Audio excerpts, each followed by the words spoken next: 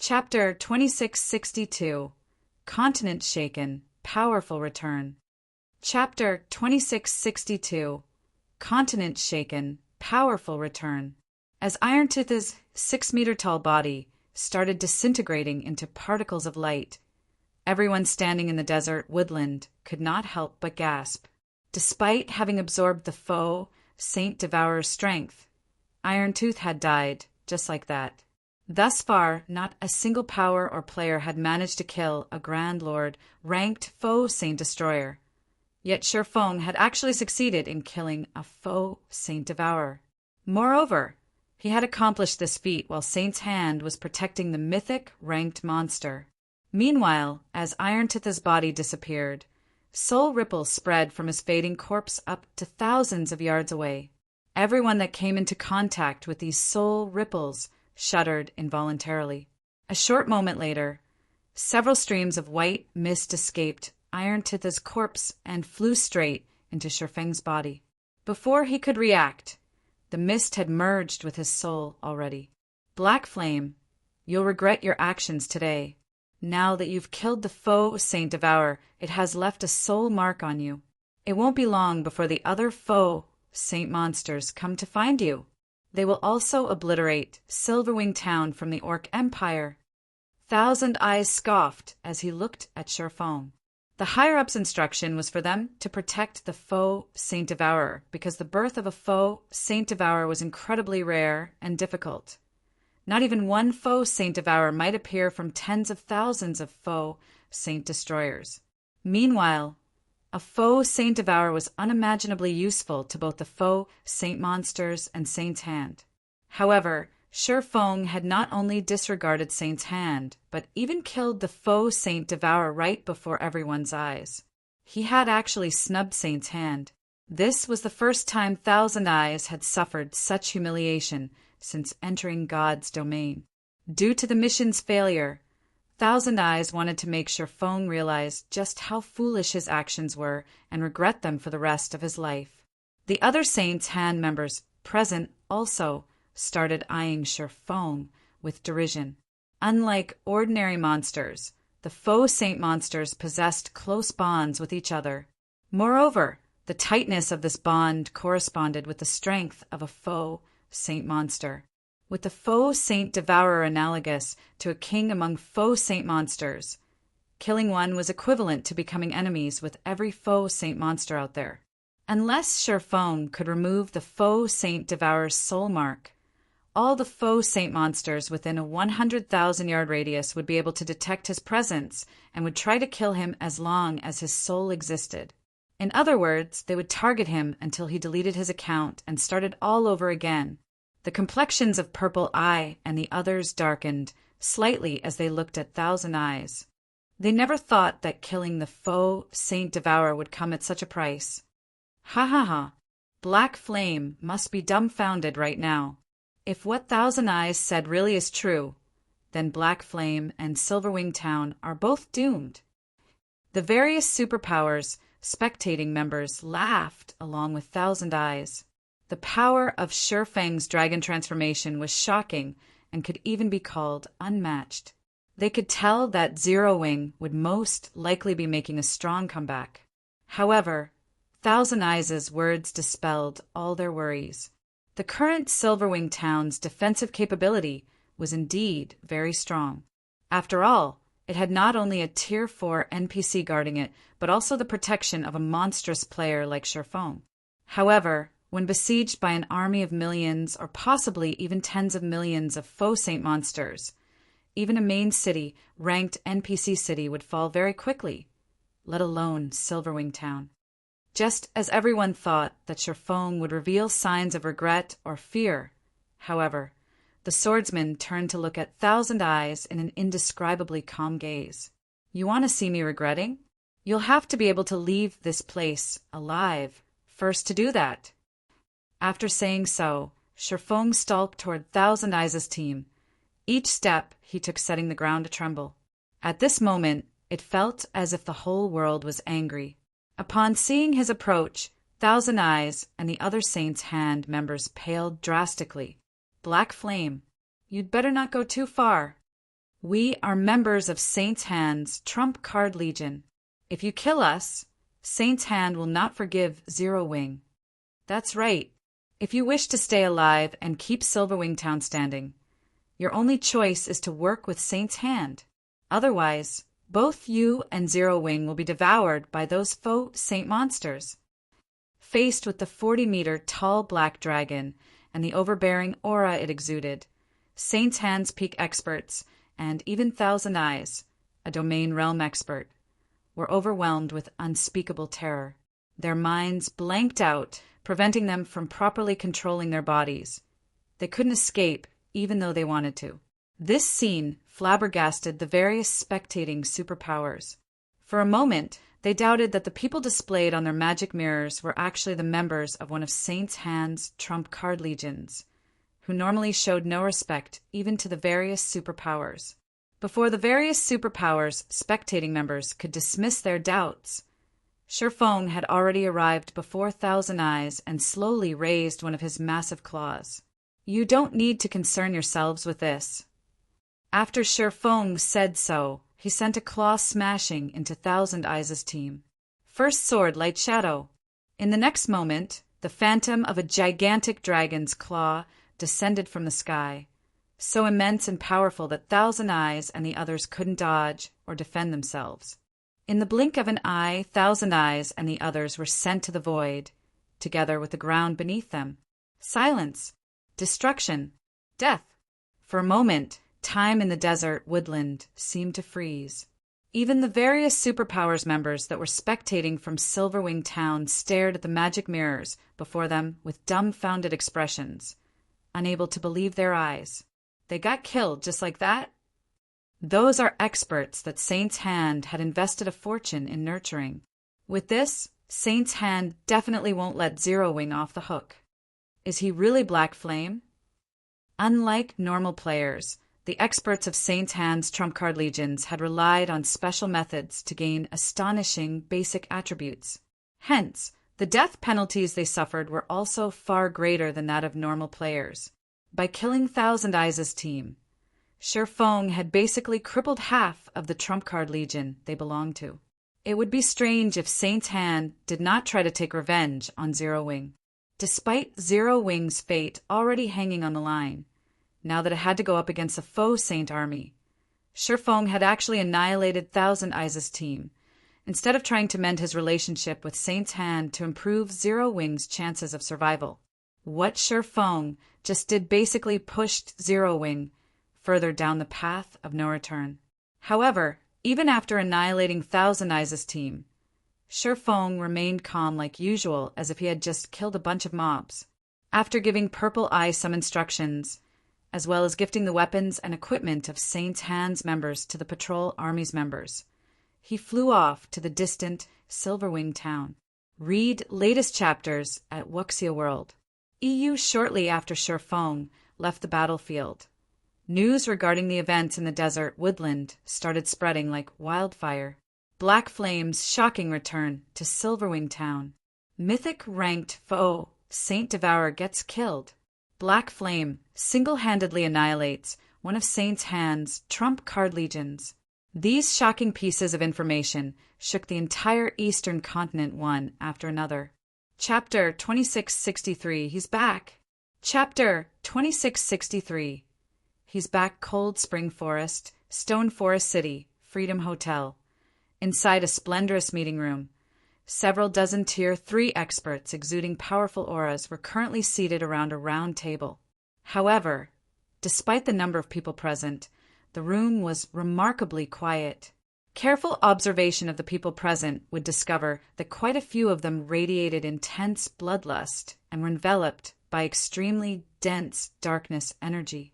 Ordinary dark players were no match for these people in these two aspects.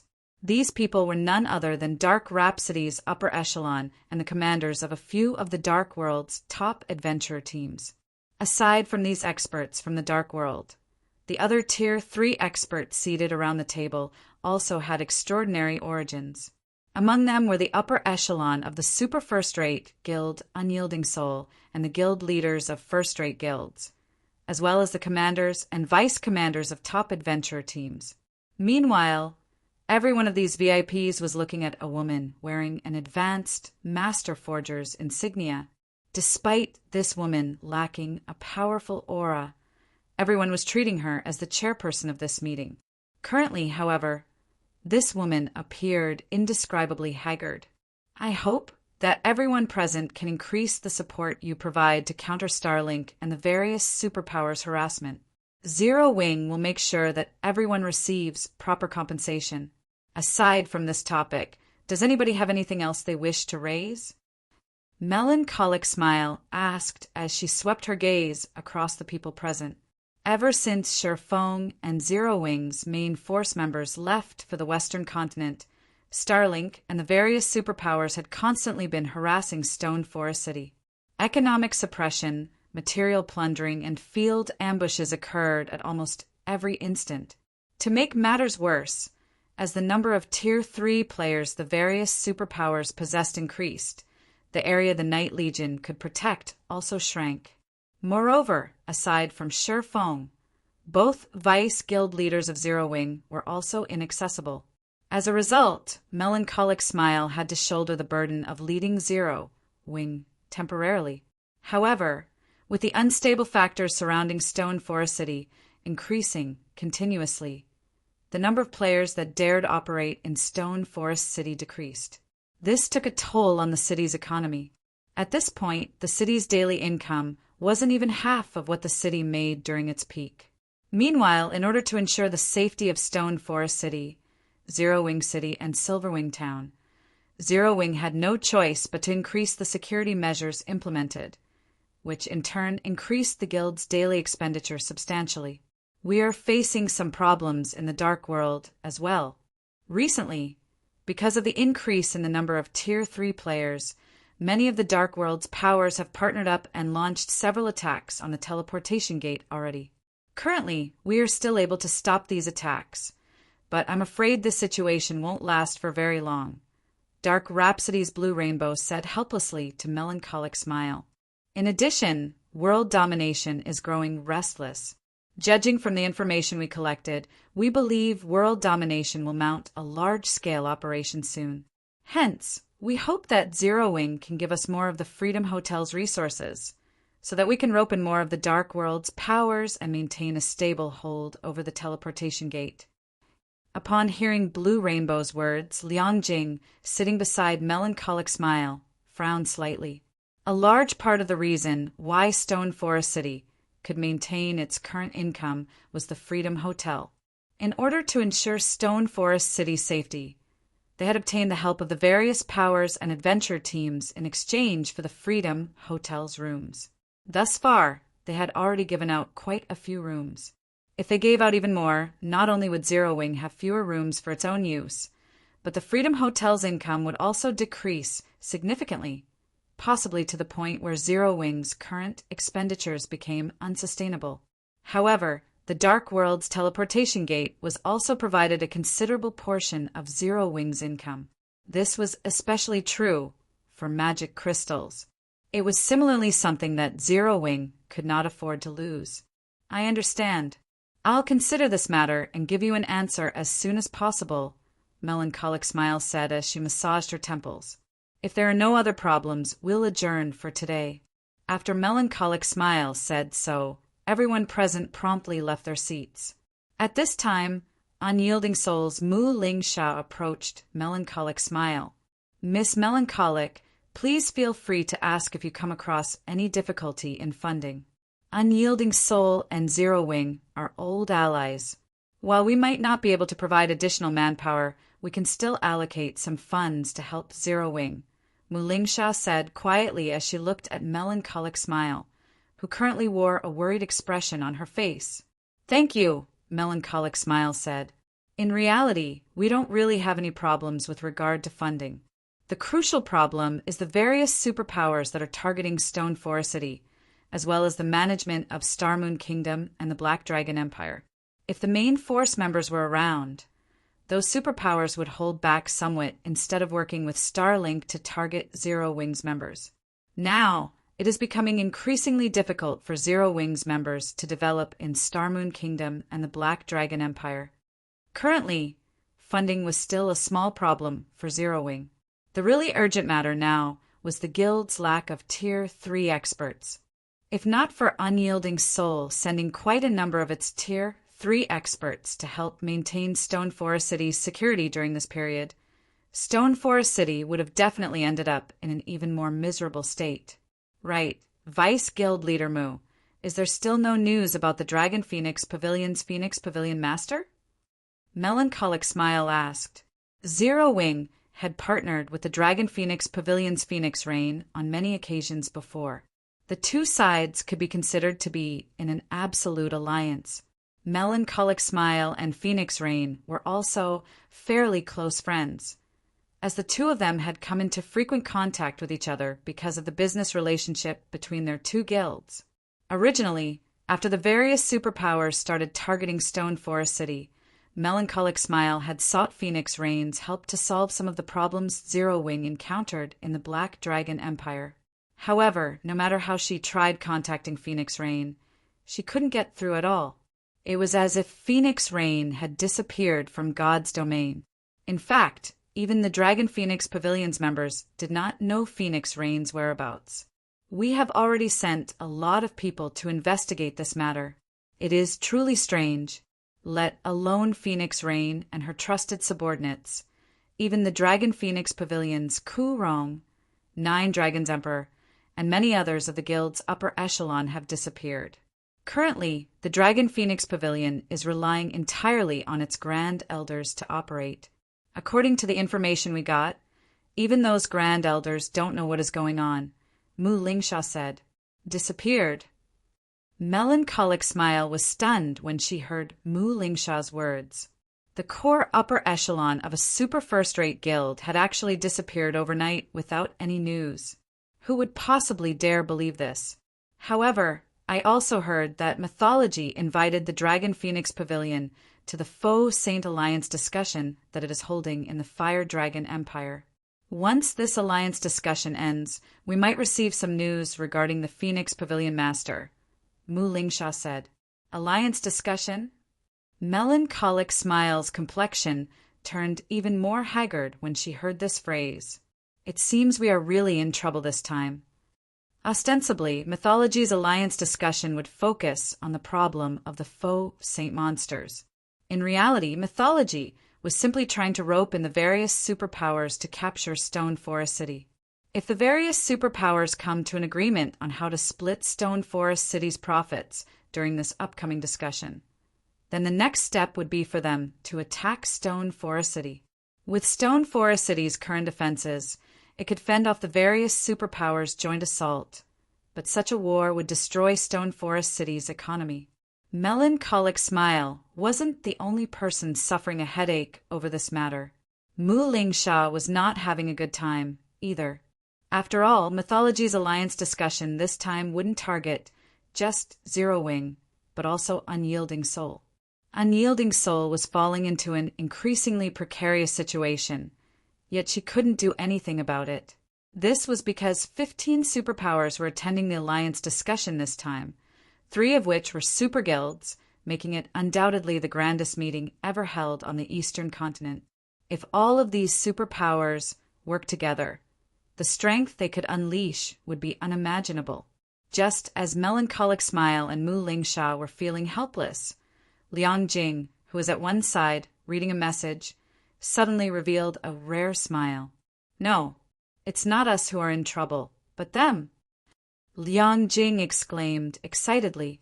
Read latest chapters at Wuxia World. EU, what happened? Both Melancholic Smile and Mu Lingsha were confused by Liang Jing's sudden about-face. They could not understand why she was smiling at all. He's back. The guild leader. The guild leader is back. Chapter 2664. Zero Wing in an uproar. Everyone's plans. Chapter 2664. Zero Wing in an uproar. Everyone's plans. Both Melancholic Smile and Mu Lingsha were stunned upon hearing Liang Jing's words. You managed to contact the guild leader. Melancholic Smile asked excitedly. The current Zero Wing was in an extremely tight spot, as all of the guild's top combatants were absent. However, this still wasn't the most important point. The crucial thing was that morale in the guild had fallen to an unprecedented low. Shi Feng had always been Zero Wing's backbone. His return might not be able to drag Zero Wing out of its current predicament, but it would be able to unite the hearts of Zero Wing's members. Moreover, his return would also strengthen the confidence of Zero Wing's various partners. After all, the main reason why these powers had partnered with Zero Wing in the first place was Shi Feng. At this moment, let alone Melancholic Smile, even Mu Lingsha gazed at Liang Jing eagerly, wanting to know if Shi Feng had truly returned or not.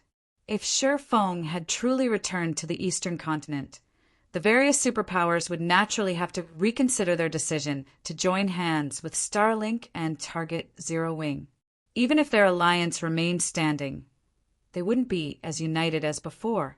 Not yet, Liang Jing said, shaking her head. I only received a report that the guild leader is currently in Silverwing Town. After saying so, Liang Jing forwarded the report to Melancholic Smile for her inspection. However, when Melancholic Smile and Mu Lingsha finished reading the report Liang Jing shared with them, the excitement on their faces disappeared, replaced by indescribable grimness. How could this be? Melancholic Smile could not help growing anxious after reading the report. Quick, gather the elite personal guards and contact Hell Rush's team. We need to head to Silverwing Town as soon as possible. The fact that Shi Feng killed a mythic-ranked foe, Saint Devourer, was indeed astonishing. Such exciting news would definitely heighten morale. However, the retaliation of millions of faux saint monsters was no laughing matter. Not to mention, Saint's hand wouldn't sit still and do nothing after suffering humiliation. At that time, Silverwing Town would have to go up against several million faux saint monsters, as well as Saint's Hand's experts. With Silverwing Town's defenses, stopping such a force would be utterly impossible. Meanwhile, if Shi Feng were to end up getting devoured by those faux saint monsters, the consequences for Zero Wing would be unimaginable. Let's not panic first. Those faux saint monsters and Saint's Hand won't take action so soon. They will need some time to amass their forces. I'll contact Unyielding Heart and have him lead a team over to Silverwing Town immediately, Mu Lingsha said, pacifying Melancholic Smile. Thank you, Melancholic Smile said as she nodded in gratitude. She then took a deep breath to calm herself before methodically arranging for the necessary manpower to send to Silverwing Town. Meanwhile, as Melancholic Smile and the others were leading an army to Silverwing Town, the various superpowers were reeling from the news of Shi Feng's return. They never thought that Shi Feng would reappear after disappearing for such a long time. Or, to put it in another way, the Sword King of old had returned. Moreover, Shi Feng's individual combat power had even reached unbelievable heights. His dragon transformation actually allowed him to effortlessly kill a mythic-ranked foe, Saint Devourer. The Sword King was far more frightening than before. This astonishing transformation would also make Zero Wing even more difficult to deal with. After all, compared to a guild with weak morale and divided opinions, a united guild with strong morale would be capable of exhibiting much greater combat power. Fire Dragon Empire, Flame Dragon City, Scorching Flame Restaurant. The Scorching Flame Restaurant towered over 30 stories above the city center. At this moment, a female level 116 Guardian Knight, clad in black gold armor, entered the top floor room of the restaurant. The Guardian Knight radiated a frightening aura that suppressed even the ambient mana around her. However, when this Guardian Knight arrived before the woman currently dining inside the room, she gave a very respectful bow. Vice Guild Leader Shadow, Black Flame has returned to the Eastern Continent, White Feather reported as she placed a document before Cold Shadow. She then continued, like we guessed, he has become much stronger than before. As a result, Zero Wing and its partners have regained their confidence. Even the secret pavilion has dispatched more manpower to help defend Stone Forest City. Currently, the various superpowers are hotly discussing this matter.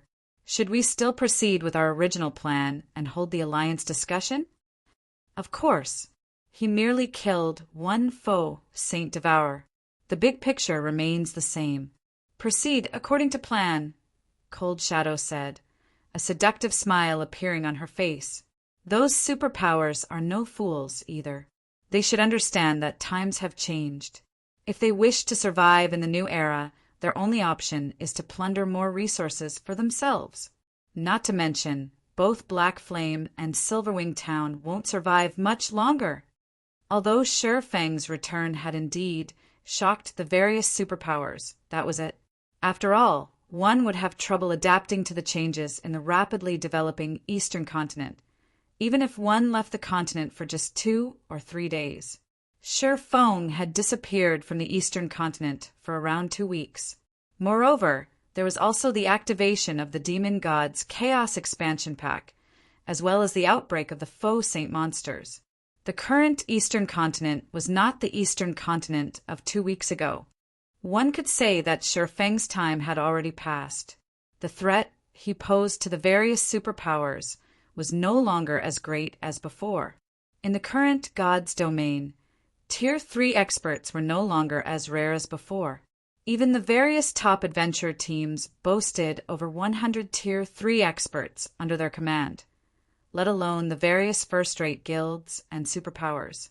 Hence, it was now incredibly difficult for powerful individuals like Sure Fang to accomplish great feats on their own. Tier 3 personal guards were also no longer as great of a threat to players as they were before. Understood. I'll notify the various superpowers, then. White Feather nodded before leaving the Scorching Flame restaurant. While the Eastern continent's various superpowers were discussing Sure Fang's return, Sure Fang himself had gone to Zero Wing's residence in Silverwing Town to rest. Guild leader, as per your instructions, we have started secretly transferring the crippled NPCs and elite Tier 3 personal guards. It shouldn't be long before they arrive in town. We have also tasked people to monitor the gaming cabins of the Vice, guild leaders, and the others. As soon as they leave that special space, we will know about it, Yulan reported to Sure Fang, who was currently browsing the latest news regarding the Eastern continent. All right, they should be able to get out of that place in a few more days. If they arrive inside the Faux Saint monster's territory, send a rescue team immediately, Sure Fang said, nodding. Although he doubted that Zero Wing's main force members would have any problems dealing with the Faux Saint monsters. If they got surrounded by a large number of Faux Saint destroyers or encountered a Faux Saint Devourer, they might still get killed. Meanwhile, the enhanced death penalty from dying to a Faux Saint monster was something he didn't want Zero Wing's main force members to suffer. Guild leader, are you really fine in your present condition?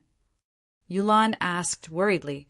Not only did Sure Fang lose contact with the outside world for such a long period, but he had even spent all this time lying inside his virtual gaming cabin, completely reliant on the cabin's nutrient solution to sustain himself. His physical body couldn't be unaffected. Not to mention, he had just experienced such an intense battle and had a soul mark placed on him. Who knew if that soul mark would have any side effects or not? If Sure Fang were to collapse from overwork now and suffered lasting damage to his body, it would be putting the cart before the horse. Relax. I'm really fine, Sure Fang said, chuckling.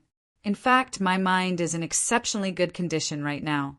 New ideas are popping up in my mind from time to time, and they're making me eager to start training. It's good that you're fine. However, if you feel sick, you must log off and rest immediately. You can leave the other matters to us, Yulan said. After seeing that Sure Fang was indeed in good spirits, she stopped trying to persuade him to rest and left the office to handle the other tasks he had given her. Read latest chapters at Wuxia World. EU meanwhile, after Yulan left, Sure Fang stopped browsing the Eastern continent's news. He then focused on the several strands of mist the Faux Saint Devourer had sent into his body.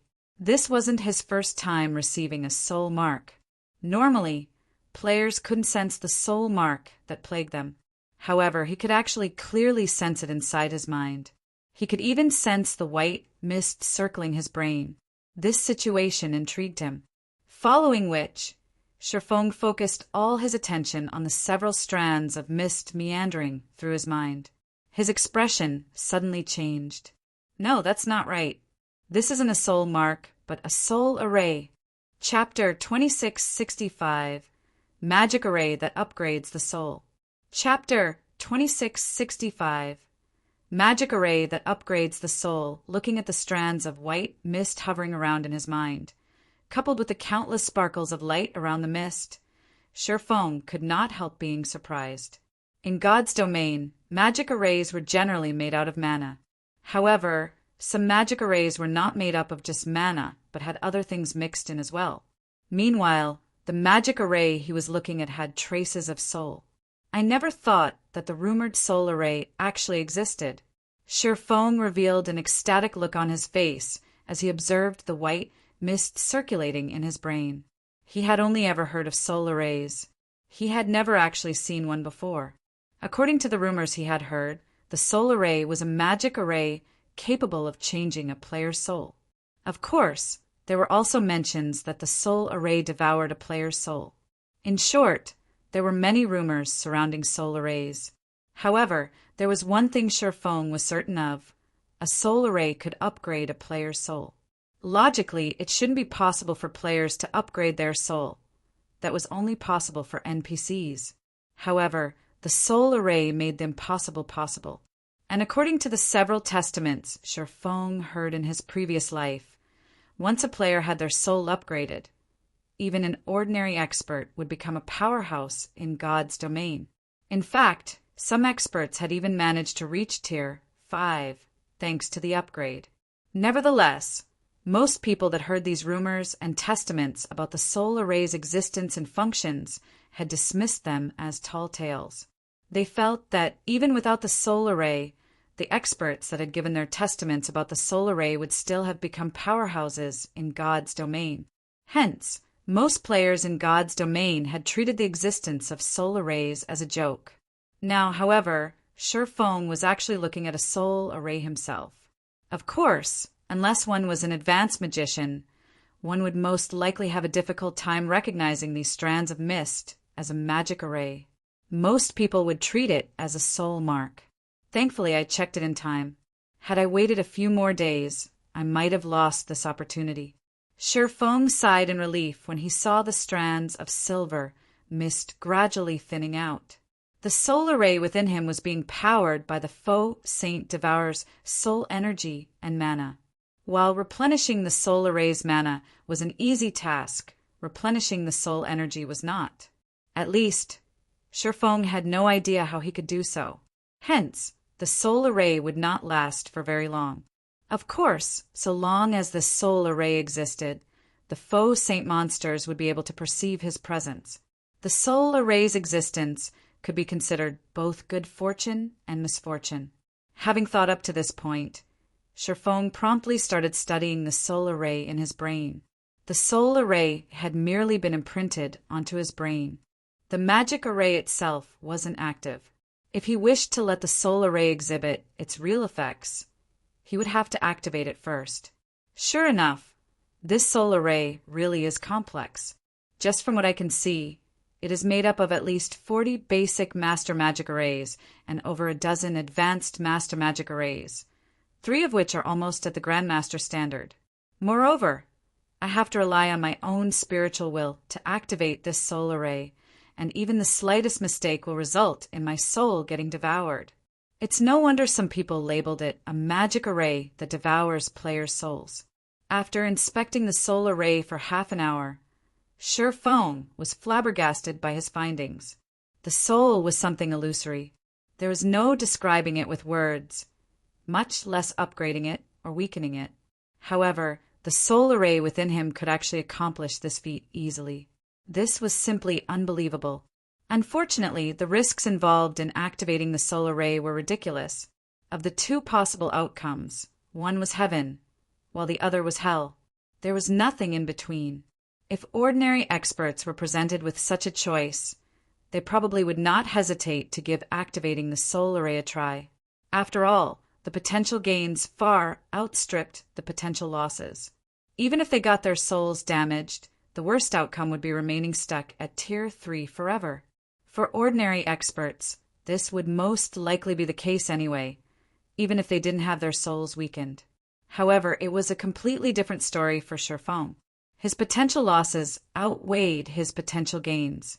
With his current standards, he should have no problem reaching Tier 5. If he had his soul damaged now, then reaching Tier 5 would become a problem. After all, the higher the tier players reached, the lower the importance of weapons, equipment, and bloodlines. Instead, individual strength was what mattered most. Do I give up? Shifeng hesitated despite himself as he considered the gradually dissipating soul array in his mind. As the soul array would be used on his soul, he only had one chance at activating it. If he messed up the activation, the soul array would backfire and devour his soul instead. However, if he succeeded, then the soul array would upgrade his soul. No, it's not hopeless. After debating for some time, Shifeng thought of a possibility. He then took out Augustus's damaged heart from his bag. It was incredibly rare for players to come across opportunities to upgrade their souls. So long as he successfully activated the soul array, he would have a much easier time challenging not only a Tier 4 promotion quest of greater difficulty, but also future promotions. In fact, the help he could gain from an upgraded soul would be much greater than what he could gain from a piece of legendary equipment. It would be a huge waste to discard this opportunity. Meanwhile, there were two ways he could drastically increase his chances of successfully activating the soul array. The first method was to familiarize himself with the magic arrays used to make the entire soul array. However, the soul array was extremely complex. At his current standards, he might need 2 whole weeks to learn and memorize all the magic arrays. The second method was to improve his mental state so that he could guide his spiritual will through the soul array with greater precision. For others, both of these methods would be incredibly difficult. However, that was not the case for Shifeng. Augustus's damaged heart was capable of releasing eternal energy when activated. Eternal energy was many times superior to mana. It could elevate a player's mental state to its very peak. Be it familiarizing himself with the soul array or guiding his spiritual will through the soul array, eternal energy would be of great help. With eternal energy, his chances of successfully activating the soul array would increase considerably. The only problem was that Augustus's damaged heart had a 3-month cooldown. Of course, there was also the option of using 1 god crystal to circumvent the cooldown. While this was incredibly expensive, spending 1 god crystal to upgrade his soul would be well worth it. Following which, Shifeng took out the last god crystal he had and placed it inside Augustus's damaged heart. He then activated the heart's magic array. Immediately, streams of purple mist flowed out of Augustus's heart and converged around Shifeng. At the same time, a refreshing feeling spread across his body. His thoughts also became much clearer than before. Good. Let's begin. Taking a deep breath, Shifeng started carefully analyzing the soul array's components, one after another. 2 hours. 4 hours. 6 hours. Originally, it should have taken Shifeng at least a dozen days to learn the soul array. However, with the help of eternal energy, he learned and familiarized himself with all of the soul array's components in just a little over 7 hours. He had even achieved rough mastery of a pseudo-grandmaster magic array that could be used to exert a little control over souls. Now that I familiarize myself with all of the magic arrays, next up will be to utilize my spiritual will to activate them. Looking at the soul array in his mind, he could not help some slight nervousness. Although he had familiarized himself with all of the component arrays, activating them was an entirely different matter. After all, the activation of each magic array required him to split his spiritual will into multiple strands. The difficulty of doing so was incredibly high. After mentally preparing himself for several minutes, Shifeng then started guiding his spiritual will through the magic arrays in his mind. 1 magic array activated. 2 magic arrays activated. 3 magic arrays activated. With each subsequent magic array Sherfong activated, the difficulty increased. Initially, he needed to split his spiritual will only into 3 strands. By the 4th magic array, that number increased to 6. Fortunately, for an expert like Sherfong, such a task was not particularly difficult. Hence, the activation of the magic arrays proceeded in an orderly manner. Time passed quickly. Before Sherfong realized it, more than 20 minutes had gone by already. At this point, the sweat from his forehead had already drenched the light armor he wore. The last one, the final magic array, actually required Sherfong to split his spiritual will into 17 strands.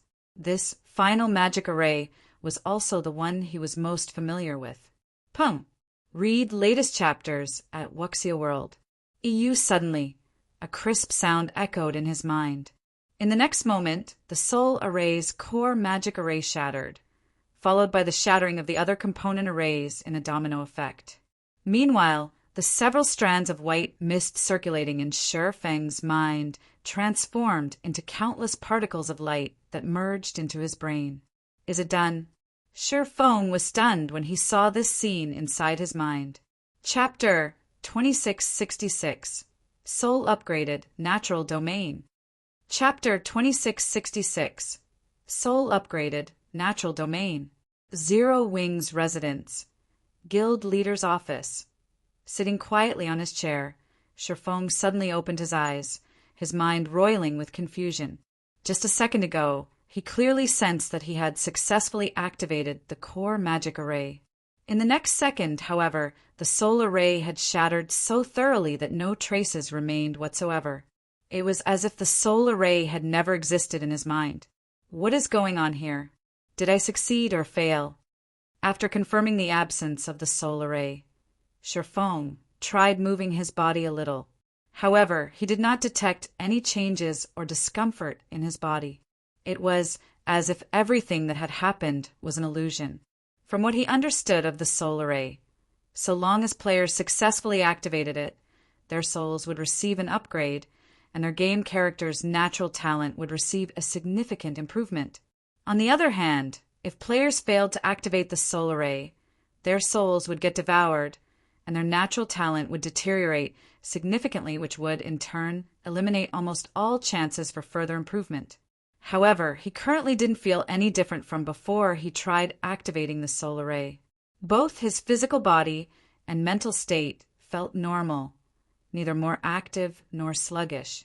Could this soul array be a sham? After pondering for some time, Sherfong could come up with only this conclusion. Instead of the real deal, the soul array planted in his mind was merely a somewhat special soul mark. No other explanation made sense. Of course, there was one other possibility. All the information he obtained regarding the soul array in the past was false. The soul array did not possess the ability to alter a player's soul at all, and everyone who supposedly experienced these effects had only been imagining things. At this point, Sherfong could not help but sigh. If that really was the case, then he had suffered a huge loss this time. He had spent 1 god crystal to reset the cooldown on Augustus's damaged heart. Previously, in order to help out the guild's core members, he had spent most of the god crystals he had on hand and kept only 1 for himself, just in case. Now he had wasted his last god crystal.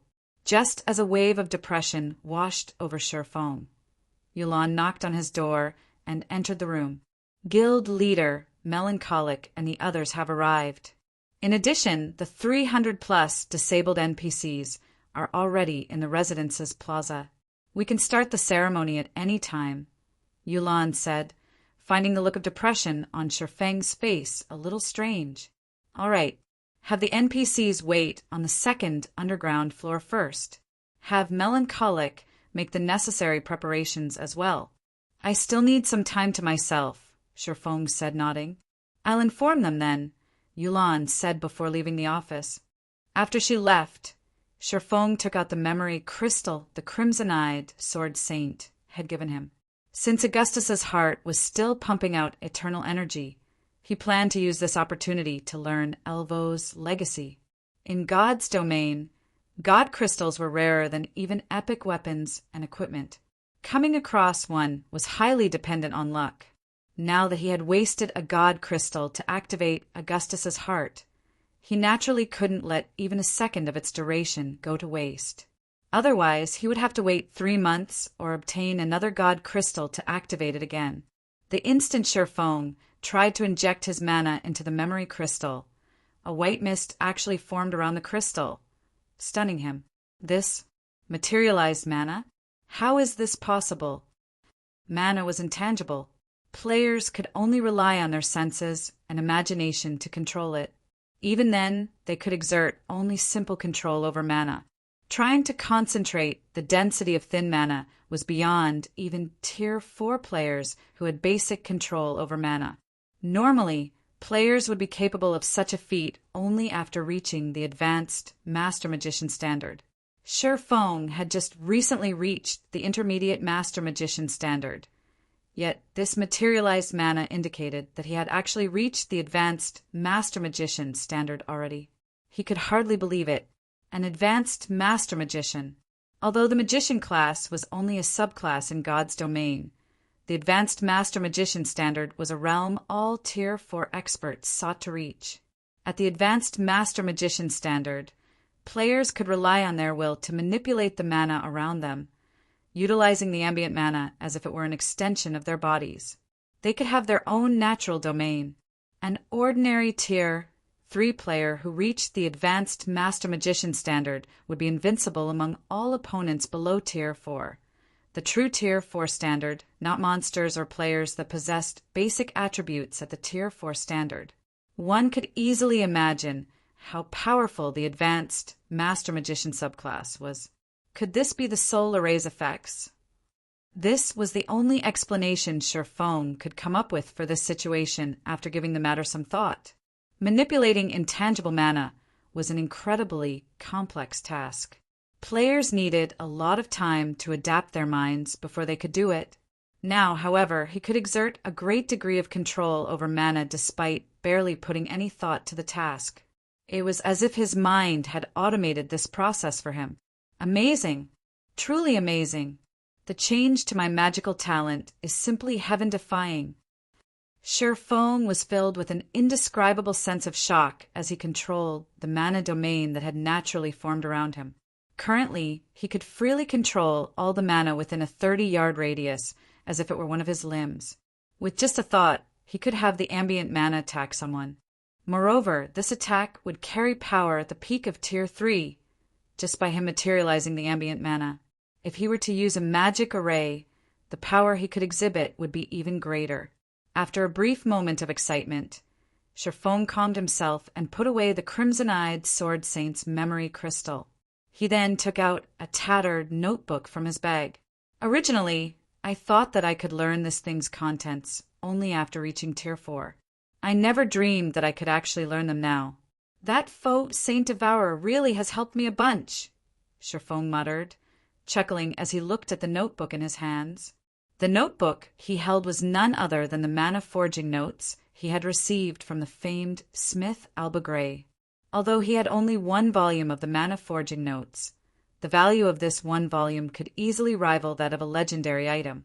It was an item that the various empires of God's domain would go crazy over. This was because the forging techniques recorded within the mana forging notes could serve as the foundation of an empire. Of course, learning the recorded forging techniques was an incredibly difficult task. Firstly, one had to have reached the advanced Master Magician standard. This requirement was because Alba Gray's mana forging techniques were different from conventional forging techniques, which prioritized the materials used. Instead, Alba Gray's techniques prioritized mana, while the materials used were only of secondary importance. One could consider Alba Gray's techniques a kind of lost ancient technology. Sherfong immediately started manipulating the mana around him to break the mana seal on the notebook. In order to remove the mana seal, one needed to use one's mana to decode it. utilizing brute force would permanently destroy the notebook's contents. The mana seal consisted of 27 magic arrays, every one of which was at the basic Grandmaster standard. The degree of precision one needed to have when decoding these magic arrays was akin to threading a needle. Only those capable of freely manipulating mana would succeed in lifting the mana seal. This was also the reason why Shifeng had left the mana forging notes sitting inside his bag all this time. 1 array, 2 arrays, 3 arrays. After working on the mana seal for more than 2 hours, Shifeng finally decoded the last magic array on the mana forging notes. Immediately, all mana within his office seemed to have been summoned, as it surged toward the mana forging notes.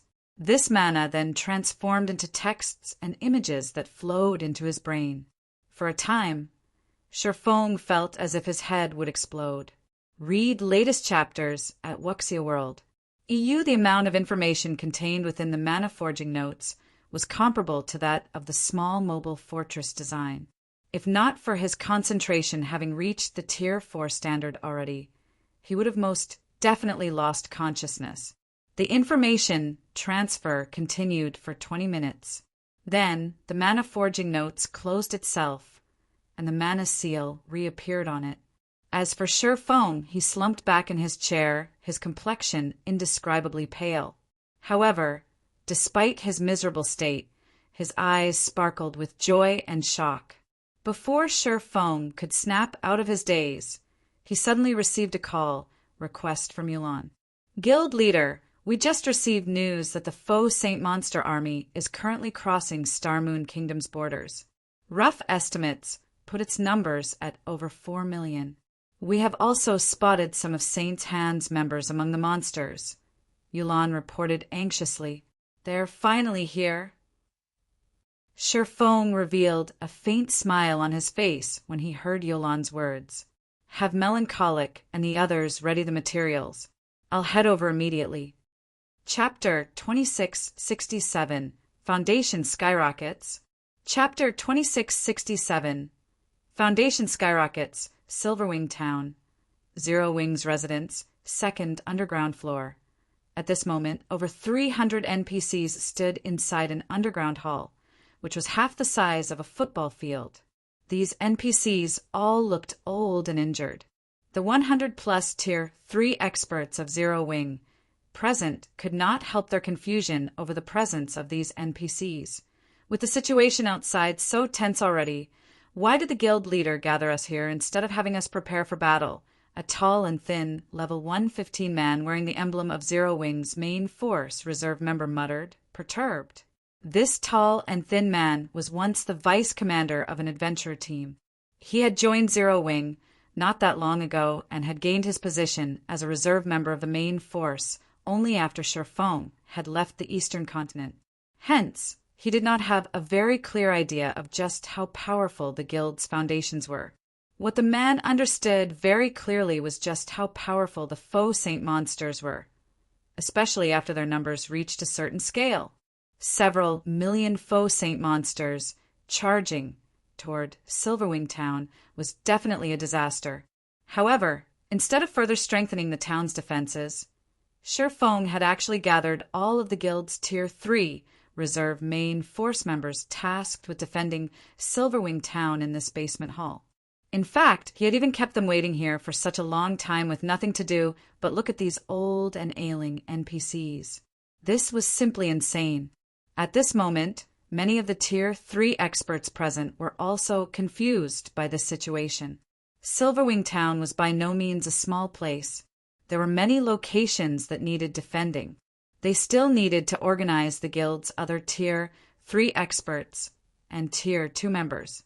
They had already been tight for time, yet they had actually wasted 2 whole hours idling here. The players gathered could not help but wonder if Shifeng had given up on Silverwing Town already. To Zero Wing's core upper echelon, Silverwing Town might be just another one of the guild's residences. However, for players like themselves who had lived in Silverwing Town all this time, it was their home. Just as everyone was grumbling about the current situation, Yulan and Melancholic Smile walked to the staircase leading upstairs. They then flanked the staircase and quietly looked at the man descending it, a respectful expression appearing on their faces. Guild leader, all Tier 3 Reserve main force members with a position of Viscount or above are here. They have already signed the confidentiality contract. With the personal guard slots they have, we will be able to accommodate all of the NPCs gathered. Melancholic smile quietly reported to Sherfong. All right, let's begin, Sherfong said, nodding. Originally, he had been keeping the water of life top secret. After all, only by doing so would he have an easier time collecting injured NPCs with good potential. However, now that God's domain had developed to such a state, he no longer had the leeway for such secrecy. After Sherfong said so, Melancholic Smile had the gathered NPCs line up before her. She then distributed the water of life to every one of them, the situation further confusing the reserve main force members present. What are they doing? What dense life energy? Why do all these NPCs look so excited? Many people knew of the water of life in God's domain, but not many people had seen it in person. In the eyes of Zero Wing's reserve main force members, Melancholic Smile was merely distributing potions brimming with life energy to the NPCs gathered. However, when these NPCs received the potion, their gloomy and lifeless expressions immediately brightened up, their eyes glowing with hope and energy. Every one of these NPCs even excitedly thanked Melancholic Smile and swore loyalty to her. This situation baffled the Zero Wing members. They could all tell that these NPCs were not personal guards but independent NPCs. There should be no way these NPCs would show such gratitude toward players, much less take the initiative to swear loyalty to a player. As the reserve main force members were stewing in confusion, frightening auras burst forth from the gathered NPCs, one after another. Previously, none of these gathered NPCs was a match even for ordinary Tier 2 NPCs. Now, however, even the weakest of them radiated an aura that made even the refinement realm experts present shudder. When the auras of these 300-plus NPCs flooded the hall, the 100-plus reserve main force members could not help stumbling back with nervous expressions as they cautiously eyed the NPCs before them. At this moment, they could tell that so long as these NPCs willed it, none of them would leave this basement alive. Not to mention, the strongest few auras even made them feel as if they stood before a bottomless abyss. The owners of these auras were definitely not just ordinary Tier 3 NPCs. While bathed in these auras, everyone felt as if they were standing inside a muddy swamp, their bodies incredibly sluggish. In fact, they had also lost control over the ambient mana around them. A mana domain! At this moment, even Yulan goggled in shock at this situation. Although she knew that Sherfong and Melancholic Smile had gathered these old and ailing NPCs for a purpose, she never imagined that they would be carrying out such an ambitious enterprise. Not only did they instantly turn 300-plus old and ailing NPCs into lively tigers, but 3 of these NPCs even possessed a mana domain. This was simply unbelievable. Normally, a naturally occurring mana domain was something only Tier 4 NPCs possessed. A mana domain was also the biggest difference between Tier 3 and Tier 4 NPCs, and the reason why Tier 4 NPCs could trounce Tier 3 NPCs. It was also because of this mana domain that Saint's Hand had never dared stretch their hands towards Silverwing Town. After all, Silverwing Town had the protection of the magic King Craig Midlands, who had already been promoted to Tier 4. In front of the Magic King, Tier 3 players would be one-shot kills.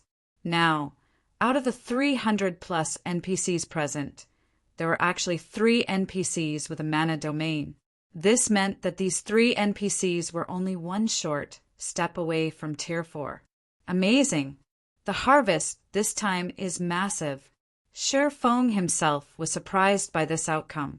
Although there were no Tier 4 NPCs in the batch of recovered NPCs this time, just gaining 3 Tier 3 NPCs with a mana domain was plenty amazing already. After all, so long as these 3 NPCs received sufficient resources, reaching Tier 4 should be a shoo-in. Moreover, aside from these 3 NPCs, the quality of the other 300-plus NPCs was considerably good as well. Of the other 300-plus NPCs, 1 actually possessed growth potential at the Dark Gold rank, 11 at the Fine Gold rank, 151 at the Secret Silver rank, and the rest at the Mysterious Iron rank. In God's domain, NPCs that possessed growth potential at the Fine Gold rank or above could only be found by luck. Aqua Rose had already swept through the old and ailing NPCs of numerous countries once. The fact that they could obtain so many NPCs at the Dark Gold and Fine Gold standard in the second batch was truly incredible. After all, any random Tier 3 NPC at the Fine Gold rank could suppress current Tier 3 Domain Realm experts. Even the various superpowers would not possess more than a handful of such existences. Now, Zero Wing had just gained 15 of such NPCs. Moreover, 3 of them possessed a mana domain, of which 2 were at the Fine Gold rank and 1 was at the Dark Gold rank. If the various superpowers were to learn of this haul, they would definitely die of envy. Meanwhile, after a brief moment of silence in the hall, Sherfong turned his gaze toward the reserve main force members assembled before him. All right, stop daydreaming. Line up according to the number assigned to you and start signing a contract with these NPCs, Sherfong said with a clap of his hands. Sherfang's words triggered an uproar among the gathered players. Crap, is this for real? Even the weakest among these NPCs is at the Mysterious Iron rank, right? We can contract these NPCs as our personal guards. Everyone felt as if they were in a dream when they heard Sherfang's words. The fact that the guild could recruit so many powerful NPCs was already plenty amazing. Now, however, they were being told that they could have these NPCs as their personal guards. They couldn't believe their ears. The various first-rate guilds treated even Mysterious Iron guards as family heirlooms. Normally, only the guild elders would have the qualifications to contract such NPCs as personal guards. As for Secret Silver guards, they belong to the guild leader and grand elders. Everyone else should not even think of obtaining them. Now, however, Zero Wing was actually letting mere reserve members of its main force contract with Mysterious Iron guards and above. This situation was even more fabulous than if the guild had granted every one of them a level 100+ epic weapon. However, in no time at all, everyone snapped out of their daze and dashed forward to line up before Sherfong. As for the distribution of the NPCs, Sherfong first granted every player in line a Secret Silver NPC. As for the 2 Dark Gold NPCs, he assigned Melancholic Smile and Yulan 1 each. He also granted both of them and Liangjing 1 Fine Gold NPC each. This way, the 3 of them would no longer have to worry about their security when traveling around God's domain. As for the remaining Fine Gold NPCs, he assigned them to the 11 people in line who had made the most contributions to the guild. Upon seeing this, the other Zero Wing members inevitably grew envious. That was a Fine Gold guard they were talking about. With the strength of a Fine Gold guard, one would not have to worry even when coming across a 100-man Tier 3 team. In fact, the Tier 3 team would most likely try to avoid the Fine Gold guard. This is wonderful. With the addition of these personal guards, we should have no problem withstanding the foe Saint Monster's attack. Yulan breathed out a sigh of relief when the distribution of the personal guards was over. Although Silverwing Town was only an advanced town, Zero Wing had invested plenty of resources and funds into its development. While its defensive capability might not rival that of a guild city, its capability was not that far off either. Not to mention, the town also had 5 magic towers and a Tier 4 NPC protecting it. With the addition of so many Tier 3 personal guards, there shouldn't be any problem defending Silverwing Town from the foe Saint Monsters. Withstand. Sherfong shook his head at Yulan's sigh. Sneering, he continued, since they dare to come, then they shouldn't think of leaving any more. After saying so, Shifeng tasked Yulon and Melancholic Smile with arranging Silverwing Town's defenses. As for himself, he made his way to Silverwing Town's town lord's mansion. Inside the control room of the town lord's mansion, Shifeng took out 600 mana stones and arranged them above the core magic array. The mana forging notes recorded plenty of powerful items. However, the highlight of the volume he received from Albagray was a special magic array capable of strengthening other magic arrays to whole new heights. Read latest chapters at Wuxia World. EU, of course. This improved strength did not come for free. The strengthening would triple the consumption of the target magic array. The target magic array would also take longer to recover naturally. However, compared to the possible benefits, this was a small price to pay. When Shifeng finished drawing the special magic array using the mana stones, a crimson pillar suddenly emerged from the core magic array, following which the sound of a system announcement suddenly entered Shifeng's ears. System: Silverwing Town has met the qualifications for promotion to a basic city. Do you wish to promote it to a basic city? Chapter 2668 Siege Battle at Silverwing Town. Chapter 2668 Siege Battle at Silverwing Town. The town can be promoted just like that? Shifeng was surprised as he looked at the notification window at the corner of his vision. Although Silverwing Town was developing rapidly and its promotion to a basic city was only a matter of time, its attaining the promotion qualifications so soon caught him unawares. He never thought that there would be such a benefit to strengthening a town's core magic array. The defense of a basic city was significantly more substantial than that of an advanced town. The number of NPC guards one could hire would also undergo a qualitative transformation. This boost was especially advantageous for strongholds located in the Orc Empire. Recently, more and more players had started operating in the Orc Empire. Due to the very low number of player strongholds there, any stronghold that could ensure the safety of its players would become extremely popular, which would, in turn, guarantee its rapid development. However, despite receiving this unexpected boon, Shifeng did not choose to promote Silverwing Town yet. Instead, he focused on the crimson light pillar that had appeared at the center of the room. He then took out piles of magic crystals and started channeling the mana of the light pillar into Silverwing Town's various magic arrays. While upgrading Silverwing Town now would indeed raise its defensive capability by a significant margin, doing so would come at a great price. All the players inside the town would be teleported out of the town during the promotion process. With the Faux Saint army approaching, there was simply no time to upgrade Silverwing Town. Otherwise, Zero Wings members might have to fight the millions of Faux Saint monsters without the help of the city's defensive structures. Moreover, now that he had strengthened Silverwing Town's core magic array, its performance would surpass even that of the core magic arrays of ordinary basic cities. There was simply no need to take such a big risk. The rampaging mana inside the hall started flowing into the core magic array. Together with the mana, the magic crystals released. The core magic array then directed this mana into the various magic arrays throughout Silverwing Town, reinforcing them. 3 arrays, 6 arrays, 9 arrays. As Silverwing Town's magic arrays got strengthened one after another, the town's ambient mana changed. By the time half of Silverwing Town's magic arrays were strengthened, a layer of red mist had appeared above the town, enveloping it completely. Quick, look. Why is there a red mist above the town? What's going on? Is this Zero Wings doing? It's highly possible. The ambient mana seems to have become slightly wilder.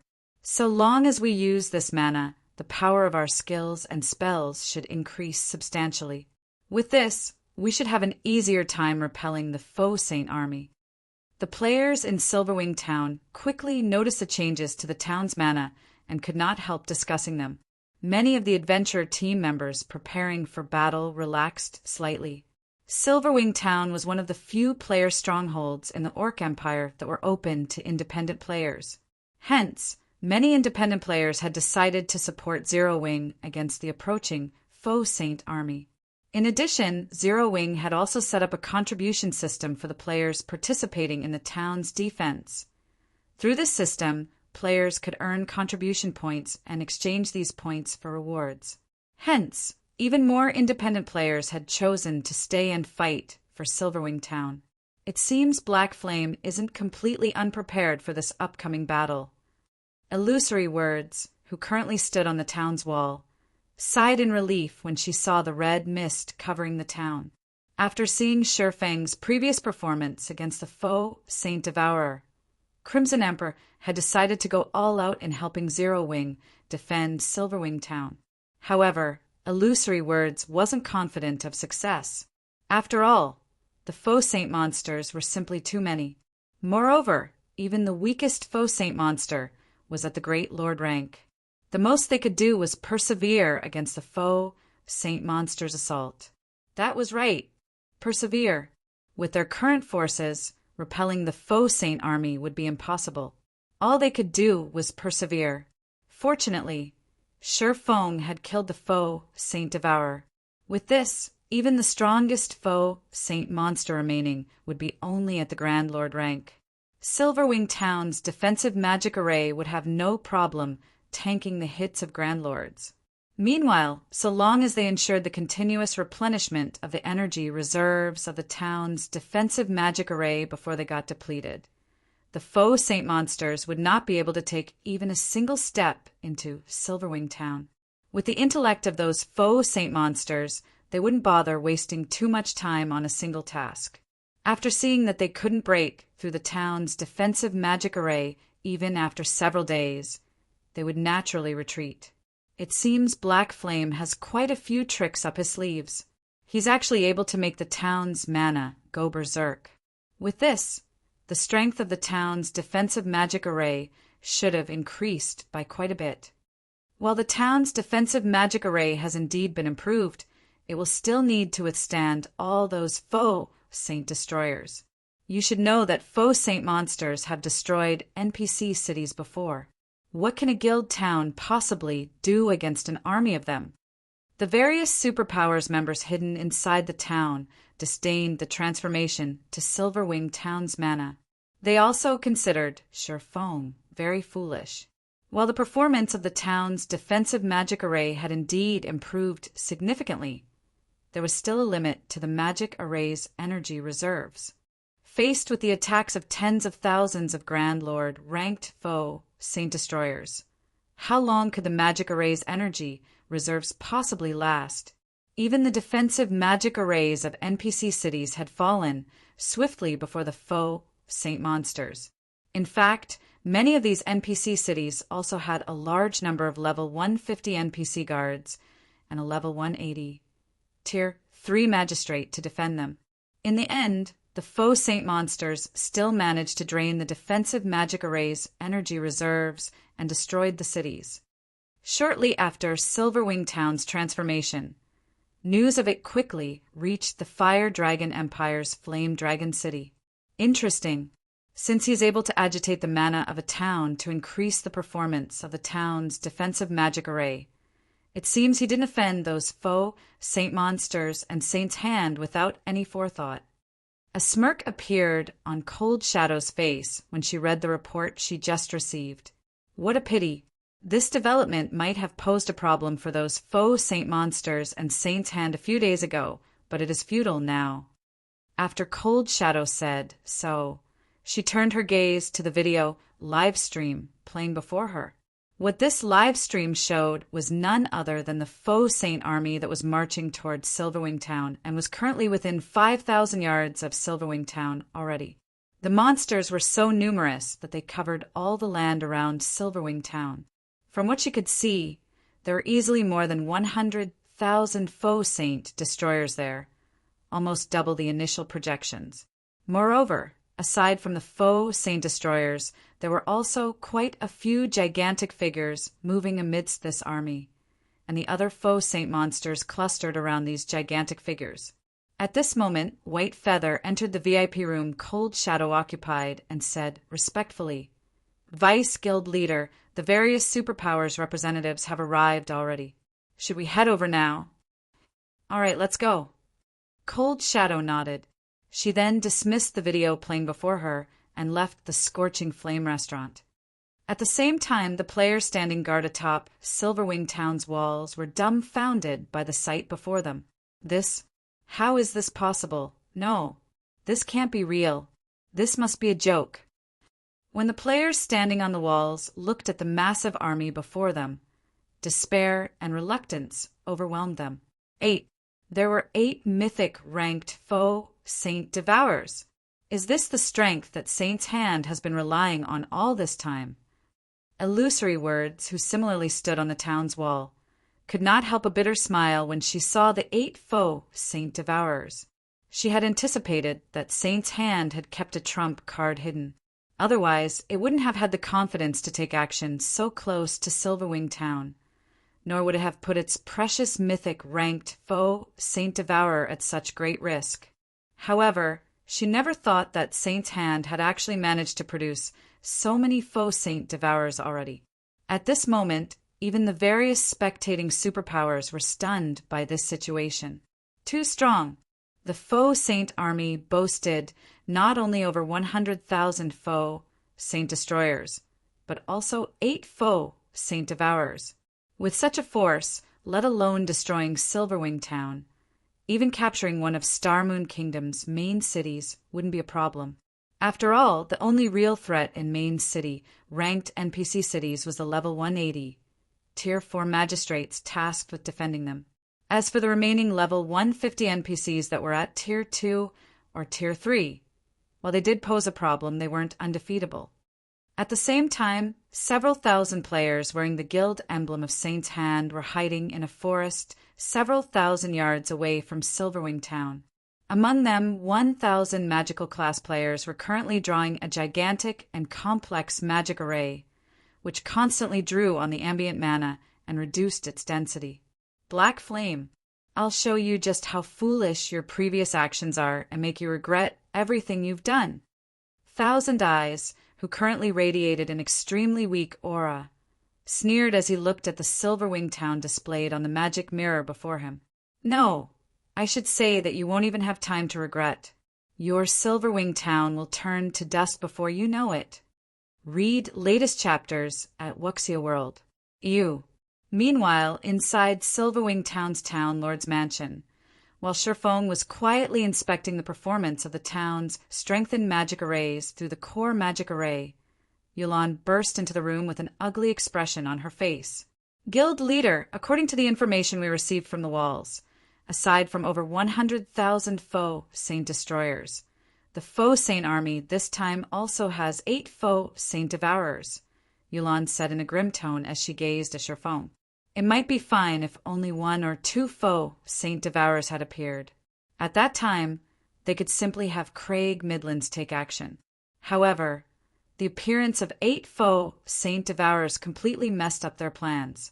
With so many foe Saint Devourers attacking, it wouldn't matter even if Shifeng transformed into a black dragon again. They're here. Seeing the grim look on Yulan's face, Shifeng said calmly, "Let's go take a look, then." Chapter 2669, Power of Mana. Chapter 2669, Power of Mana. Silverwing Town. Main gates wall. Currently, a large number of players were trying to squeeze their way up to the top of the wall, which was over a dozen meters high, to get a better look at the foe Saint army. However, when these players arrived on top, every one of them found the scene that greeted them shocking. The foe Saint monsters were so numerous that their figures dotted the land all the way to the horizon. Moreover, even the weakest among them was a level 110 Great Lord. As this endless army of monsters gradually encircled Silverwing Town, it looked as if night had descended. This scene alone already evoked fear in everyone. Why are there so many mythic, ranked foe Saint Devourers? Can we really stop them? Panic and despair swept through the independent players that had chosen to help defend Silverwing Town as they stared at the scene before them. Originally, they thought that with over 300,000 players fighting for Silverwing Town, combined with the town's defensive magic array, they should still have a chance to emerge victorious. After all, to win, they simply had to distract 50,000 or 60,000 foe Saint Destroyers for a certain period. However, the foe Saint army that appeared before Silverwing Town was far stronger than they anticipated. Over 100,000 foe Saint Destroyers and 8 mythic ranked foe Saint Devourers. Everyone's confidence vanished at the sight of this army. At this moment, let alone the independent players present, even Unyielding Heart and Illusory Words were shocked. Over 100,000 foe Saint Destroyers and 8 foe Saint Devourers. These foe Saint monsters really think highly of us. Unyielding Heart, who had reached level 116 already, said, a bitter smile forming on his face as he took in the 8 gigantic figures standing some distance away from Silverwing Town. In order to assist Zero Wing in defending Silverwing Town, Unyielding Soul had dispatched its strongest trump card legion and even sent over 2 tier 4 summoning scrolls and more than 100 heavy ballistas. According to his estimates, this force, combined with Crimson Emperors and Zero Wings, should have no problem defending Silverwing Town. However, it would seem that he had still underestimated the strength of these foe Saint monsters. At this moment, let alone the 8 foe Saint Devourers, just the 100,000 plus foe Saint Destroyers were already more than enough to instill despair in everyone. After all, the foe Saint Destroyers were Grand Lord ranked monsters. Ordinary tier 3 experts couldn't take them on one-on-one. Only multiple people working together, with the help of the town's war weapons, could prevent these foe Saint Destroyers from attacking the town's defensive magic array and walls. As for the tier 4 creatures they could summon, these things would be far from adequate against tens of thousands of foe Saint Destroyers. The only thing these summoned creatures could do was defend a portion of the town's walls and reduce the pressure the town's players faced. However, with the 8 foe Saint Devourers around, these tier 4 summoned creatures wouldn't even be able to lessen the pressure on the town's defenders. Illusory Words nodded in agreement with Unyielding Heart's words, complex emotions flickering in her eyes. We can only try our best to defend the town. A sense of powerlessness overwhelmed Illusory Words as she looked at the foe Saint Devourers several thousand yards away commanding the other foe Saint monsters. Although she had confidence in Sherfone, she doubted that even he had expected such a powerful army to appear at Silverwing Town's doorstep. In fact, even the various superpowers did not expect the foe Saint monsters to develop at such a frightening rate. After all, only a little more than a day had passed since Crimson Emperor had learned about the birth of the first foe Saint Devourer. Yet the foe Saint monsters had managed to add 8 more foe Saint Devourers to their number. Even if they could stop these foe Saint monsters for a day, it was highly unlikely they could stop these monsters for 2 days. During the time everyone was sighing and feeling powerless, a golden beam of light suddenly appeared in a forest some distance away from Silverwing Town, shooting straight into the sky. Even from several thousand yards away, the beam was clearly visible. Along with the appearance of this golden beam, the dusky sky became as bright as day.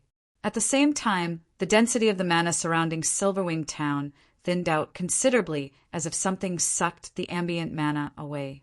Now, even players who weren't particularly sensitive to mana felt a slight discomfort. This is the Soul Annihilation Curse. Illusory Words' complexion turned indescribably grim when she saw the pillar of mana rising into the sky. Are Saint's hands people crazy? They actually used such an area-sealing curse. The Soul Annihilation Curse was a super-rare sealing barrier in God's domain. When activated, it could lock down a very large area, preventing players from leaving the sealed space while the barrier was still up, and thin out the mana within the barrier. Meanwhile, not only would players that died within the barrier suffer a much more severe death penalty, but their souls would be weakened for 15 days as well. The cost to activate the Soul Annihilation Curse was equally astonishing. The permanent sacrifice of 1,000 level 100 plus, Tier 2 magical class players, and 100 Tier 3 magical class players. This was a permanent death they were talking about. The players that activated this magic array would have their game characters permanently deleted, and they would have to start all over again if they wished to continue playing. Due to this reason, although quite a few superpowers had obtained the Soul Annihilation Curse, none of them ever dared to use it. However, as Silverwing Town's players stood dazed in shock, a gigantic magic mirror suddenly appeared above the town. It displayed Saint's Hand's members, and standing at the lead of these players was none other than Thousand Eyes, whom Sherfong had killed just recently. Black Flame, you didn't see this coming, right? Thousand Eyes sneered. I said that you'd regret it. Weren't you very powerful? Now, I'll have you watch as everyone in Silverwing Town gets devoured by the faux Saint army. When Thousand Eyes' chilling words echoed throughout Silverwing Town, the players in the town shuddered involuntarily. This was simply madness. Saint's Hand had sacrificed not only 1,000 level 100+ tier 2 magical class players, but also 100 tier 3 experts. This was something even super guilds wouldn't dare to do. After all, even to a super guild, 100 tier 3 experts represented significant combat power. Zero Wing is truly doomed this time. Sure enough, Saint's Hand is filled with a bunch of lunatics. They actually dare use such a card. With this, not only will Zero Wing and all of its allies have their members devoured by those faux Saint monsters, but they'll even have their souls weakened as well. Despite being spectators, the various superpowers members hidden inside Silverwing Town shuddered in fear when they saw the maniacal smile on Thousand Eyes' face. While everyone was falling into despair, several figures appeared above Silverwing Town's main gate. One of these figures belonged to none other than Zero Wing's guild leader, Black Flame. After arriving above the main gate, Sherfong glanced at the magic mirror in the sky and said nonchalantly, "How noisy. Isn't it just a soul annihilation curse? Do you think this thing is good for anything?" Although Sherfong did not speak very loudly, with the entire Silverwing Town dead silent right now, everyone heard his words very clearly. Hence, the entire town immediately went into an uproar. No one ever thought that, even after things had developed to such a point, Sherfong would still dare to provoke Thousand Eyes. Was he so eager to die? Is he tired of living? Pretending to be calm. We'll see how he continues pretending. I'm guessing that Black Flame must have realized the hopelessness of the situation and is merely sassing to get the load off his chest.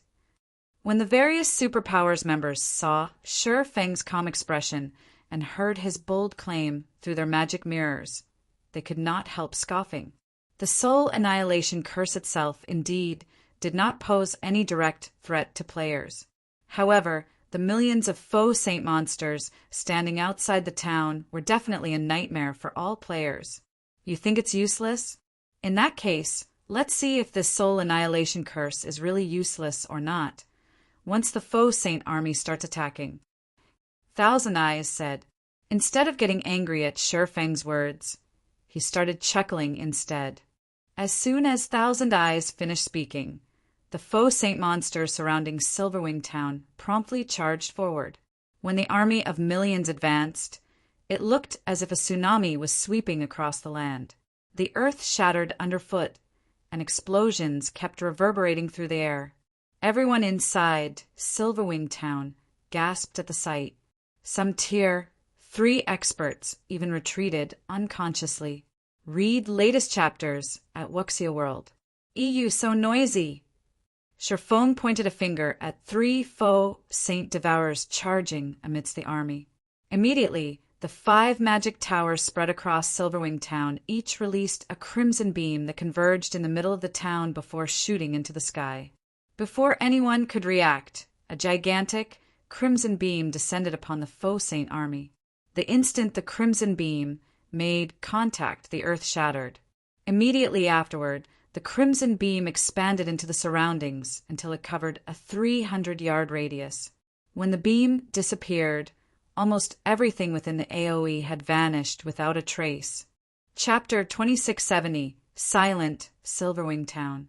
Chapter 2670, Silent Silverwing Town. When the crimson pillar outside Silverwing Town faded away, everyone momentarily froze and fell silent.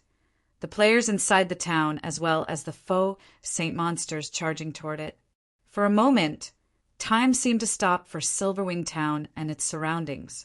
Just one hit, aside from the Grand Lord and mythic ranked foe saint monsters.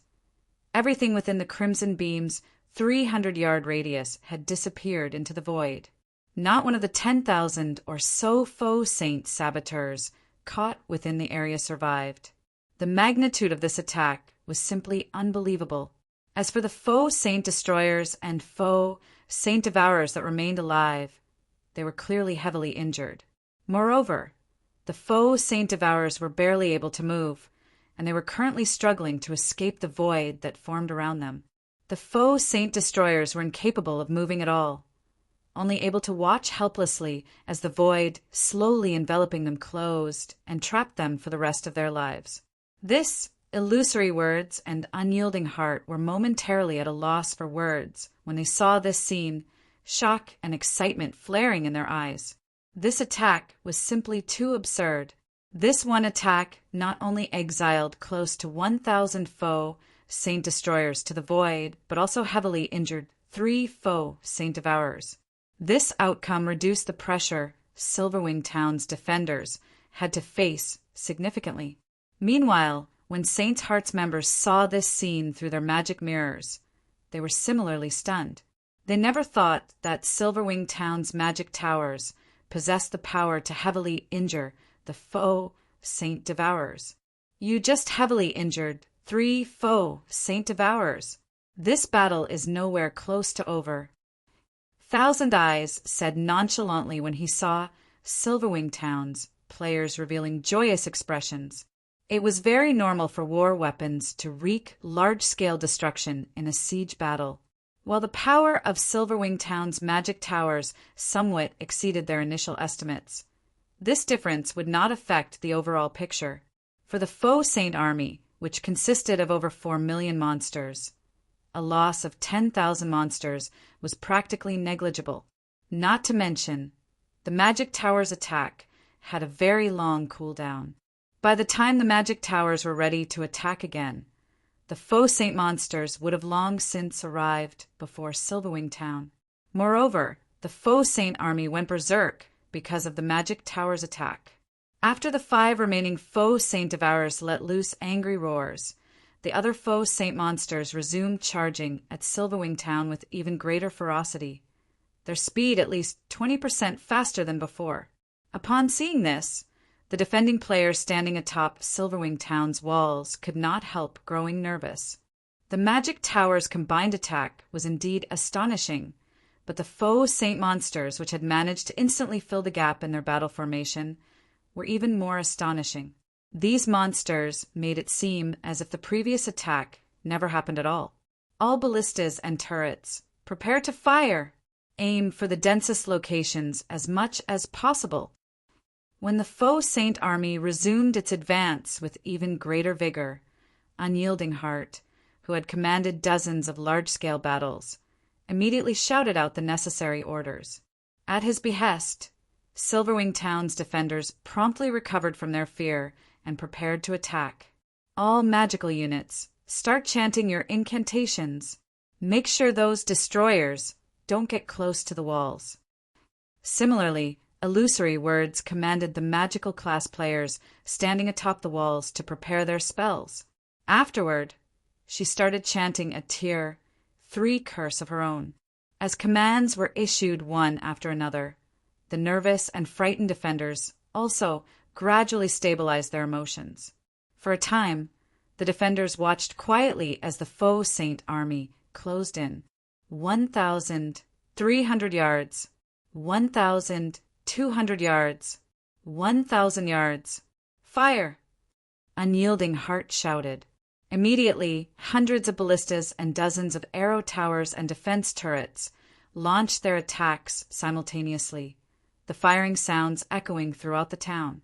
In the next moment, several hundred blazing streaks of light descended on the faux Saint army like a meteor shower, the attacks shaking the ground and kicking up dust and dirt. Tens of thousands of faux Saint monsters were also sent flying into the air, and huge craters formed wherever the attacks landed. The sight was simply spectacular. However, contrary to everyone's expectations, the faux Saint army did not falter in the slightest. In no time at all, the endless faux Saint monsters filled in the gaps created by the war weapons attacks, the madness of the faux Saint monsters surpassing everyone's expectations. "Reload and aim for the vanguard," Unyielding Heart shouted, a frown forming on his face when he saw this scene. Although he had long since expected this to happen, he still could not help his shock when actually witnessing it. After several rounds of attacks from the town's war weapons, although they had failed to kill even one faux Saint destroyer, they had killed quite a number of faux Saint saboteurs, as well as heavily injuring more than 200,000 faux Saint saboteurs. Unfortunately, compared to the faux Saint army in its entirety, this number was still insignificant. In the next moment, the first wave of faux Saint monsters arrived within 100 yards of Silverwing Town's walls. Illusory Words and the other ranged players standing on the walls promptly released their strongest skills and spells. For a time, tens of thousands of skills and spells bombarded the faux Saint monsters at the forefront. However, just when everyone thought that the faux Saint monsters would get hit and have their charge interrupted, a shocking scene occurred. In the next moment, as if they were veterans of the battlefield, the faux Saint monsters started wielding their weapons to block the incoming attacks, mitigating most of the damage from these attacks. How is this possible? Purple Eye, who was casting her spells on the town's wall, was stunned by this scene. These faux Saint monsters had even blocked a large portion of the attacks launched by Tier 3 experts. Only Tier 3 Refinement Realm experts and above managed to land their attacks on these faux Saint monsters. Fools! Do you think the faux Saint monsters before you are the same as those you met a few days ago? Thousand Eyes sneered as he looked at Silverwing Town's defenders. Victory might be possible for Silverwing Town's players if they were going up against an army of ordinary monsters. However, they were up against the faux Saint army. Every monster in the faux Saint army possessed intellect surpassing that of ordinary monsters. Thousand Eyes' words immediately silenced everyone. Faced with such opponents, just how were they supposed to continue fighting? Only the attacks of the war weapons and a small number of Tier 3 experts were effective. Everyone else's were utterly useless. During the time everyone was distracted by Thousand Eyes' words, the 5 intact faux Saint Devourers suddenly leaped toward the space above the walls. Not good. Stop them. Unyielding Heart's complexion turned indescribably grim when he saw the faux Saint Devourers launching an attack. While the town's defensive magic array had indeed been strengthened, the Soul Annihilation Curse had thinned the ambient mana considerably, effectively nullifying the upgrade the defensive magic array had just received. Moreover, an advanced town's defensive magic array couldn't hope to withstand the attacks of several mythic monsters. Before anyone could react, 5 spears tore through space and converged on a single point on the defensive magic array. A combination combat technique? Illusory Words goggled in shock at the 5 faux Saint Devourers' attacks. The fact that the faux Saint monsters could use combat techniques was already plenty astonishing.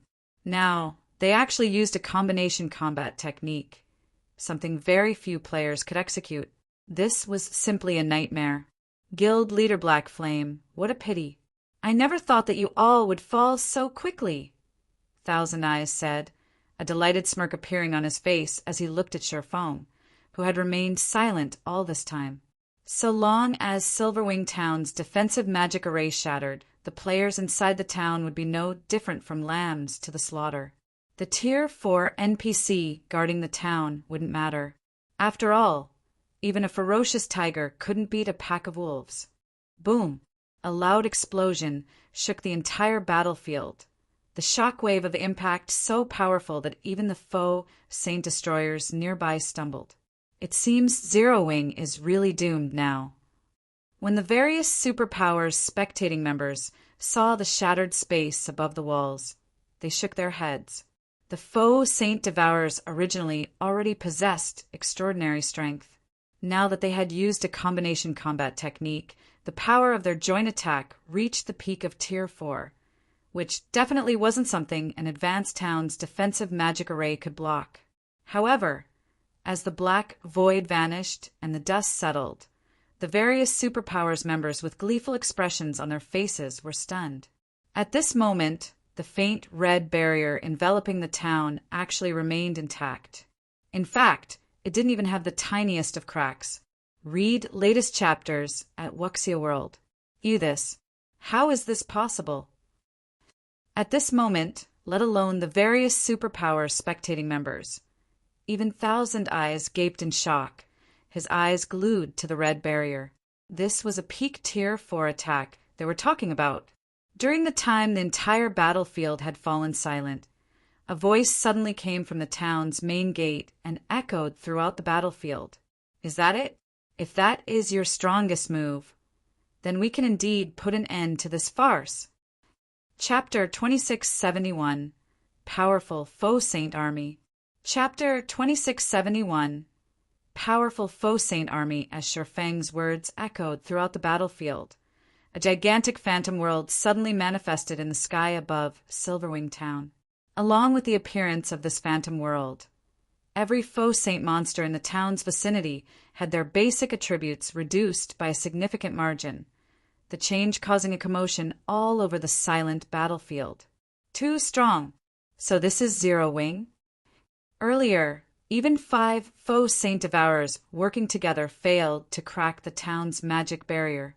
Now that every one of these Devourers has been weakened, these foe Saint monsters should be impotent against the town's barrier for a short period. Previously, everyone had already fallen into despair over the foe Saint army's strength. They never thought that Silverwing Town's defensive magic array would be so powerful that even a peak Tier 4 attack couldn't even scratch it. Meanwhile, so long as the town's defensive magic array remained up, the foe Saint monsters wouldn't be able to touch any of the players inside the town. Moreover, if the defensive magic array could hold out until its energy reserves got replenished, a perfect consumption replenishment cycle could be formed, at which point the foe Saint army would have to give up its siege of the town even if it didn't want it. What amazing defensive capabilities! Isn't this defensive magic array already on par with the ones found in intermediate cities? At this moment, besides the independent players present, even Illusory Words and Unyielding Heart were surprised when they saw the town's defensive magic array remaining intact. The Soul Annihilation Curse had clearly thinned out the town's ambient mana by a significant margin already, so the town's defensive magic array should have likewise weakened considerably. Nonetheless, the defensive magic array had actually blocked the combination attack of 5 foe Saint Devourers. It was simply unheard of for a town's defensive magic array to provide such a formidable defense. Now that Shifeng had used Miniature World, the foe Saint Devourers shouldn't even dream of shattering the defensive magic array. Presumptuous! Thousand Eyes frowned slightly when he saw the calm look on Shifeng's face. You merely blocked the foe Saint Devourer's combination attack once. The defensive magic array's energy reserve is limited. I want to see just how long you can continue acting arrogantly before the foe Saint army's attacks. Magic arrays in God's domain needed energy to operate. Even if an attack couldn't overcome a defensive magic array's defensive threshold, it would still take a toll on the magic array's energy reserve. With the numbers and strength of the foe Saint army, shattering the defensive magic array of a main city, ranked NPC city, would be possible. Even if the entire army was debuffed by a domain skill, it still was more than sufficient to overcome a town's defensive magic array. As soon as Thousand Eyes finished speaking, the 5 foe Saint Devourers launched another combination attack on the defensive barrier. At the same time, tens of thousands of other faux saint monsters also started bombarding it. Boom, boom, boom. For a time, countless explosions rang out in the space above Silverwing Town. This can't go on. We need to stop their attacks. Otherwise, the defensive magic array's energy reserve won't last very long, Unyielding Heart said as he looked at the trembling barrier before him. Individually, the other faux saint monsters might not be a match for the faux saint devourers. However, there were simply too many of them. Even if they were currently weakened, they exhausted the defensive magic array's energy reserve much faster than even the 5 faux saint devourers had at full power. My side can summon 2 mythic monsters. We can use them in conjunction with the town's weapons to defend against the assault at the front gate. My side can summon 2 as well. With the strength of 4 mythic monsters, we should be able to eliminate the pressure at the front gate. That way, we can send more Tier 3 experts to support the other sides. Then, all we'd need to do is find a way to distract those 5 devourers, and we should just barely be able to defend Silverwing Town, Unyielding Heart said after giving the matter some thought. While Tier 3 players might not be capable of doing anything to the weakened foe Saint Devourers, stopping the weakened foe Saint Destroyers shouldn't be a problem. This situation was much better than before, when ordinary Tier 3 players were utterly helpless against the foe Saint Devourers. However, just as Unyielding Heart and Illusory Words reached an agreement, a clear and sweet voice suddenly entered their ears. No need to waste your Tier 4 summoning scrolls. Leave the rest to us. Upon hearing this voice, Unyielding Heart and Illusory Words turned reflexively to look at its origin, surprise and confusion flashing across their eyes when they saw its owner. This was because the voice's owner was none other than Silverwing Town's manager, Yulan. Currently, over 100 Tier 3 experts from Zero Wing stood behind Yulan, every one of them at least level 115. Many of them were even at the Refinement Realm standard. This scene rendered Unyielding Heart and Illusory Words speechless momentarily. While the 100-plus Tier 3 experts before the 2 were indeed extraordinary, they were far from enough to resolve Silverwing Town's plight. After all, just the Grand Lord ranked foe Saint Destroyers attacking the town numbered more than 100,000. What more the Great Lord ranked foe Saint Saboteurs. Besides, if these Tier 3 experts wished to stop the faux Saint army's assault, they would have to do it beyond the town's walls and defensive magic array. Only Tier 4 summoned creatures could possibly go up against so many monsters simultaneously. Tier 3 experts would simply be charging to their deaths. However, before Unyielding Heart and Illusory Words could say anything, Yulan suddenly waved her hand forward. Immediately, every one of Zero Wing's reserve main force members left after images as they split up and made their way toward the various sections of the town's walls. After getting into position, they jumped off the walls without hesitation. Have these Zero Wing members lost their minds? The independent players fighting above the town's walls gaped, stupefied, at the actions of Zero Wing's reserve main force members. As for the various superpowers spectating members, they, too, could only gape in shock at this scene. In their opinions, Sherfong was already plenty crazy. However, these Zero Wing members seemed to be even crazier.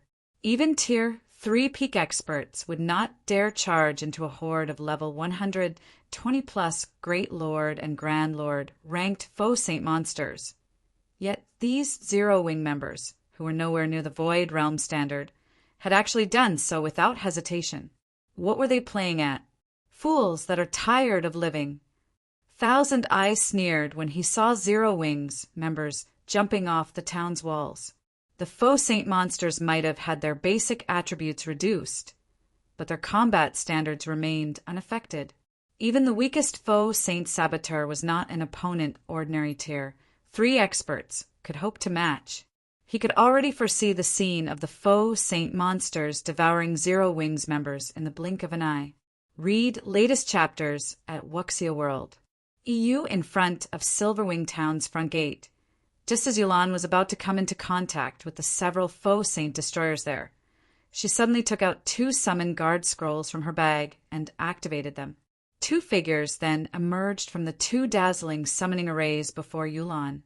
One of them, an axe-wielding man with a tall and robust body, and the other, a blonde woman wielding an aquamarine staff. The instant these 2 figures appeared, 2 frightening auras swept the battlefield. Every player on the battlefield shuddered in response. In the next moment, the axe-wielding man transformed into a tornado that blocked all the faux Saint Destroyer attacks aimed at Yulan. In addition, the tornado sent several dozen faux Saint Destroyers and over 100 faux Saint Saboteurs nearby, flying over 30 yards away. In the blink of an eye, a clearing appeared before the town's front gate. As Yulan landed, the blonde woman beside her also happened to complete her spell. In the next moment, the battlefield shook as a gigantic rift up to 300 yards long opened up on the battlefield. Not only did the rift separate the faux Saint monsters from Silverwing Town's walls, but it also devoured several thousand faux Saint monsters, which suffered over -5 million damage each. All of this happened in just a brief moment. Chapter 2672. Just stay here forever. Chapter 2672. Just stay here forever. Aren't they a little too strong? What rank are those 2 personal guards? The independent players present gaped in shock when they saw Yulan's 2 personal guards clearing the area before the town's main gate. Although the faux Saint monsters had been weakened, ordinary tier 3 personal guards still shouldn't be able to handle them. In fact, even the slightest mistake could result in a tier 3 personal guard getting killed instantly by the numerous faux Saint Destroyers. However, with just the help of 2 personal guards, Yulan had easily repelled the 10,000 plus faux Saint monsters in front of the main gate. This was simply unbelievable. 2 dark gold guards. When Illusory Words saw the 2 personal guards standing beside Yulan, shock likewise filled her silvery gray eyes. The feat Yulan's 2 personal guards had just accomplished would be difficult, even for a tier 4 summoned creature. The only explanation Illusory Words could think of for this situation was that both personal guards were at the dark gold rank, as only dark gold guards had the power to match tier 4 mythic monsters. However, in the current God's domain, let alone dark gold guards, even fine gold guards were exceedingly rare, much rarer than even level 100 plus epic weapons. Despite being a super first-rate guild, Crimson Emperor had only 6 fine gold guards. As for dark gold guards, Crimson Emperor still had not obtained even a single one. Yet Yulan actually had 2 for herself. What Illusory Words did not know was that only one of Yulan's 2 personal guards was at the dark gold rank. The other was at the fine gold rank. However, the Magic King Craig Midlands' special ability gave both personal guards a significant boost to their combat power. As a result, they currently possess the strength to match even mythic monsters. Nevertheless, Illusory Words and Unyielding Heart did not relax at this unexpected development.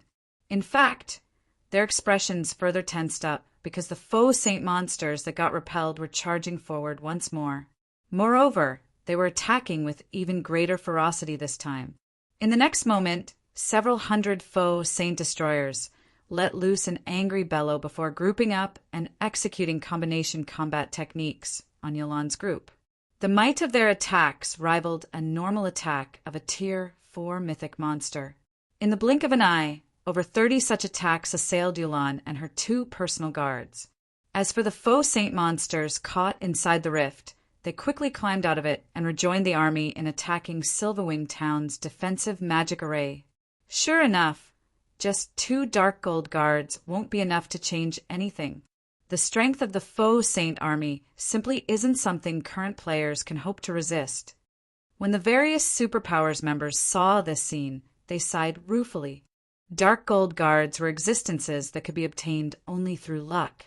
On a battlefield, a dark gold guard could exhibit combat power far greater than a mythic monster of the same level.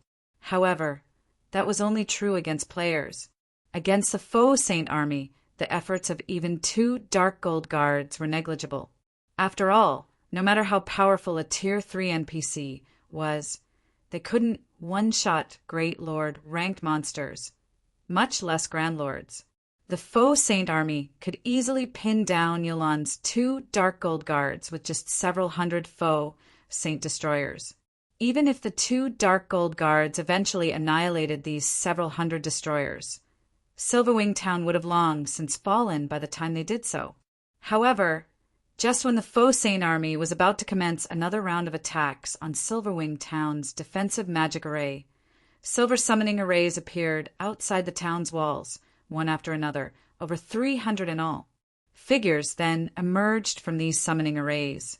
Immediately afterward, fire, ice, lightning, and wind started bombarding the faux Saint monsters outside the defensive magic array. Boom, boom, boom.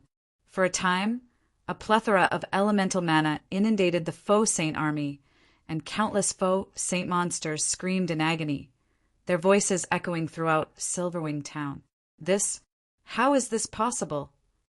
When the various Superpowers members saw the innumerable faux Saint monsters outside the town getting sent flying one after another, their fists tightened involuntarily as shock filled their eyes.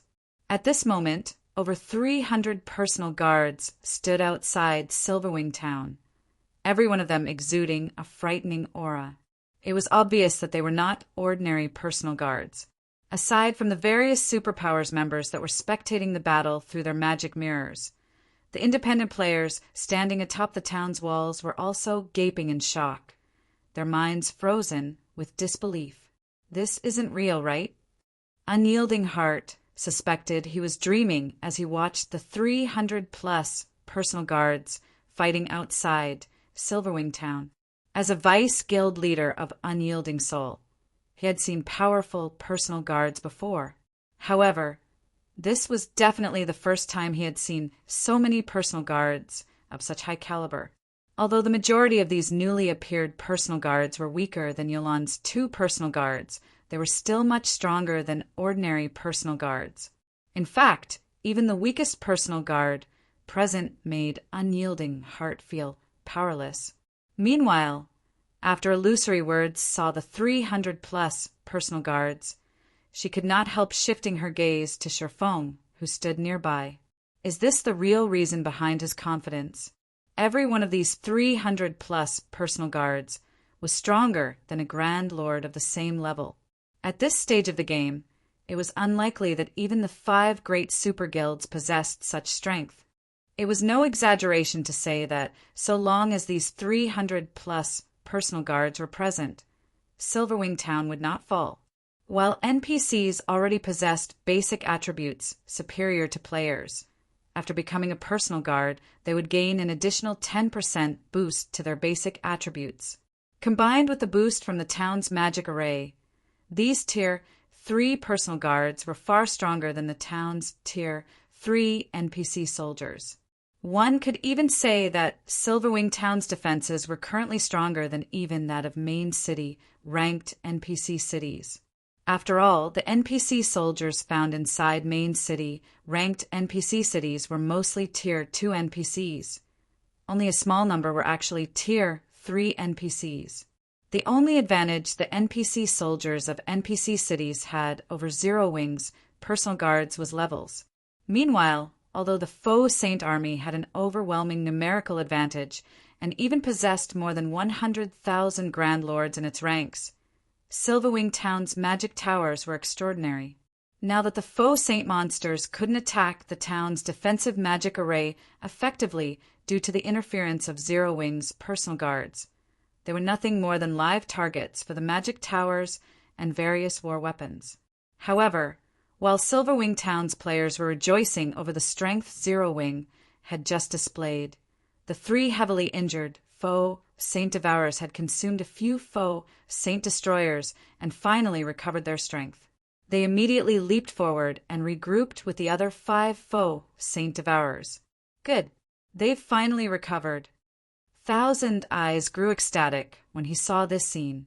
Previously, Feng had caught them completely off guard and sidelined 3 faux Saint Devourers before the fight had even begun.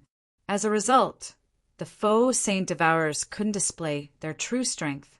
Now that all 8 faux Saint Devourers had regrouped, they would finally be able to display their true strength. In the next moment, the 8 faux Saint Devourers exchanged glances. After apparently coming to a tacit agreement, all 8 Devourers hurled their spears at the defensive barrier before them. The 8 spears then converged in mid-flight, their combined power so great that it crumbled the space around them and created a black hole, which transformed everything within a 50-yard radius into a field of nothingness. The power of this attack far exceeded that of the combination attack the 5 faux Saint Devourers executed before. Tier 5. Illusory words felt stifled when she looked at the void field the black hole created. The phenomenon the faux Saint Devourers combination attack had created was known as void collapse, a phenomenon limited to Tier 5 attacks. Despite the debuff from Miniature World, the 8 faux Saint Devourers had actually managed to execute an attack that reached the Tier 5 standard. An attack of such caliber could give even a main city ranked defensive magic array a run for its money. An ordinary NPC city's defensive magic array would evaporate instantly when struck by this attack. Yet, despite knowing all of this, Illusory Words and Unyielding Soul could only watch as the faux Saint Devourers combination attack approached Silverwing Town's defensive magic array. After all, Tier 3 players or NPCs could not hope to stop such a powerful attack. The only thing they could do now was pray that Silverwing Town's defensive magic array could survive this attack. However, just when the black hole was about to reach the defensive magic array, a man clad in extravagant robes and holding a pitch-black wooden staff suddenly appeared outside Silverwing Town. The man then casually extended a hand toward the approaching black hole. A gigantic aquamarine, 3-fold magic array promptly formed before this man and stopped the black hole's advance cold. The man then flicked his extended hand upward, and the 3-fold magic array deflected the gigantic black hole into the distance. When the black hole touched the ground, it exploded and heavily injured all the faux saint monsters within a 50-yard radius. Moreover, these faux saint monsters also got trapped inside a void and couldn't escape from it. The attack got blocked. Everyone who saw this scene was stunned. Thousand Eyes, in particular, nearly had his eyes fall out of their sockets. This was a Tier 5 attack, yet it had been deflected so easily.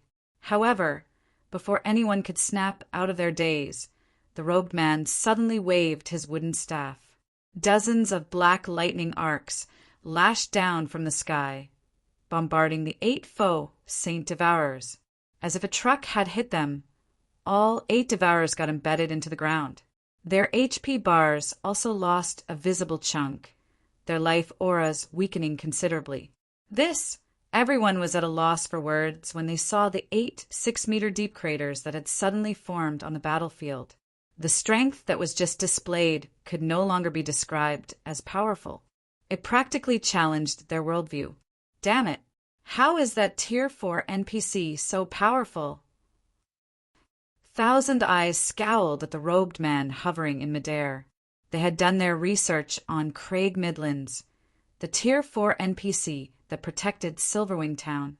This NPC's presence was the reason why Saint's Hand had not dared to approach Silverwing Town all this time.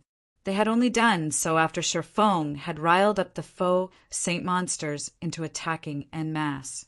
However, Craig Midlands' strength was simply monstrous. The Magic King was basically casting Tier 4 curses instantly. To top it all off, he was even double casting Tier 4 curses without incantations. Commander, we can't go on like this. If we continue fighting, I'm afraid that Tier 4 NPC will soon kill all 8 faux Saint Devourers. At that time, the guild leader will definitely fault us. The level 115, Tier 3 ranger standing beside Thousand Eyes advised hurriedly when he saw the faux Saint Devourers becoming heavily injured.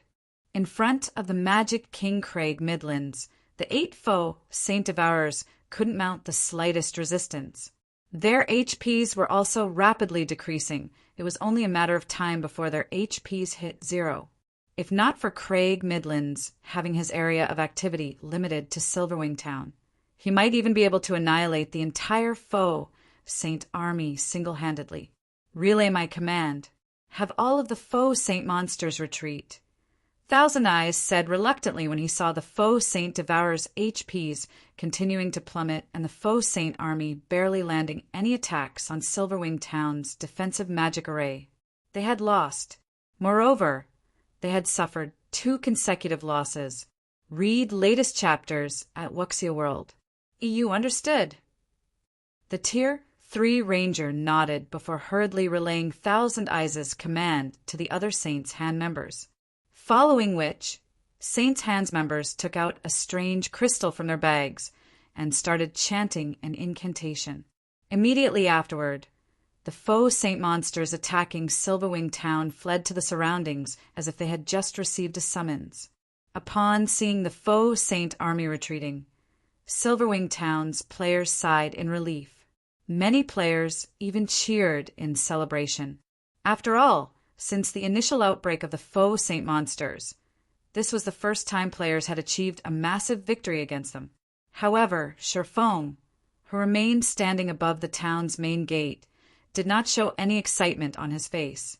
Instead, he shifted his gaze toward a distant forest. Leave?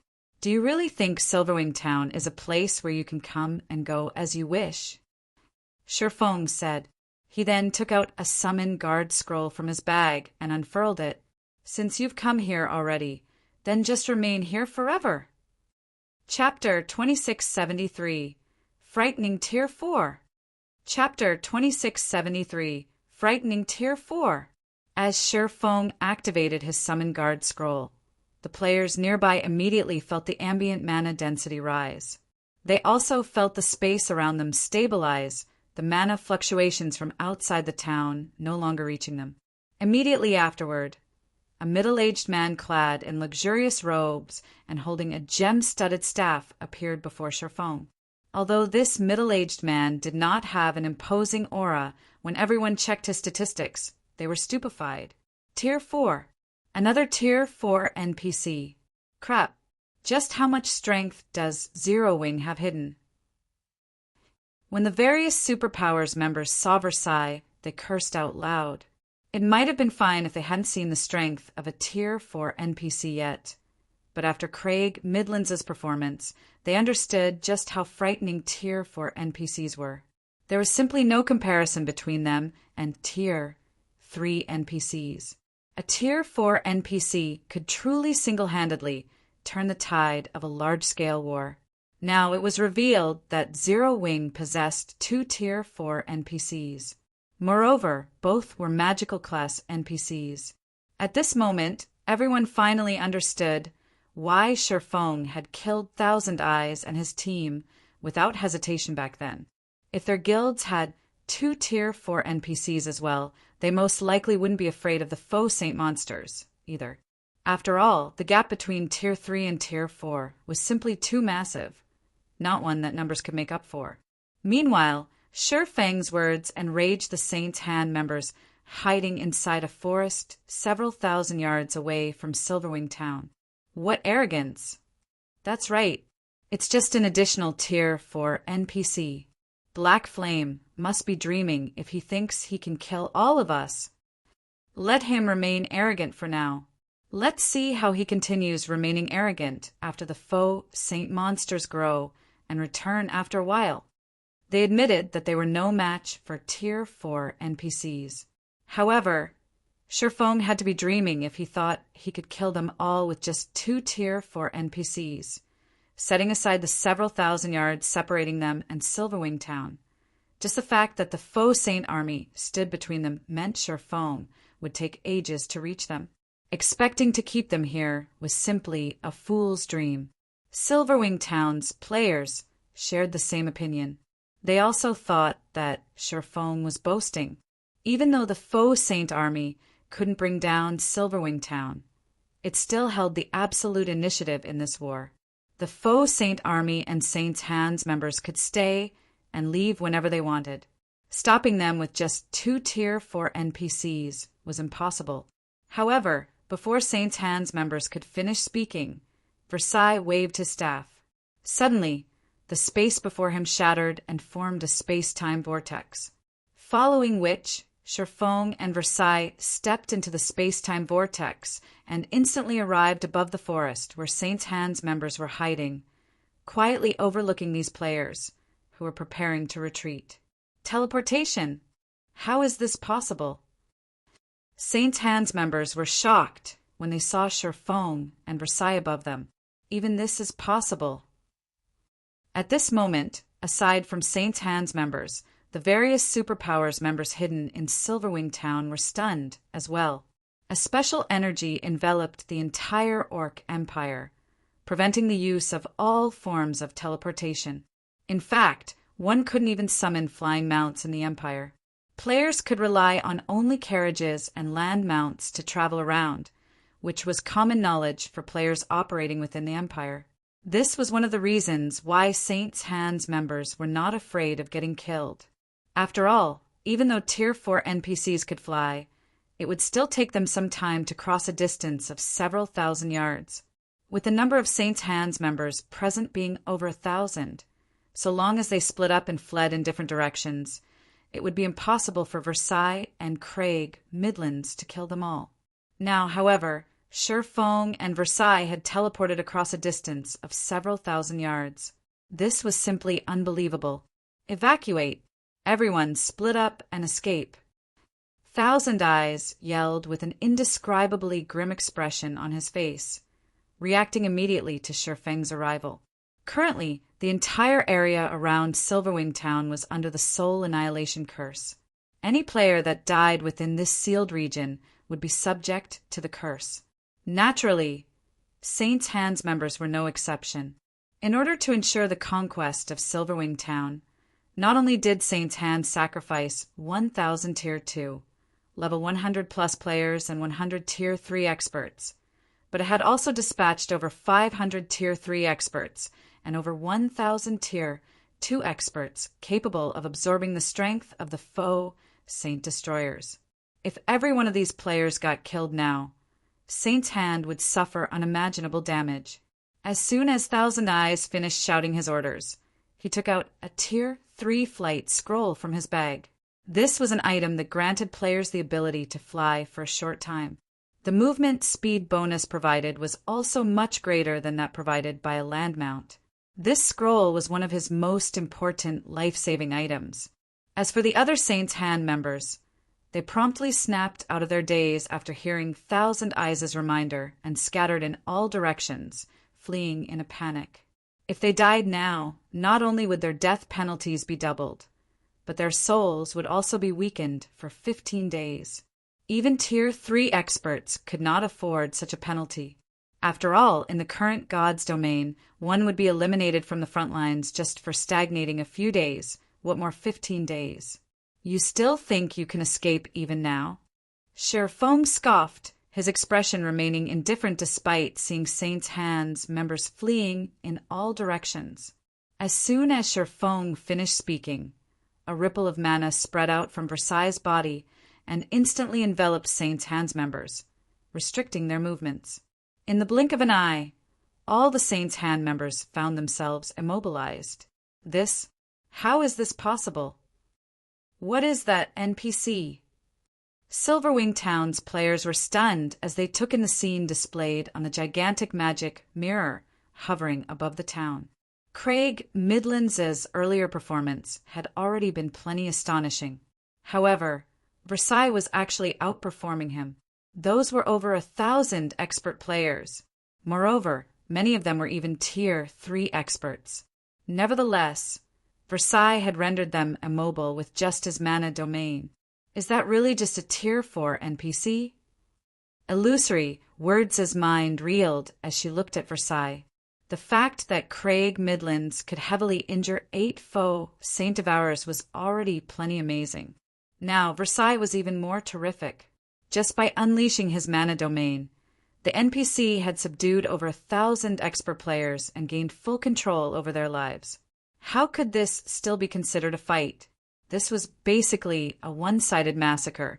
What Illusory Words and the others did not know was that Versailles wasn't just an ordinary Tier 4 Great Wizard, but a Tier 4 Great Wizard who had reached the world creation realm. He could create his own world within his mana domain. Unless one was at the Tier 4 standard, they wouldn't be able to resist his mana domain at all. In the next moment, Versailles swung his staff down at Saint's Hands members. Immediately afterward, a crimson magic array with a 200-yard radius appeared in midair. It attracted all the fire-type mana nearby, which coalesced into a fireball. As the fireball descended toward the ground, it continuously grew until it was the size of a mountain. Saint's Hands members and Silverwing Town's players all fell silent as they took in the fireball. For a time, it was as if time had frozen for everyone. Black Flame, just you wait. You cannot stop the faux Saint army. It is only a matter of time before the faux Saint army destroys Zero Wing. Seeing the descent of the gigantic fireball, Thousand Eyes turned to glare at Sherfong like a maniac. At the same time, he also kept ridiculing Sherfong for overestimating himself. The faux Saint army will have to be able to grow first in order to do that. Sherfong retorted nonchalantly to Thousand Eyes' maniacal laughter. As soon as Sherfong said so, the gigantic fireball landed and exploded. Boom! Endless flames instantly spread across the forest, incinerating every one of Saint's Hands members. Along with the deaths of Saint's Hands members, the originally retreating faux Saint army went berserk. With bloodshot eyes, every faux Saint monster on the battlefield charged at Sherfong. "Let's return," Sherfong said to Versailles, nodding respectfully in response. Versailles opened another space-time vortex and teleported back to Silverwing Town with Sherfong. Only after Sherfong arrived back at Silverwing Town's main gate did the players there snap out of their daze. Everyone then turned to stare at Sherfong in amazement. He got the job done just like that. Looking at Sherfang's calm demeanor, it looked as if he had just taken a stroll through his backyard. Those were more than 1,000 expert players. However, Sherfong had simply trampled over them like they were a bunch of ants. With such strength in his grasp, even if the various superpowers Tier 3 experts banded together, they would be helpless to do anything against Zero Wing. Faux Saint army? It was nothing but a joke. Meanwhile, after Sherfong returned to Silverwing Town, aside from the 8 heavily injured faux Saint Devourers that were still desperately trying to escape, the other faux Saint monsters resumed attacking Silverwing Town like crazy. However, by this time, everyone understood that Zero Wing would definitely annihilate the faux Saint army in the end. After all, even if the faux Saint Devourers could escape the Magic King, they wouldn't be able to escape Versailles. As for the other faux Saint monsters, they were merely live targets for Silverwing Town's magic towers and Zero Wing's personal guards. Fire Dragon Empire, Flame Dragon City, Fire Dragon Auction House. Currently, the upper echelons of nearly 20 superpowers had assembled inside the Fire Dragon Auction House. This was a gathering of unprecedented scale in the entire Fire Dragon Empire. At this moment, the Tier 3 experts of these superpowers had also surrounded the auction house, preventing unaffiliated players from entering the building. However, despite being barred entry, a huge crowd of players, including the upper echelons of first-rate guilds and top adventure teams, still waited outside the building. Every one of these players was very concerned about the results of the Alliance discussion this time. After all, this Alliance discussion could very well change the power structure of the entire Eastern continent. If they did not pay attention to the results of this meeting, they might end up getting eliminated from God's domain without knowing the reason. Read latest chapters at Wuxia World. EU meanwhile, inside the top-floor meeting room of the Fire Dragon Auction House, over 100 Tier 3 peak experts or above were currently seated at a round table. The combined aura these experts released would deter even domain realm experts from messing around. Currently, however, all of these experts were looking at the woman seated at the head of the table with respectful looks on their faces. White Feather, who stood behind the chairwoman, leaned forward and said quietly, "Vice Guild Leader, the various superpowers upper echelons are all here." In response, Cold Shadow nodded and said, "All right, let's begin." Chapter 2674, Relayed Message. Chapter 2674, Relayed Message. As soon as Cold Shadow indicated to start the meeting inside the large and spacious meeting room, White Feather stepped forward and swept her gaze across everyone present. Although White Feather did not say anything, everyone present promptly quieted down and focused their gazes on her, as they all understood that the alliance discussions were finally going to begin. Firstly, let me thank everyone on behalf of Mythology for attending the Faux Saint Alliance discussion. Although the Dragon Phoenix Pavilion's invitees are unable to attend the meeting this time, due to special circumstances, the pavilion has sent a representative capable of making decisions for the guild. I believe it will not affect the implementation of the meeting results. So please rest assured, everyone, White Feather said from beside Cold Shadow. Upon hearing White Feather's words, the various superpowers upper echelons present reflexively shifted their gazes to the white-clad elderly man representing the Dragon Phoenix Pavilion. At this point, the sudden disappearance of the Dragon Phoenix Pavilion's great pavilion master and 2 pavilion masters was already common knowledge among the superpowers. However, everyone had always thought that this was due to an internal dispute between the 2 pavilion masters, and that they would definitely show up for today's meeting. Yet, to everyone's surprise, despite today's meeting being of utmost importance to the Dragon Phoenix Pavilion's continued existence, be it the pavilion's great pavilion master or the 2 pavilion masters, none of them had shown up. Only a few guild elders and 1 grand elder represented the pavilion at today's meeting. This situation inevitably piqued everyone's curiosity as to what had actually happened to the Dragon Phoenix Pavilion. Since everyone is here, I won't waste words with you all. Let's address today's main topic, White Feather said as she swept her gaze across the people before her once more. She then clapped her hands twice. A holographic map of the entire eastern continent appeared in the center of the round table. Although many areas remained blacked out as unknown territory, the map included every location known by players at this stage of the game. In fact, it even displayed some level 120 to level 140 neutral maps, places that most of the superpowers attending this meeting lacked the ability to visit in great detail. What a detailed map! For a time, the various representatives present gasped over the contents of the map. Detailed maps of specific parts of God's domain might not be rare in God's domain, but compiling all of them into one continental map was not an easy task. This was especially true for level 100+ neutral maps and forbidden lands. The various powers considered the information for these maps top secret and rarely shared it with others. Now, however, Mythology had actually shared its valuable map information with the superpowers present without hesitation. This was an incredibly generous gesture. However, after everyone spent some time studying the map, they noticed a few surprising points. Certain locations on the map were marked in dull gray and white.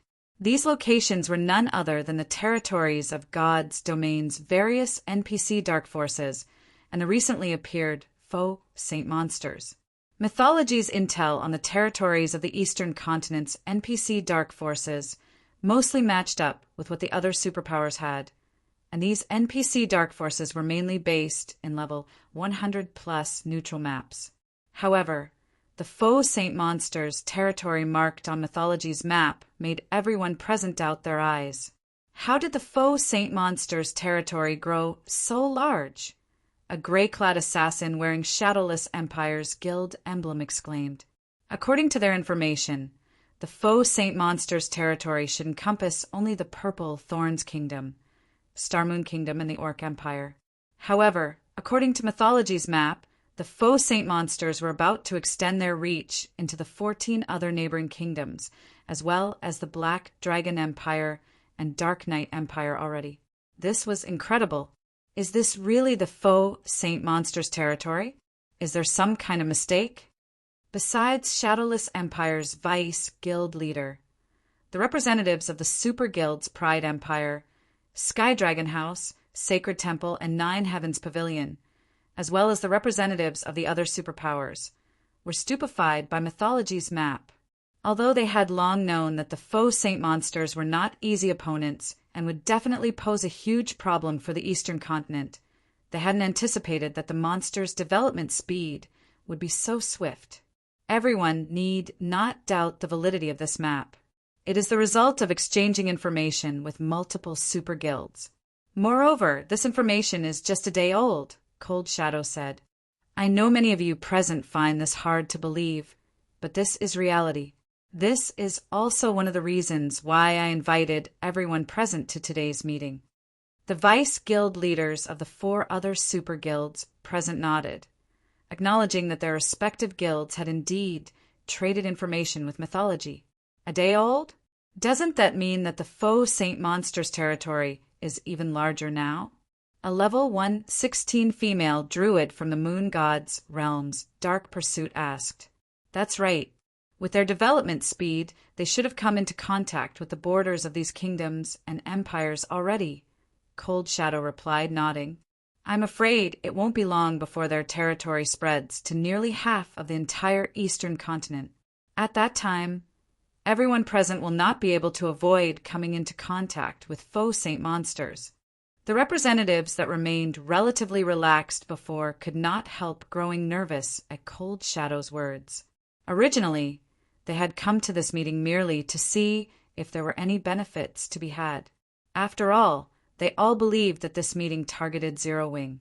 In their opinions, the matter of forming an alliance to resist the faux saint monsters was just an excuse. Vice Guild Leader Shadow, since you've gathered us here, does that mean you have a plan to prevent this situation from occurring? The white-clad elder from the Dragon Phoenix Pavilion asked with a grim expression. The sudden disappearance of the great Pavilion Master and the 2 Pavilion Masters had already dealt a significant blow to the Dragon Phoenix Pavilion. Now, there was also the threat of the faux saint monsters. This development was simply a nightmare for the pavilion. He had seen how the faux saint monsters destroyed Star Moon Kingdom's border cities. Although the Black Dragon Empire was strong, the faux saint monsters were growing stronger by the day. After they gobbled up Star Moon Kingdom, it was only a matter of time before they did the same to the Black Dragon Empire. Upon hearing the white-clad elder's words, the other representatives present promptly turned to Cold Shadow. They all wished to know the reason why Cold Shadow had gathered them today. Of course. Otherwise, I wouldn't have invited everyone to come, Cold Shadow replied, nodding. Her lips curling up, she continued. I believe everyone already knows by now how powerful the faux saint monsters are. It is simply impossible for us to stop these monsters from spreading their influence. Hence, before today's meeting, I formed a partnership with Saint's Hand's guild leader. A partnership? Everyone perked up their ears at Cold Shadow's words. The guild known as Saint's Hand was not foreign to those present. They also knew very clearly that Saint's Hand possessed tools that prevented the faux saint monsters from attacking players. In fact, the guild even had a tool that could surely prevent the faux saint monsters from attacking guild towns and cities. However, until this day, Saint's Hand had never shown any willingness to partner with other powers. The most it was willing to do was sell some of these tools at exorbitant prices. The conditions of the partnership are very simple. All we need to do is collaborate to take down Stone Forest City. At that time, not only will Saint's Hand sell us a stronghold barrier that can prevent the faux saint monsters from attacking the towns and cities the barrier is set up in, but everyone present will also get some of Stone Forest City shares, as well as a number of residential slots in the Freedom Hotel, Cold Shadow said, smiling. When Cold Shadow finished speaking, the eyes of the various representatives present glistened. Even if Cold Shadow had not mentioned partnering to take down Stone Forest City, they already had plans to do so. After all, Stone Forest City was simply too amazing. What made Stone Forest City amazing wasn't its location in a level 100 neutral map, but the city's Freedom Hotel. After experiencing the Freedom Hotel's effects, practically every expert belonging to the various superpowers wished to have their own room there. That way, they would be able to not only accumulate the double EXP buff rapidly, but also expel much more quickly the foreign energies corroding their bodies. Having a room of their own would drastically increase their leveling speed. Moreover, depending on the quality of the room one rented in the Freedom Hotel, one could even train in the Freedom Hotel's excellent environment and achieve extraordinary results. At this point, the main reason why Stone Forest City was able to continue flourishing in Zero Wing's hands was the Freedom Hotel. Otherwise, the city would have long since fallen due to Starlink and the various superpowers' constant harassment. If they could secure Stone Forest City for themselves, not only would they have a better assurance against the faux Saint Monsters, but they would even gain residential slots in the Freedom Hotel. This was definitely killing two birds with one stone. However, taking Stone Forest City down won't be easy. Aside from the NPC Night Division, quite a few superpowers have partnered with Zero Wing. Even with an alliance, I'm afraid capturing the city will be difficult. That's right. The flying ships are also constantly patrolling around Stone Forest City. If it really comes down to a fight, I'm afraid the number of Tier 3 experts we have is far from enough to capture the city. The Dark World's failed invasion has thoroughly proven this point. Moreover, I heard that Black Flame has already returned. His personal strength is extraordinary. Although many of the representatives present showed interest in Cold Shadow's plan, some representatives also shook their heads and expressed their worries. The fact that the various superpowers desired Stone Forest City was old news. However, it was precisely because they were incapable of dealing with Zero Wing's NPC Night Division that they had chosen to whittle down Zero Wing's economy in secret instead of taking direct action. Although Cold Shadow had brought this matter out into the open, the crux of the problem remained unchanged. Black Flame's return is indeed a problem, but he already has problems protecting himself. I believe you all should know about this. Moreover, aside from us, the Dark World's various powers will take action as well. After all, their hatred for Zero Wing has never subsided. They merely lack the opportunity to take action. When the time comes, the Dark World side will attack the teleportation gate in full force to lure Zero Wing's Night Division away, while our side will attack Stone Forest City. Even if the Night Division is powerful, it can't defend two locations simultaneously, Cold Shadow said. Moreover, Saint's Hand will take part in the attack. It will even bring some faux Saint Monsters to help. Those NPC Knights might be powerful when going up against players, but their performance will drop when going up against the faux Saint Monsters. At Cold Shadow's mention of the faux Saint Monsters, the various representatives present sucked in a deep breath. By this time, the strength of the faux Saint Monsters had already been deeply ingrained into their hearts. These monsters simply weren't opponents players could handle. If an army of them attacked, even NPC cities would fall, let alone a measly guild city. Moreover, according to the intel they obtained, mythic-ranked faux Saint Devourers had already appeared in the ranks of faux Saint Monsters. Once these faux Saint Devourers reached a certain number, even main city, ranked NPC cities were likely to fall. Read latest chapters at Wuxia World. EU right then, however, the various representatives present suddenly received message notifications, one after another, the synchrony of these messages making their arrival seem pre-planned. Following which, the originally excited venue suddenly fell deathly silent.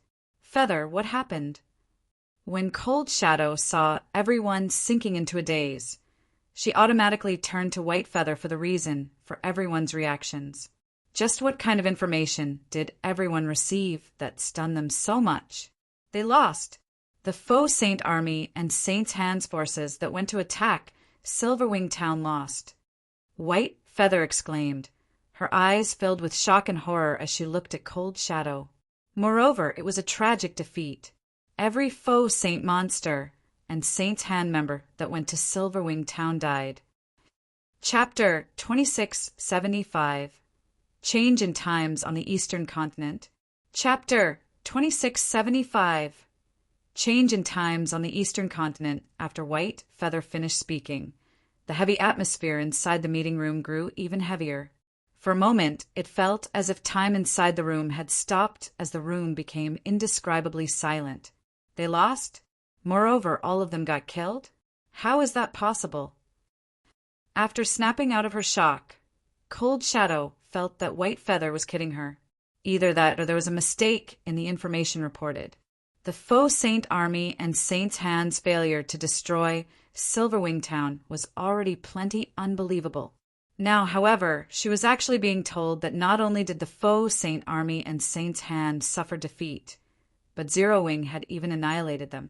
She would rather believe that Zero Wing had instantly destroyed a superpower than this nonsense. After all, over 4 million Faux Saint monsters had marched on Silverwing Town. Moreover, the weakest monsters in the army were Great Lord, ranked Faux Saint saboteurs. Even a 6-man party, led by a Tier 3 expert, would need around 10 minutes just to kill one of them. Even if every Faux Saint monster stood still and allowed Silverwing Town's players to wail away at them, it would take ages for the players to annihilate the Faux Saint monsters. Meanwhile, it had been at most 2 hours since the Faux Saint army launched its attack on Silverwing Town. How could Zero Wing possibly annihilate the army in such a short time? Besides, the Grand Lord ranked Faux Saint destroyers were monsters that would flee from battle once their high HP fell to a certain level. With more than 100,000 Faux Saint destroyers fleeing in multiple directions, the players in Silverwing Town couldn't hunt down every one of them, even if the number of players was multiplied tenfold. Nevertheless, White Feather and the various representatives present all revealed a bitter smile, filled with self-ridicule upon hearing Cold Shadow's question. They truly wished that the information their subordinates had just relayed to them was false. However, the report they received contained not just words, but numerous images and videos as well. In fact, the report was so detailed that they could not help but wonder if they were dreaming. Normally, even when relaying urgent information, their subordinates would send them only a few paragraphs of text. Now, however, their subordinates were behaving like diligent, hot-blooded youths. Just the videos they included in the report numbered over a dozen.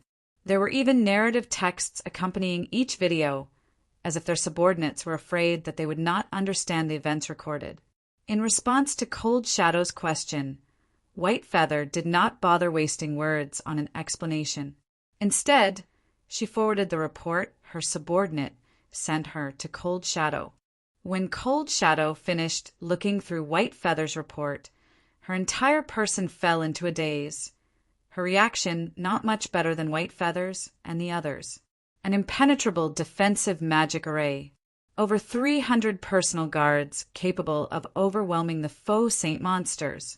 A Tier 4 NPC guard capable of heavily injuring 8 Faux Saint Devourers in a single hit. A Tier 4 personal guard capable of immobilizing and vaporizing over 1,000 expert players with just a thought. Each piece of information was practically more exaggerated and unbelievable than the one before. If not for Cold Shadow being certain that Saint's Hand aimed to annihilate Zero Wing and knowing that the Faux Saint army marching to Silverwing Town was real, she would have thought that Saint's Hand had joined hands with Zero Wing to toy with her. Meanwhile, aside from the superpowers attending the alliance discussion, the various powers all over the Eastern Continent were also in an uproar.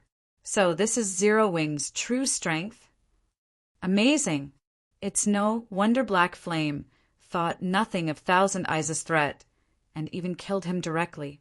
With such strength, who could possibly take down Silverwing Town? A Tier 4 personal guard? It seems times are going to change on the Eastern Continent. The various powers of God's domain had never thought that the foe Saint army would fail to destroy Silverwing Town, much less suffer such an overwhelming defeat. However, rather than the foe Saint army's defeat, what truly shocked the various powers was the strength of Tier 4 NPCs, or rather their gross misjudgment of the strength of Tier 4 NPCs. Previously, although they were in awe of Tier 4 NPCs, it was only at the level of the awe they felt for mythic monsters. Nowadays, however, the number of Tier 3 experts in God's domain was on a constant uptick. The number of Tier 3 skills and spells Tier 3 experts learned had also increased substantially. Tier 3 experts with fully unlocked mana bodies were also appearing one after another. Hence, expert players that possessed combat power approaching the Tier 4 standard were no longer as rare as before.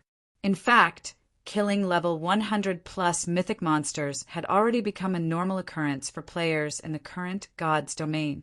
Hence, no one felt much awe toward Tier 4 NPCs anymore. They all thought that Tier 4 NPCs were no longer anything special. At most, they were just slightly stronger than mythic monsters and could play a relatively significant role only in small-scale battles, and not affect the big picture at all. However, after watching Craig, Midland's, and Versailles' performances, the various powers realized that they had been sorely mistaken, let alone being capable of affecting the big picture of God's domain. Everything below Tier 4 was basically an ant before Tier 4 NPCs. The number of Tier 3 players or monsters that Tier 4 NPCs had to face did not matter. They could easily annihilate their opponents with a single wave of their hands. Previously, many of the Eastern Continent's superpowers had felt gleeful over the fact that they had surpassed Zero Wing in the number of Tier 3 experts they possessed. In fact, their number of Tier 3 experts had grown so large that even Tier 3 personal guards would not be capable of stopping them. This was also why many superpowers had started having designs on Zero Wing's Stone Forest City. However, after Craig, Midland's, and Versailles' performances, these superpowers realized that their thoughts were laughable. Zero Wing's main force had disappeared. Zero Wing was no longer as strong as before. Zero Wing was merely relying on its past prestige to survive. It was only a matter of time before the various superpowers devoured Zero Wing completely. What a bunch of nonsense. Every one of these assumptions was outrageously mistaken. Meanwhile, inside the Dark World, a commotion was also sweeping through the entire Otherworld due to the foe Saint Army's defeat. Amazing! After this blow, the powers that are secretly taking action in the Dark World will have to think twice. Blue Rainbow balled her fists in excitement when she got to the end of her subordinate's report. Previously, although Dark Rhapsody had managed to develop rapidly due to its partnership with Zero Wing, the pressure the Dark World's various powers placed on Dark Rhapsody had also risen steadily. As a result, safeguarding the Dark World's teleportation gate became increasingly difficult. To make matters worse, World Domination had also pulled off a huge comeback, using some unknown method to raise the levels and strength of its guild members rapidly. It had also secretly allied with many of the Dark World's powers and incessantly ambushed Dark Rhapsody's members, inflicting significant losses on Dark Rhapsody. As a result, not only did Dark Rhapsody's influence in the Dark World not increase, but it was even decreasing with each passing day. Recently, the various rumors of Zero Wing's eventual downfall had even swayed the opinions of part of Dark Rhapsody's upper echelon, which, in turn, shattered the guild's unity. Those senior members all thought that Dark Rhapsody would only be doomed if it continued partnering with Zero Wing, and had suggested that the guild partner with World Domination instead. However, with the appearance of a Tier 4 personal guard in Zero Wing, who would dare continue opposing Dark Rhapsody's partnership with Zero Wing. Meanwhile, during the time Zero Wing's various partners were rejoicing, the war at Silverwing Town had also entered its final phase. With the foe Saint Army annihilated, thousands of Zero Wing members were currently helping the various independent players tally their contribution in the war with excited expressions on their faces. Although the faux saint monsters did not drop any loot, they granted a lot of EXP, easily 3 or 4 times more than ordinary monsters of the same rank and level. This was also one of the reasons why many players still chose to operate in the faux saint monsters territory instead of heading for safer locations. Operating within the faux saint monsters territory might be very dangerous, but with how much EXP these monsters granted, so long as one did not die, one's leveling speed would be at least 2 times faster than if one grinded elsewhere. After Silverwing Town successfully annihilated the faux saint army without sustaining any casualties, the EXP everyone got was through the roof. The Zero Wing members that had participated in this war had leveled up once on average, with the lower leveled members even gaining 2 levels through this war. Their leveling speed was simply unprecedented. At the same time, Silverwing Town's victory induced the players and adventure teams operating in the other guild towns established within the Orc Empire to make their way to Silverwing Town, all wishing to develop there. In fact, there were many Tier 3 experts seeking to join Zero Wing as well. This situation overjoyed Yulan and Melancholic Smile. Currently, what Zero Wing lacked the most were Tier 3 experts. Due to Zero Wing's main force member's absence and the fact that most level 100+ dungeons had a Tier 3 requirement for entry, Zero Wing had a very difficult time obtaining the rare materials available only in level 100+ dungeons. The guild could only purchase and trade for these materials. However, the various powers all considered these materials strategic resources and rarely ever chose to sell them. This, in turn, limited Zero Wing's production of level 100+ weapons and equipment. Read latest chapters at Wuxia World. Meanwhile, as Silverwing Town's players were celebrating their victory, Shifeng made his way back to Zero Wing's residence. He planned to log out of the game and get some rest. Previously, because he had killed another 8 faux Saint Devourers, he had gained another 8 soul marks. Although none of these soul marks contained a soul array like before, they had refreshed his brain and triggered extraordinary activity. This definitely wasn't normal for him, as he had been online for over 10 days already. He needed to log off to rest and inspect his body. While waiting for the 30-second log-out process to complete, Shifeng suddenly received a call request from Yulan. Guild leader Mythology's Feng Shirhan suddenly visited the main headquarters. Our people couldn't stop her and her entourage from entering the building at all. They're currently in the main lobby, and she says she wants to have a discussion with you. She says it is related to Zero Wing's future. Do you wish to meet her? Yulan asked anxiously. Looking for me? Shifeng was a little surprised by Yulan's words. Smiling, he continued, "This is interesting. Have someone lead them to the top-floor reception room. I'll head over immediately." Chapter 2676, Potential Elevated? Chapter 2676, Potential Elevated? Zero Wing's main headquarters. Shifeng's room. Along with the whoosh of high-pressure air escaping, the tightly shut lid of Shifeng's gaming cabin opened up. At the same time, the strip of warning lights along the edges of the cabin lit up crimson. Sure enough, when Shifeng climbed out of the gaming cabin and saw the cabin's console interface listing all sorts of warnings, he could not help a sigh of relief. Although he had anticipated that his abnormal brain activity came at a price of extraordinary energy consumption, he never thought that the consumption rate would increase to such an extent. Before the war with the faux Saint army began, his cabin's nutrient solution reserve and emergency energy solution reserves had still been at 30% capacity. Now, however, these solution reserves were dry. In preparation for emergencies, Shifeng had specifically outfitted his virtual gaming cabin with a special modification. Unlike the standard model, his cabin had an additional compartment that stored 20 bottles of energy solution, the effects of which rivaled those of A-rank nutrient fluids. These energy solutions would be used only when the normal nutrient solution couldn't sufficiently quickly provide him with the energy his body required. He had never thought that both his cabin's nutrient solution and emergency energy solution would be depleted. Not dwelling on the matter, Sherfong promptly made his way to the nearby fridge and consumed a life potion, just in case. During the battle at Silverwing Town, he had relied on Versailles to kill all 8 foe Saint Devourers.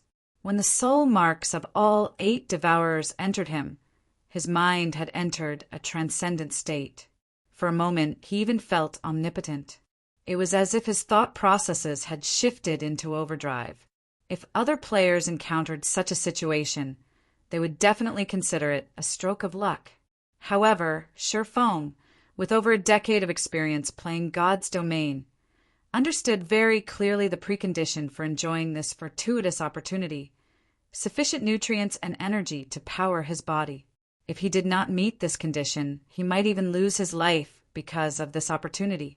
After consuming the life potion, the slight burning and ache in his brain started to ease gradually, the incessant stinging he felt fading. However, as time passed, his recovery rate was also clearly slowing down. It was obvious that just one life potion wouldn't let him recover all of the energy he had exhausted.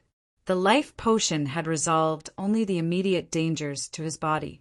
Although he currently looked fine, in reality, both his mind and body were still starving. Sure enough, not having enough S-rank nutrient fluids and life potions is very troublesome. Sherfong rubbed his temple in frustration. Although he had resolved his current problems, if he continued developing at this rate, the burden on his body would keep increasing. And to cope with this burden, he would need more S-rank nutrient fluids or life potions. Moreover, due to the incident this time, many of Zero Wing's members would most likely require the help of S-rank nutrient fluids or even life potions to recover as well. If Zero Wing could not acquire enough of these energy solutions, the guild would have its development speed restricted and its growth potential reduced. For the current Zero Wing, credits were no longer a problem. After all, Zero Wing had partnered with quite a few superpowers. The guild could exchange coins or other in-game resources for credits with these superpowers. This was also the reason why Zero Wing did not face any financial problems now. However, S-rank nutrient fluids and life potions were a different story. As far as Sherfong knew, only a limited number of S-rank nutrient fluids were sold every year, and the various international corporations monopolized over 80% of these S-rank nutrient fluids. Only a small number was actually sold to the public. This was why S-rank nutrient fluids sold at astronomical prices and were incredibly difficult to obtain. Sherfong did not feel particularly surprised by this situation.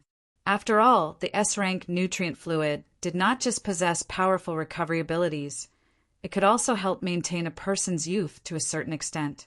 Meanwhile, youth was priceless. As for the life potion, it was a new solution the Green God Company recently created. Not only was its value far above that of the S-rank nutrient fluid, but it was also much rarer. Despite S-rank nutrient fluid being rare, it was still possible for people without connections, like Sherfong, to obtain some from time to time. However, the life potion was not available to the public at all.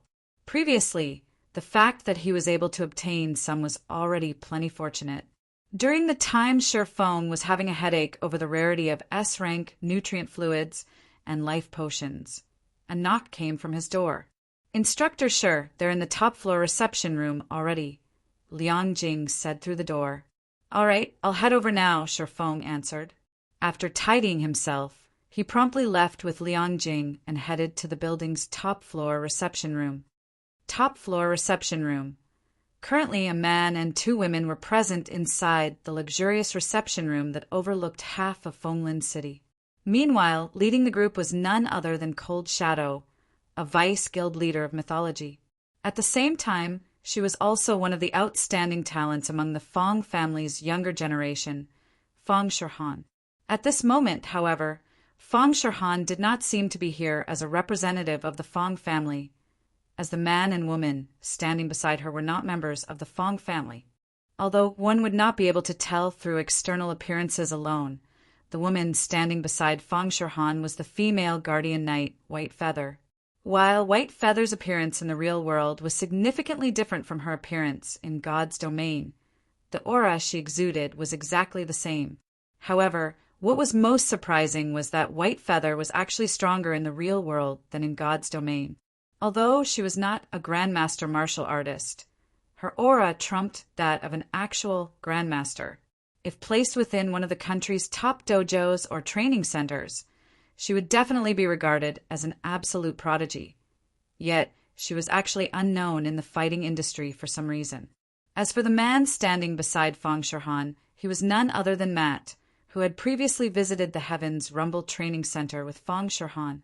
Based on his aura, he was much stronger than before. Read latest chapters at Wuxia World. EU. When Shifeng entered the room, the gazes of the trio promptly fell on him. Fang Shirhan, in particular, looked at Shifeng as if she was appraising an item rather than a person. Miss Fang, long time no see. May I know what business you have with me to seek me out so urgently? Shifeng asked, going straight to the point. Previously, after he had displayed his strength as a grandmaster martial artist and suppressed Matt, both the Fang family and mythology had dropped all contact with Zero Wing in the real world. However, he also understood that this period of peace merely meant that his enemies were secretly making preparations for the next attack. After all, even an expert like Matt was merely an excellent disciple of mythology, not one of the guild's big shots or top-ranking experts. Otherwise, Matt wouldn't have listened to Fang Shirhan's orders so obediently. Instructor Shir, no. I suppose I should address you as Guild Leader Black Flame. May I know if I am correct? Fang Shirhan asked, a faint smile appearing on her face as she gazed at Shifeng. Chapter 2677, Identity Exposed? Chapter 2677, Identity Exposed? When Fang Shirhan finished speaking, a moment of silence enveloped the entire room. Black Flame. He's that Black Flame. Standing behind Fang Shirhan, Matt and White Feather gaped at Shifeng in incredulity. By this time, there was most likely nobody among the superpowers that did not know the name Black Flame. In fact, this name was even feared among them. After all, Black Flame's individual strength was simply too astonishing. He had relied on his own strength to develop Zero Wing to its current scale, a feat that had already become a legend on the Eastern continent, which made him an existence that countless players looked up to and worshipped. However, Black Flame's identity was incredibly mysterious. Even now, nobody knew Black Flame's true identity in the real world. Many powers and players suspected that Black Flame possessed an incredibly powerful origin and that the power behind him was even more mysterious. Some people even believed that, despite Black Flame's in-game appearance, his actual age exceeded 35 already. He definitely wasn't as young as he looked in the game. After all, it was possible for players to adjust their appearances when creating their game characters in God's domain. It wasn't strange for someone to look a decade or two younger. However, Fang Shirhan was saying that Shifeng, someone who was still in his early 20s, was the legendary guild leader of Zero Wing Black Flame. This was incredible. Meanwhile, when Liang Jing, beside Shifeng, heard Fang Shirhan's words, she couldn't help tensing up inwardly.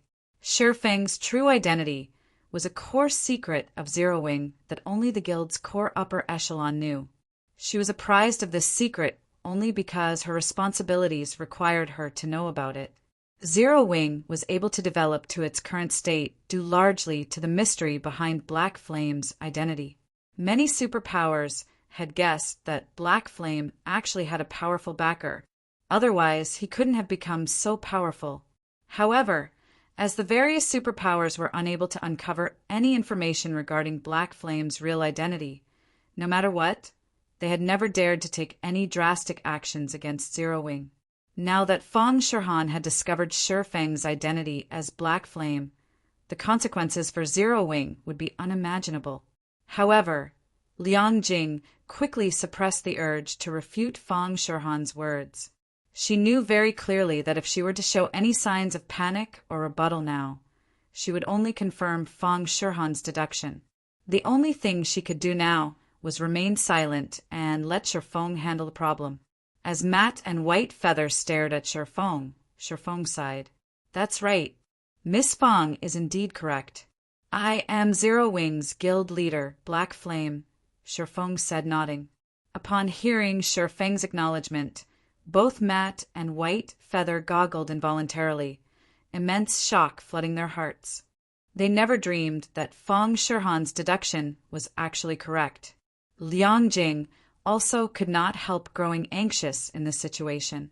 She hadn't thought that Shifeng would come clean without hesitation. This was simply insane. You're actually not even going to try to refute me. Fang Shihan was a little surprised at Shifeng's response. In her opinion, Black Flame's identity was pivotal to Zero Wing's development. The situation inside God's domain aside, just the various superpowers and corporations keeping a close eye on Zero Wing in the real world would be more than enough to land the guild in serious trouble. After all, with Black Flame's identity exposed, the various superpowers and corporations would no longer fear Zero Wing. I doubt it would matter even if I tried to refute you. After all, I suddenly got stuck inside my virtual gaming cabin and lost contact with the outside world for so many days. With you constantly probing the situation inside Zero Wing's main headquarters, it'd be difficult for me to avoid suspicion, Shifeng said. Ever since he left the space-time maze, he had a feeling that his identity as Black Flame had already been exposed. After all, many of Zero Wing's matters in the real world required his, or to be precise, Shifeng's approval and input to proceed. Be it in God's domain or the real world, Zero Wing's management had fallen into a state where it lacked a unified command with both Shifeng and Black Flame unavailable. It was very easy for others to suspect his identity in such a situation. As expected of guild leader Black Flame, you were able to guess immediately why I suspected you to be Black Flame, Fang Shihan said, smiling. Truthfully, if not for the unexpected incident this time, I would have difficulty confirming your Black Flame. After all, who would ever think that an unknown young man who just graduated from university recently and never received the standardized training of a superpower is actually an expert ranked within the top 30 of the God's Domain experts list? In God's Domain, any expert capable of ranking within the top 30 of the God's Domain experts list either came from a superpower or was an expert that had mingled in the virtual gaming world for several decades already. As for the young experts that were currently shining in God's domain, while their talent was part of the reason why they had managed to achieve their current success, a larger part of the reason was their powerful backers. Otherwise, how would they obtain the large amount of resources and training they needed to grow? However, what about Shifeng? Despite his youth and lack of backing, he had managed to climb his way into the top 30 of the God's Domain experts list. In fact, he might have entered the top 10 already. Who could possibly believe this? Matt and White Feather fell into deep thought, pondering the situation. If not for their great trust in Fang Shihan and their knowledge of Fang Shihan's personality and how she wouldn't do anything that was unlikely to succeed, they wouldn't have dared believe that Shifeng was actually Black Flame. This was especially true for White Feather, who had personally witnessed Black Flame's strength before. After watching Black Flame fight, White Feather was certain that he wasn't some virtual gaming greenhorn. The ferocity and decisiveness that he had displayed in his actions, as well as his wealth of combat experience, was something not even she, someone who had been with mythology for more than a decade, could achieve. However, she was now hearing that an unknown, fresh university graduate was behind the character of Black Flame. Miss Fang, you aren't here for only a small matter as verifying my identity, right? Shifeng asked calmly as he looked at Fang Shihan, who had a slightly excited expression on her face.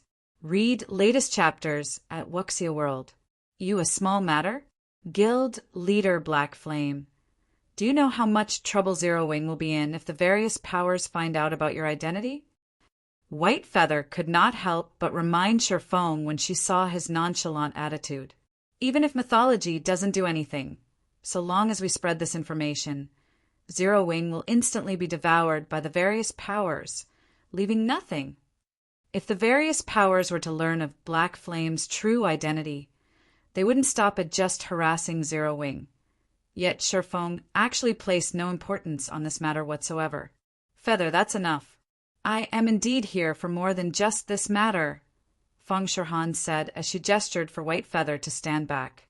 She then turned to Shifeng and continued, "Since you are being so straightforward, I'll just go straight to the point, Guild Leader Black Flame. By this time, I'm afraid I'm not the only person to have realized your identity. I believe it won't be long before this piece of information spreads to the various powers as well. When that happens, I'm sure you know what kind of outcome awaits Zero Wing." "What are you trying to say, then?" Shifeng asked, a smile forming on his face. "Stone Forest City, and the method to grasp the spiritualization realm."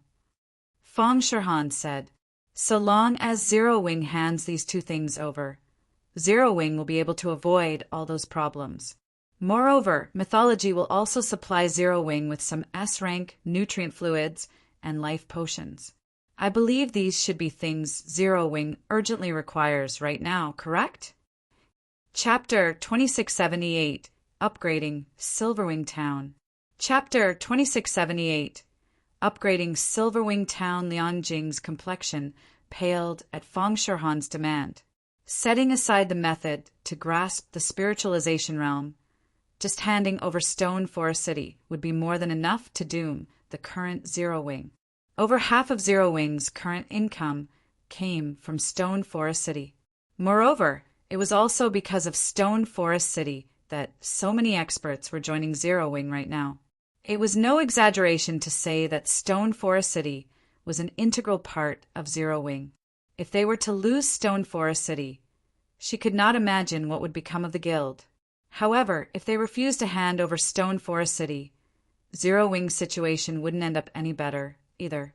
While Zero Wing might not face any problems in God's domain, it would be a piece of cake for others to ruin Zero Wing's operations in Fenglin City from the shadows. Guild Leader Black Flame, I know this isn't an easy choice to make, but if Zero Wing lacks a sufficient number of S-rank nutrient fluids and life potions, wouldn't it be difficult for the guild to develop further?" Feng Shirhan said, smiling. "I believe you, as a Grandmaster martial artist, should know this very clearly. God's Domain was different from other virtual reality games. The game helped its players develop their minds to extraordinary standards, particularly when players raised their tiers and they received huge boosts to their brain activity. This discovery had spurred excitement in many people. However, in exchange for this boost in brain activity, the energy players needed to sustain their minds and bodies also increased significantly.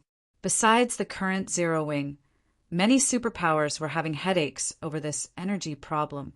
Meanwhile, as a result of this situation, S-rank nutrient fluids and life potions had become extremely rare on the market. It might have been fine if the volume required wasn't particularly high. It was still possible to purchase some of these energy solutions, so long as one was willing to pay more credits. However, after the required volume reached a certain point, one wouldn't be able to purchase these energy solutions even if one had the money to do so. You're right. S-rank nutrient fluids and life potions are indeed the things Zero Wing currently requires the most. In fact, this problem is even more troublesome than the harassment of outside parties, Shifeng said, nodding in agreement. After Shifeng became a neutralizing grandmaster, even S-rank nutrient fluids were somewhat insufficient to maintain his body and mind at peak condition. Only life potions met his needs. There wouldn't have been a problem if he was the only person who required these high-quality energy solutions. However, if he wanted the other members of Zero Wing to improve themselves further and have a greater chance of reaching higher tiers, then they definitely could not lack a supply of S-rank nutrient fluids. If Zero Wing could not secure a large supply of S-rank nutrient fluids and life potions within a short period, even if the various superpowers did not secretly harass Zero Wing, It was only a matter of time before they surpassed Zero Wing. Guild leader Liang Jing was startled when she heard Shifeng's words. Stone Forest City was currently one of the few guild cities established in a level 100 neutral map. If Shifeng were really to hand over Stone Forest City, Zero Wing would suffer immense losses in God's domain. At that time, the leveling speed of Zero Wing's guild members would plummet. In regard to this situation, both Matt and White Feather smiled. At least this kid is mindful of the situation. If he decides to sell Stone Forest City and the secrets of the spiritualization realm now, he can earn some money for them. If he waits until the various superpowers know his secret, nobody will want them even if he decides to sell them, Matt whispered. A neutralizing Grandmaster would indeed be considered an absolute powerhouse in Fenglin City. However, experts of such caliber were only useful as a deterrent against ordinary powers, not against powerful major corporations. Not to mention, without sufficient S-rank nutrient fluids and life potions, Zero Wing's peak experts would have difficulty further developing themselves. After all, a lot of energy was required to maintain the accelerated brain activity of peak experts, energy that A-rank nutrient fluids couldn't provide. Hence, the various superpowers contested hotly for S-rank nutrient fluids and life potions, driving up the rarity of these solutions. If you have already made your decision, we can immediately close a contract, Guild Leader Black Flame, Feng Shirhan said, smiling. No, a contract won't be necessary, Shifeng said, shaking his head.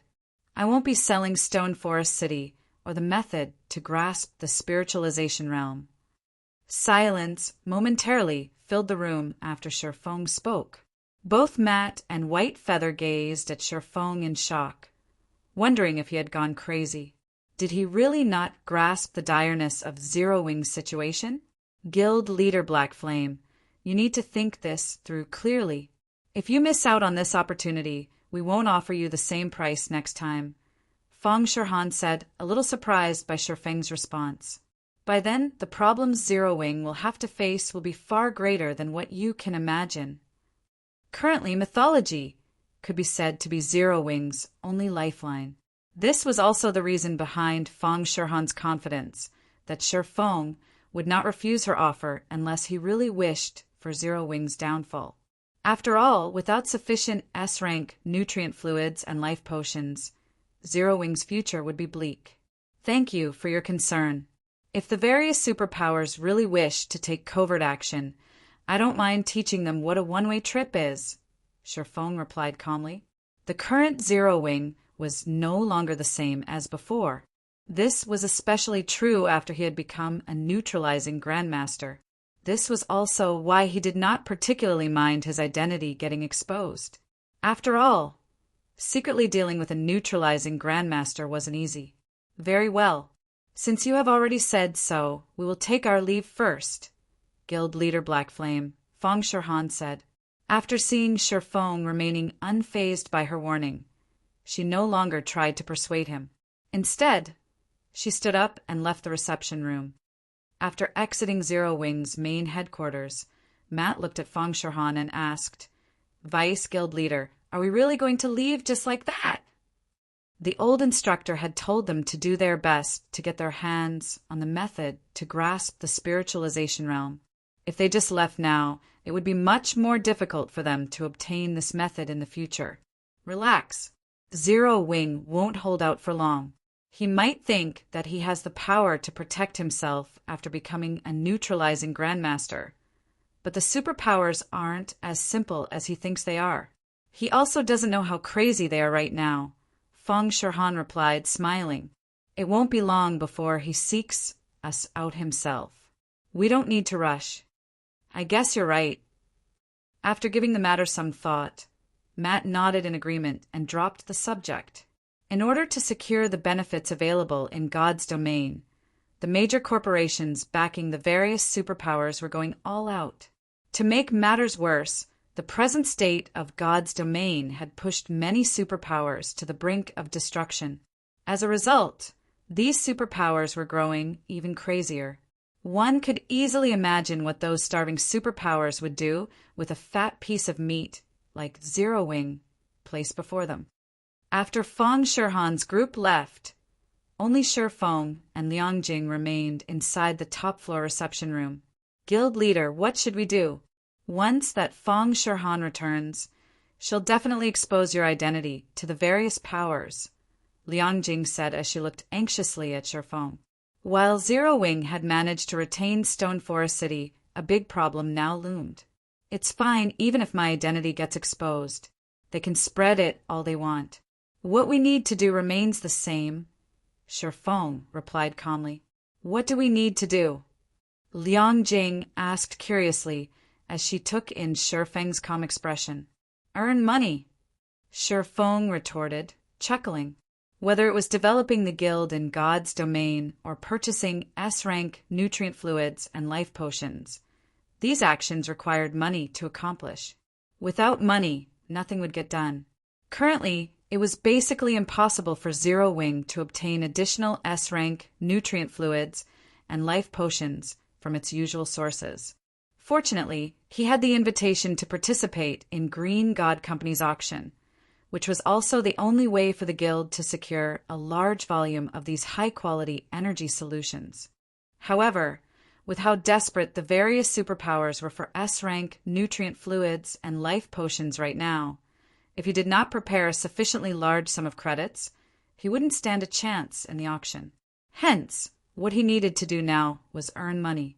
Read latest chapters at Wuxia World. You earn money.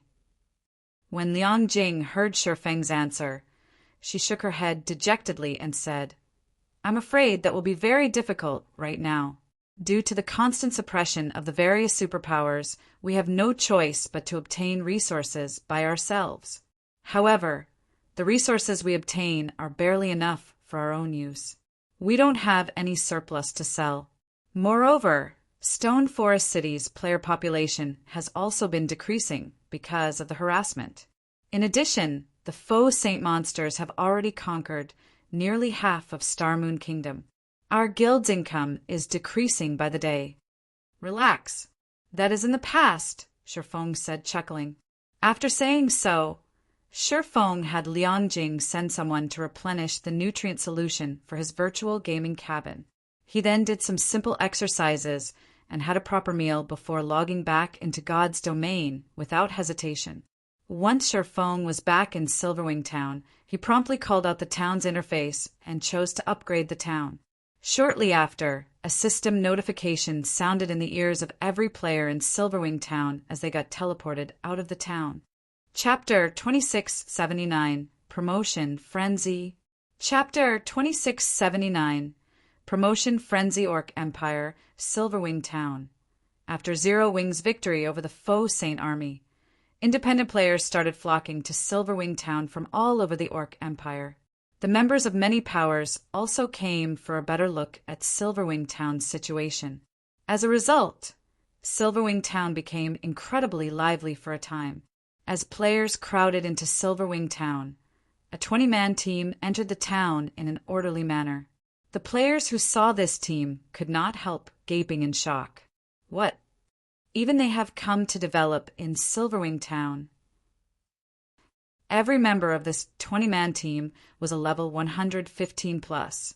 Tier 3 expert, geared in dazzling equipment. Even the weakest piece of equipment they sported was at level 110, fine gold rank. The two people walking in the lead were even geared in level 100 plus epic equipment. This was an incredibly rare sight even among the various superpowers experts.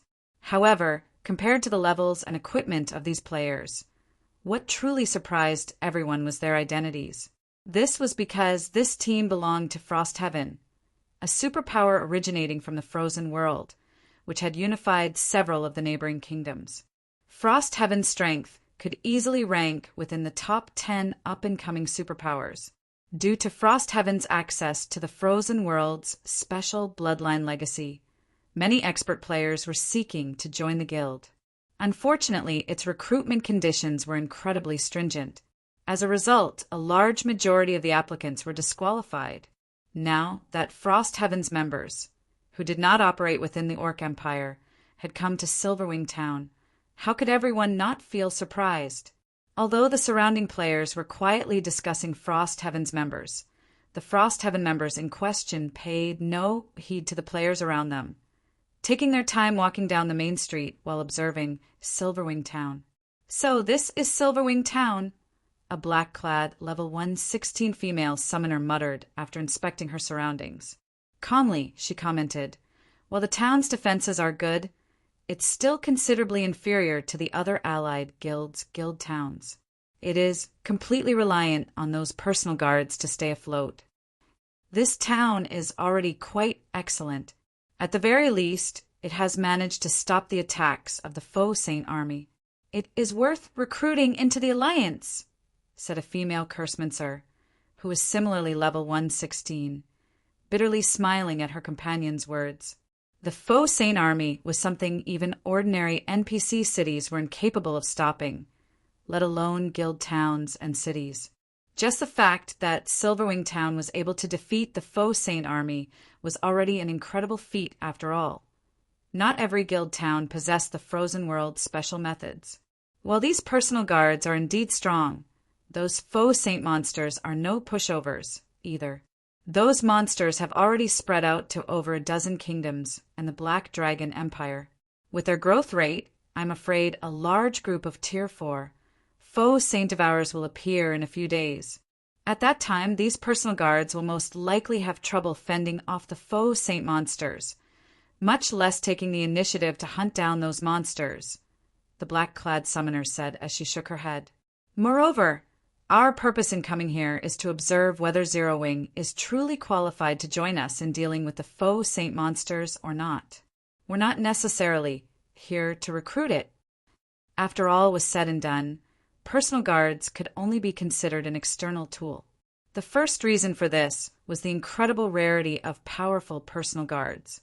The second reason was the difficulty of resurrecting fallen NPCs. Currently, Silverwing Town might have a lot of players, but the town's Tier 3 player population was pitifully low. I guess you're right. Zero Wing might seem to be flourishing right now, but it is actually in a very precarious situation. The guild simply doesn't know that Saint's Hand has already partnered with many superpowers. Even if the faux Saint monsters don't take action against Zero Wing, Saint's Hand can simply supply the various superpowers with the necessary support tools to thrive in the faux Saint monsters' territory, and in return, the various superpowers will do their best to suppress Zero Wing's members. If Zero Wing does not possess enough players to fight for it, it can only hole up in its guild town and rely on the protection of its personal guards, unable to do anything more, the black-clad cursemancer said, nodding in agreement after giving the matter some thought. Just like the summoner had said, a guild that could only defend and not retaliate did indeed lack the qualifications to join their alliance and become their partner.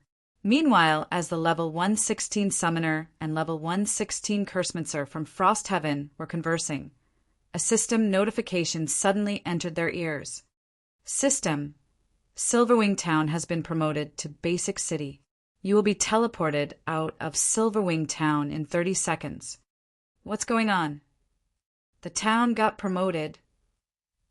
The system notification stunned the players in Silverwing Town, their minds falling into a daze for quite some time as they stared at their notification windows.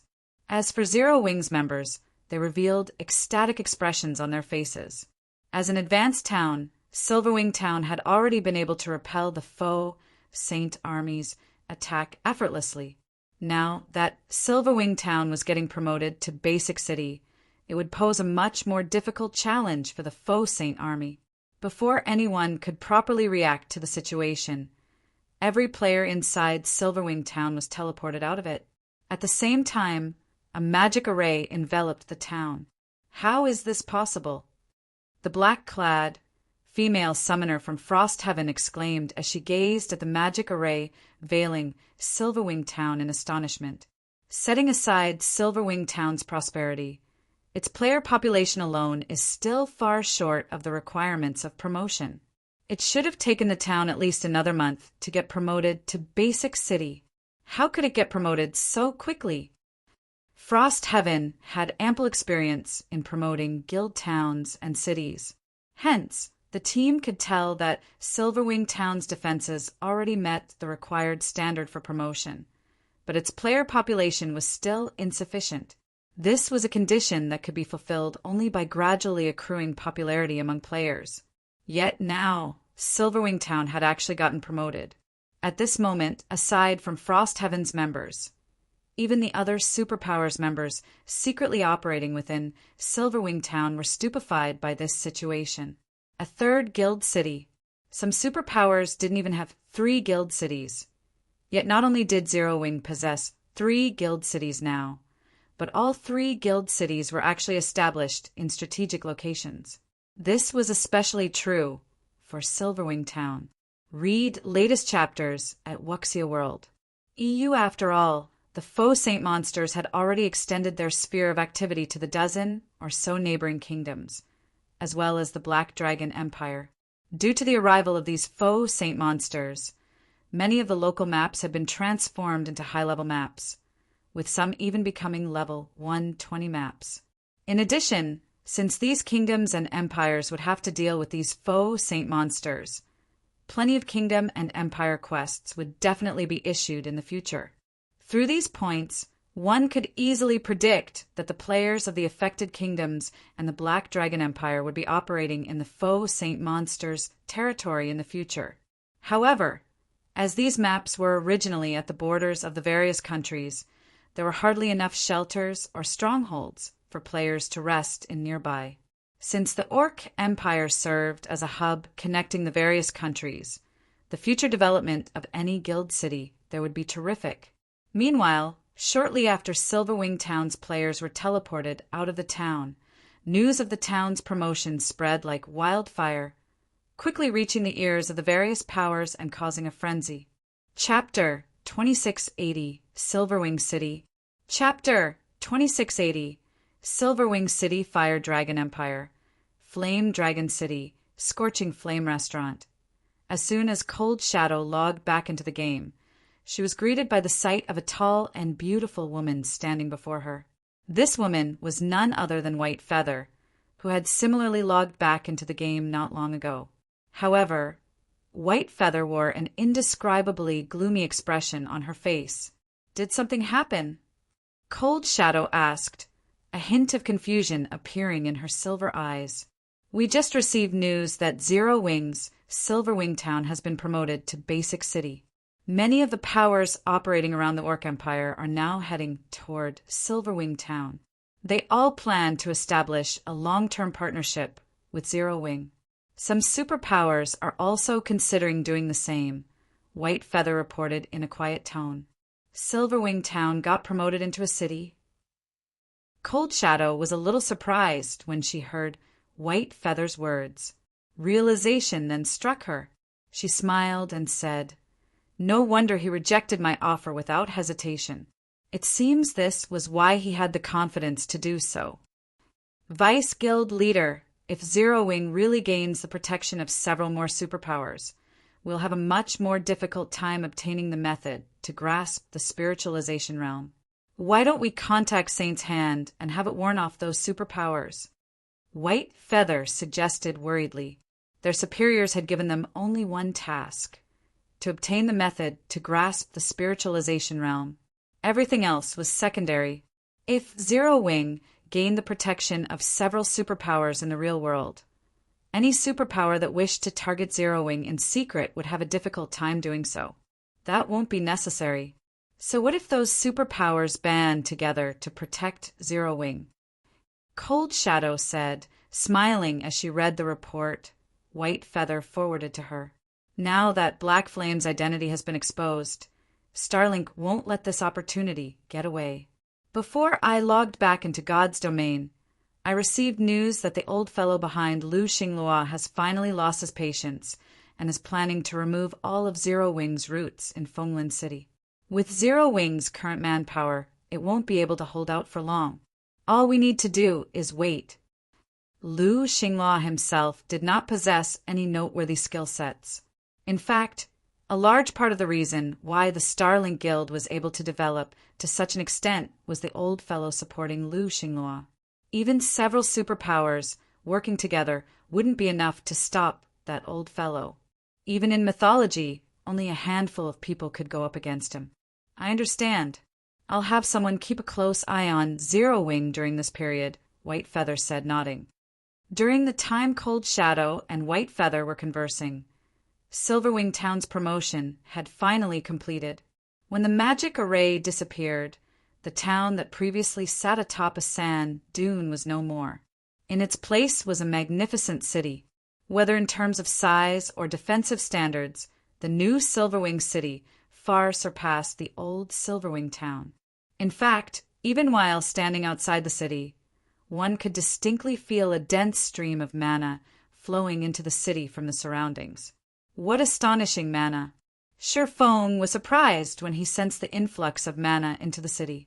Upon Silverwing Town's promotion to Silverwing City, its core magic array had received a significant improvement. Due to that, as well as the city's 5 magic towers, Silverwing City could practically rival Stone Forest City in mana density.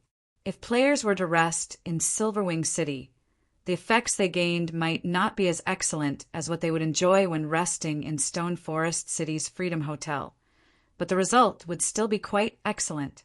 It definitely wouldn't be an exaggeration to call Silverwing City a sacred land for players to rest in.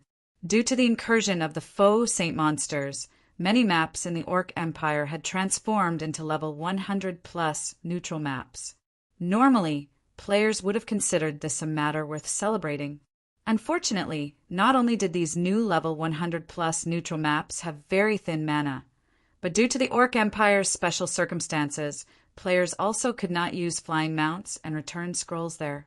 Moreover, there were still the corrosive foreign energies present in all neutral maps. As a result, most players were leery of operating in these newly created neutral maps. However, the appearance of Silverwing City in the Orc Empire could resolve many of these problems. At the very least, players would no longer have to travel to a distant NPC city to recover. In fact, players would enjoy a much faster recovery rate when resting in Silverwing City than in NPC cities.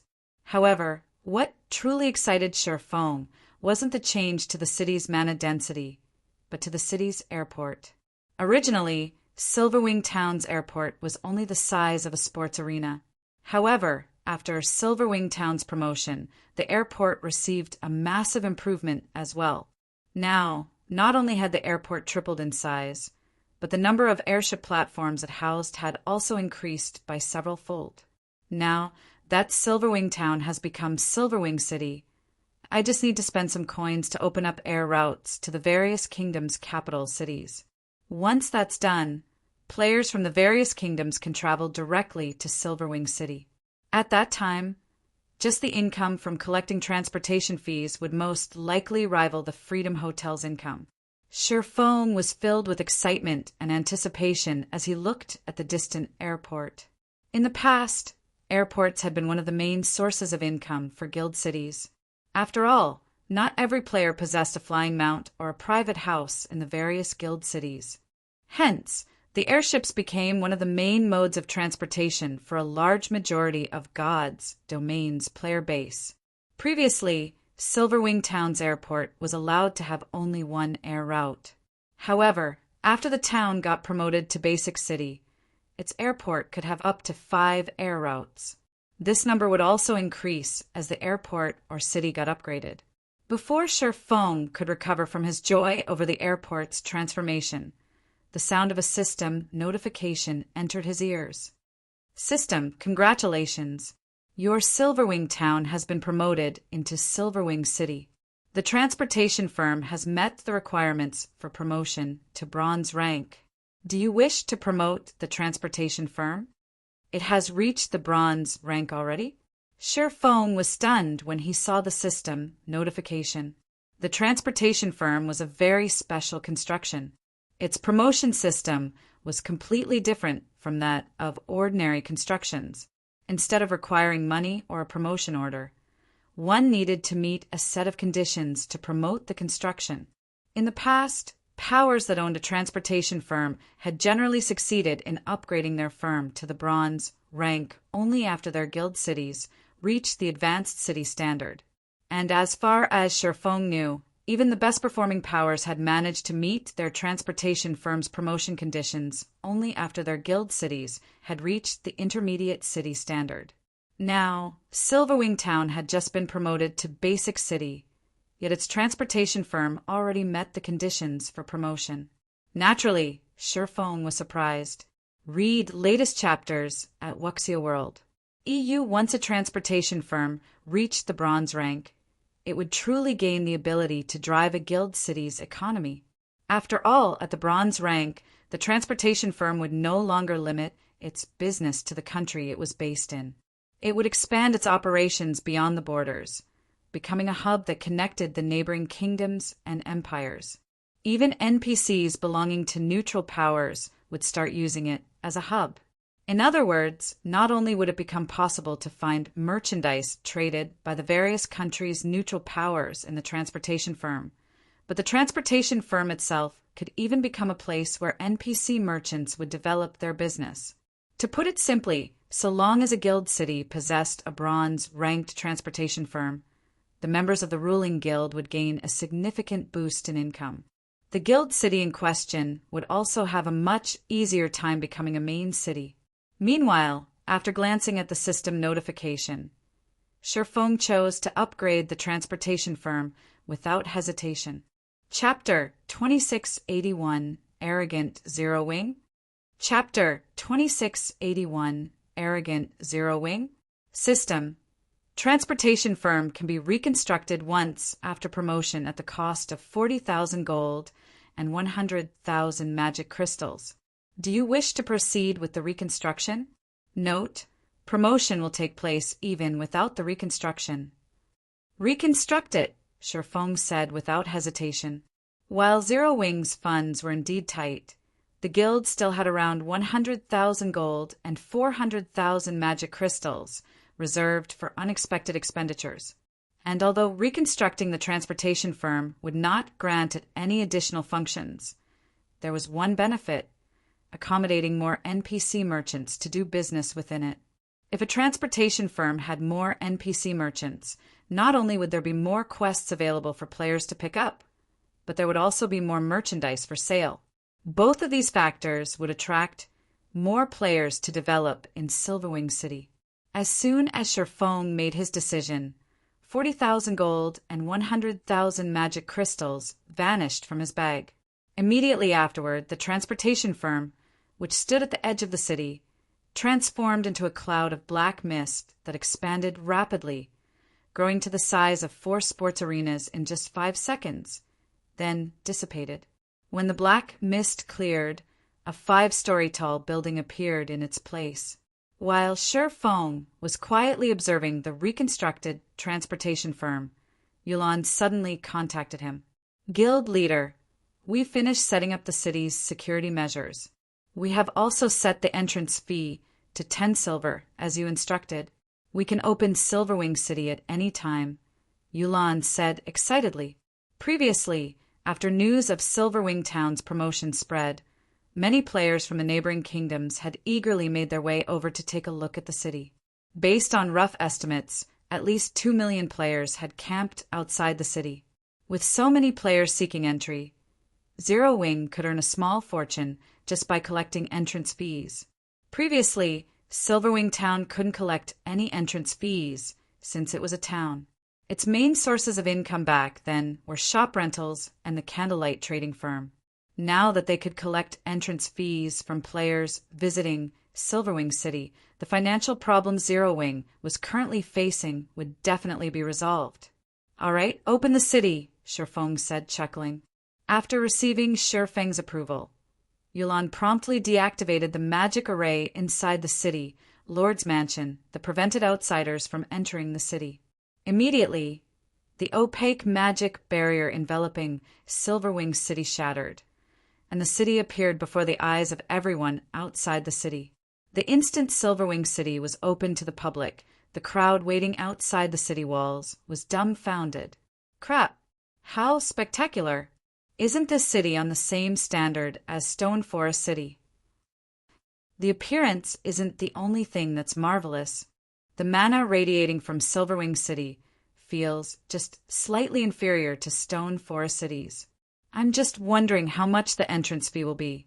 If it's too expensive, ordinary players like ourselves will have a difficult time developing in Silverwing City.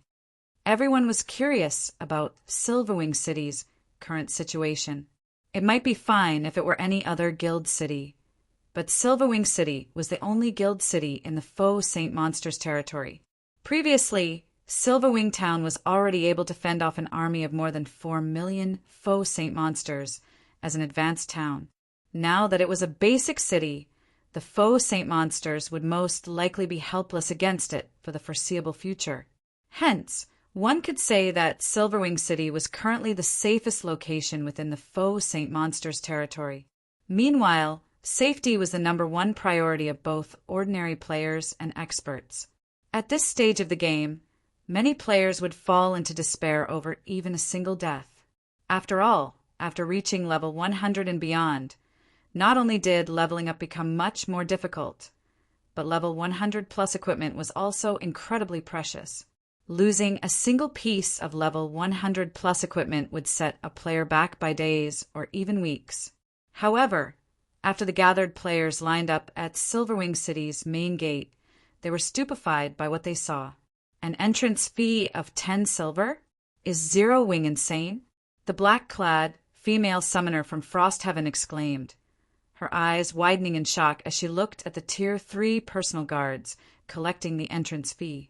Currently, guild cities located in neutral maps generally charged players an entrance fee of only 2 silver. While it was reasonable for Silverwing City's entrance fee to be a little more expensive, as it was the only guild city in the Faux Saint Monsters territory, a 10 silver entrance fee was 5 times the going rate. Moreover, the map Silverwing City sat on was not very high-leveled. Even after the transformation due to the Faux Saint Monsters, the map had only been upgraded into a level 80 neutral map, not a level 100 plus neutral map. If players wished to head to level 100 plus neutral maps to grind, they would still need to travel quite a distance. Hence, Silverwing City could, at best, be considered a transit station and resting place. Players didn't need to stop by the city to grind in the Orc Empire's level 100 plus maps. The female summoner from Frost Heaven wasn't the only person stunned by Silverwing City's exorbitant entrance fee.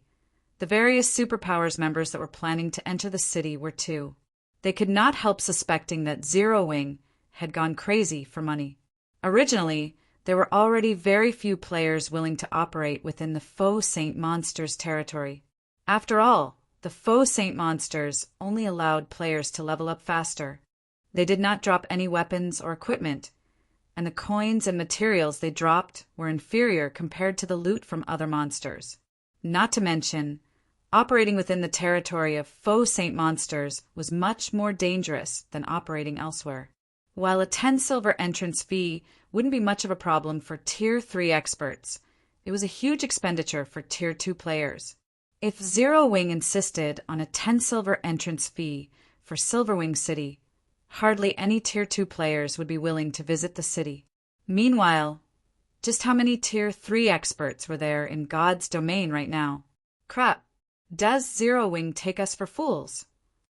Zero Wing really has gotten arrogant. A 10 silver entrance fee? Does Zero Wing really think we need to develop in the Orc Empire? A large number of Tier 2 players complained about Silverwing City's entrance fee, some even ranting in rage. Previously, they could continue operating within the Faux Saint Monsters territory only because it did not cost any money to enter Silverwing Town. By collecting a 10 silver entrance fee now, Zero Wing was basically chasing Tier 2 players like themselves away from Silverwing City. In the meantime, a heavy atmosphere shrouded a 1,000-man team standing some distance away from Silverwing City's main gate. Vice Commander, an entrance fee of 10 silver is simply too much. If we have to pay such a fee, after deducting all our daily expenses, our Tier 2 brothers will earn almost nothing. I suggest we head somewhere else to develop. It is simply impossible for us to continue developing in Silverwing City, a level 107, Tier 2 Berserker said as he looked at Solid Wind. I truly did not think that Zero Wing would be so ruthless. We should have followed suit with the other adventure teams and headed to one of the kingdoms or the Dark Knight Empire to develop, a level 113, Tier 3 male elementalist grumbled. Wind, this price is indeed too high. We can't afford it in the long term. Why don't we head to the Dark Knight Empire and take a look there? I heard that there are guild cities established in level 100 plus neutral maps there as well. Moreover, those cities are also collecting a 10 silver entrance fee, Crazed Bull suggested. Read latest chapters at Wuxia World. Many other members of the Blood Pact adventure team nodded their heads in agreement. Compared to paying 10 silver to Zero Wing for no good reason, it would be much better to spend that 10 silver in a guild city located in a level 100 neutral map. They would definitely gain a much better harvest there than in the Orc Empire. All right then. However, we still have some quests we need to turn in, Solid Wind said, sighing. Bull, you and a few others will follow me inside. Everyone else, wait outside. The other Blood Pact members nodded in acknowledgement of Solid Wind's instructions. Aside from Blood Pact, the other adventure teams made similar decisions, delegating the submission of their completed quests in the city to a handful of Tier 3 experts, while planning to leave the Orc Empire entirely or head to one of the guild towns to continue developing within the Empire. Following which, despite the large number of players gathered outside Silverwing City, only a small number of Tier 3 experts actually entered the city. Chapter 2682, Madness-Inducing Silverwing City. Chapter 2682, Madness-Inducing Silverwing City, as the various powers and adventure teams, Tier 3 experts, entered Silverwing City. The relatively empty streets of the city grew crowded. Sure enough, the city became much bigger after getting promoted. The density of the ambient mana also increased by a lot. It's a pity that the entrance fee is too high. If it were 5 silver instead, the neighboring kingdom's players would most likely pour in. Crazed Bull sighed as he looked at the streets teeming with NPCs. If possible, he really wished to continue his development in Silverwing City.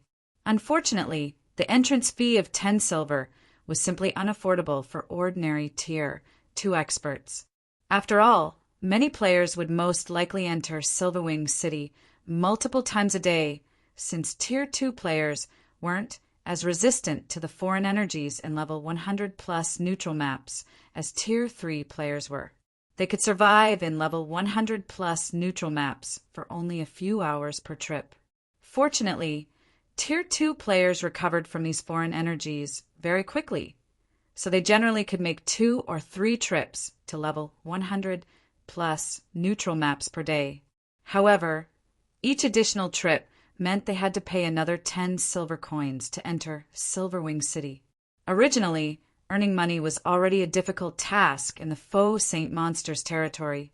Paying an additional 20 or 30 silver per day would be onerous on Tier 2 players' finances. After all, Tier 2 players had plenty of other expenditures they needed to cover: training, repair fees, lodgings, food, and beverages. Moreover, if a Tier 2 player wished to reach Tier 3, they needed excellent equipment and powerful Tier 2 skills and spells. In order to earn money, some Tier 2 players would even invest a significant portion of their time grinding for materials in lower-leveled maps, which, in turn, caused their levels to lag. Currently, only Tier 3 experts could afford Silverwing City's 10 silver entrance fee. However, how rare were Tier 3 experts? Not to mention, with the abilities of Tier 3 experts, they had their choice of leveling grounds. They didn't need to remain in the Orc Empire. The other Tier 3 experts of Blood Pact bobbed their heads in agreement with Crazed Bull's words. They felt that Zero Wing was basically chasing away players from Silverwing City. With this, the several guild towns established in the Orc Empire would flourish, while Zero Wing would have only an empty guild city. After conversing for some time, Blood Pack's members made their way to the transportation firm to turn in their completed quests. However, Crazed Bull and the others were stunned to see the massive transportation firm, which could easily fit 4 sports arenas. What's going on? What did Zero Wing do? The current transportation firm was on a completely different level than the one before. There was also an unbelievably large number of NPCs entering and leaving the building. Previously, there would usually be only a few dozen NPCs entering and leaving the building at any time. Now, however, not only had this number increased beyond 200, but many of these NPCs were even nobles or people of neutral races. This was a rare sight. Before Crazed Bull and the others could react to the situation, several teams of Tier 3 experts walked out of the transportation firm one after another, every player on these teams wearing ecstatic looks on their faces. Moreover, every one of these teams had either a luxuriously dressed NPC noble or a neutral NPC following behind them. It was obvious that these teams had picked up a quest commissioned by these NPCs. Am I dreaming? Why are there so many quests from NPC nobles and neutral NPCs? Crazed Bull rubbed his eyes in doubt at the scene before him. Normally, a quest commissioned by an NPC noble or a neutral NPC would appear in the transportation firm only once a day or every few days. Meanwhile, every one of these quests could spark a frenzy among the various top adventure teams and large guilds. The reason for this was the minimum difficulty rating for these quests, which was 3-star advanced. Not only could players obtain a large amount of coins and contribution points by completing these quests, but they also had a fixed chance of receiving level 100 plus, top-tier weapons and equipment or Tier 3 skill and spell books. Moreover, even if players weren't lucky and didn't get any of these bonus items, the monetary reward would be enough for players to purchase a piece of relatively good level 100 plus equipment for themselves. Hence, many adventure teams secretly fought over these quests. Now, however, multiple teams had actually managed to pick up such a quest. Crazed Bull couldn't believe his eyes. Quick, we need to hurry inside and take a look. Solid Wind barked after snapping out of her daze. Upon hearing Solid Wind's words, the other Blood-Pact members nodded and charged into the building. They wanted to know what exactly had happened to the transportation firm for there to be so many 3-star advanced quests. When Solid Wind and the others entered the transportation firm, they were stupefied at the scene before them. Inside the transportation firm's spacious lobby, long queues of NPC merchants snaked in front of the reception desks. At a glance, these NPCs easily numbered more than 5,000. Moreover, many of these NPCs were even NPC nobles and neutral NPCs. The gigantic, translucent quest crystal hovering in the center of the lobby actually displayed numerous 3-star advanced quests. The top few entries of the list were even 4-star quests, something they had never seen before. Delivery to the Black Dragon Empire's border fortress Fret. Difficulty 4-star. Requirement Tier 3. Team must have at least one person that has completed 10 3-star advanced quests and 20 3-star quests. All other members must have completed at least 10 3-star quests. Remuneration 50 gold and 3,000 contribution points. Additional rewards unknown. Recruiting 50 people. Delivery to the neutral zone, Silent City. Difficulty 4-star. Requirement Tier 3.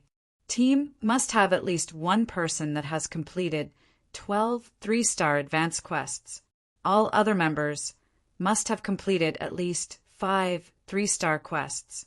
Remuneration 60 gold, 2,000 contribution points, and an elf's gift. 15% chance to obtain a dark gold item of the same level. 25% chance to obtain a fine gold item of the same level. Recruiting 100 people.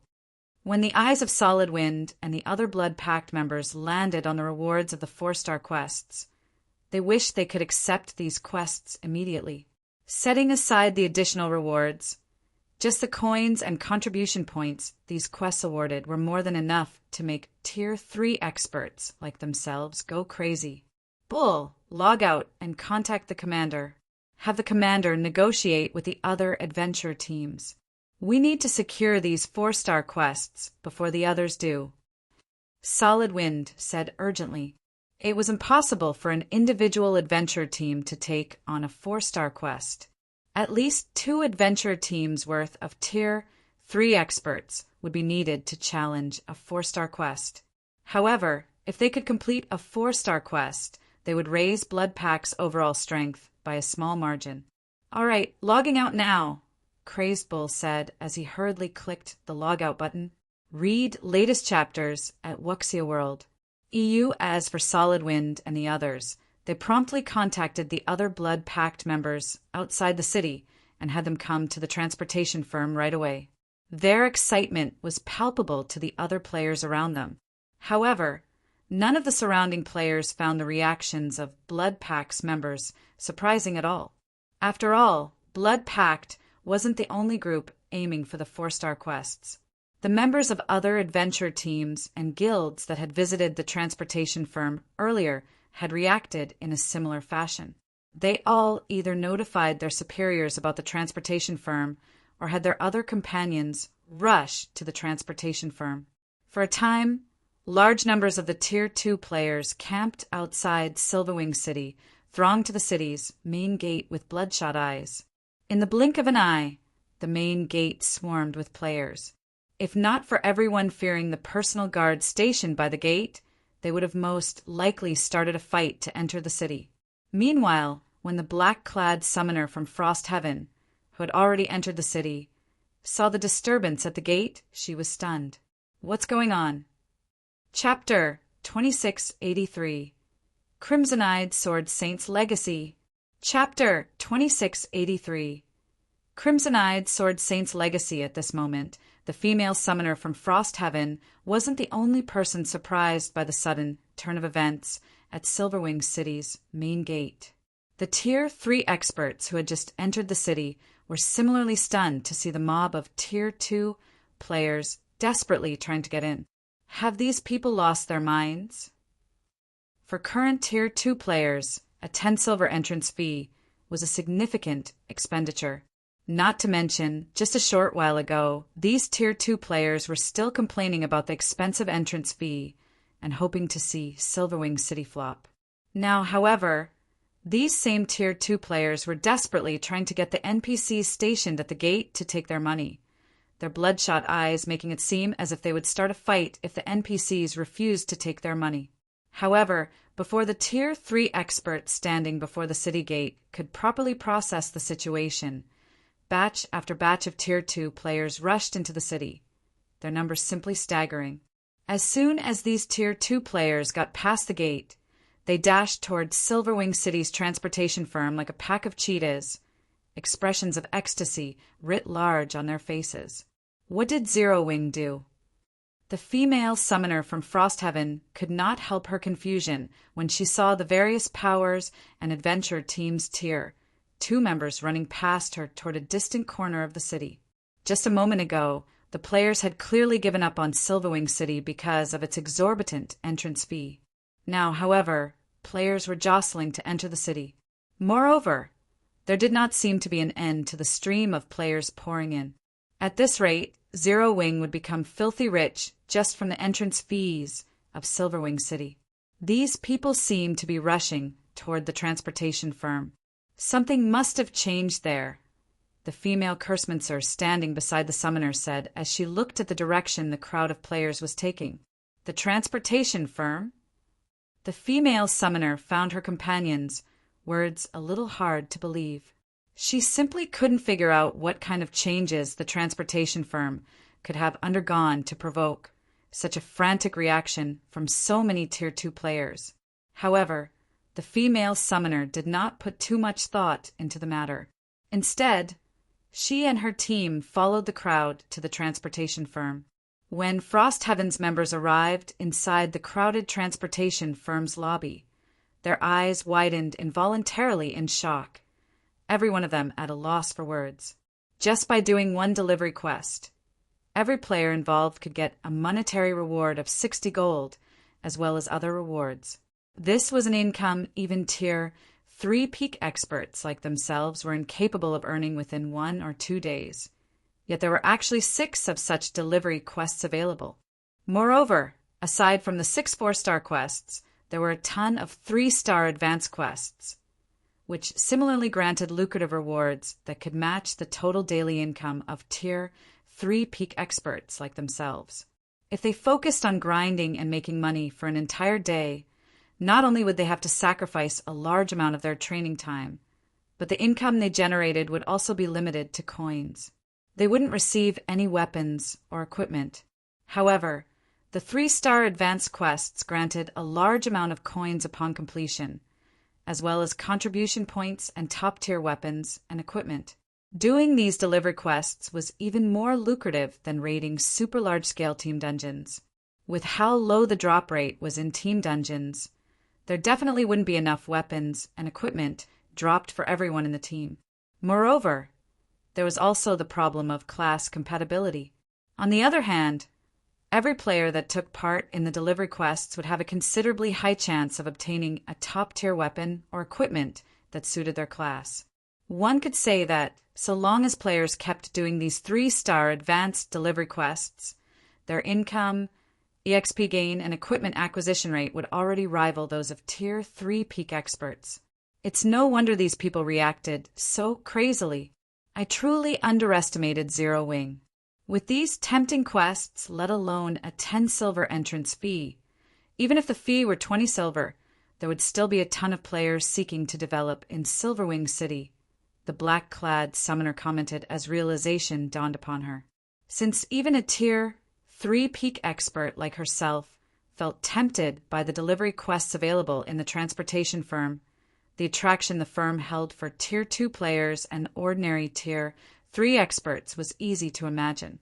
Mushin, I just relayed this information to the guild leader. The guild leader says we can proceed with the partnership, the female Kursmancer said. Isn't the guild leader being too hasty? Although the transportation firm's quests and Silverwing City's defenses will ensure the city's future as the trade hub of the Orc Empire and the neighboring kingdoms, it still won't be easy for Zero Wing to take the initiative to strike back at the faux Saint Monsters. Zero Wing won't be of any help to our alliance at all. At best, we can only use its Silverwing City as a resting spot, the female summoner named Mushin said, frowning. Zero Wing's transportation firm was indeed amazing, but the alliance Frostheaven formed was no ordinary existence, either. Anyone who became a member of the alliance would gain benefits beyond what they could normally get from partnering with ordinary superpowers. This was also why she and her team had come to observe Zero Wing and verify its qualifications. Are we still going, then? The female Kursmancer asked as she looked at Mushin. Aside from being a domain realm expert and a vice guild leader of Frosthaven, Mushin was also the heiress of the Boulder Corporation, a top-ranking international corporation that stood above even the Starline Corporation. Since the Boulder Corporation supplied more than half of Frosthaven's resources, Mushin's standing in the guild was not at all lower than the guild leader's. Hence, the guild leader had to take Mushin's opinion into heavy consideration on important matters. Since the guild leader has already said so, let's go take a look first. If Zero Wing really has the potential and strength to fight the faux Saint Monsters, letting it join the alliance isn't exactly impossible, Mushin said after giving the matter some thought. However, if I find Zero Wing wanting, then we'll have to choose another target to recruit. I'll get in touch with Zero Wing now then, the female Kursmancer said with a sigh of relief at Mushin's answer. In her opinion, Silverwing City's potential was truly massive.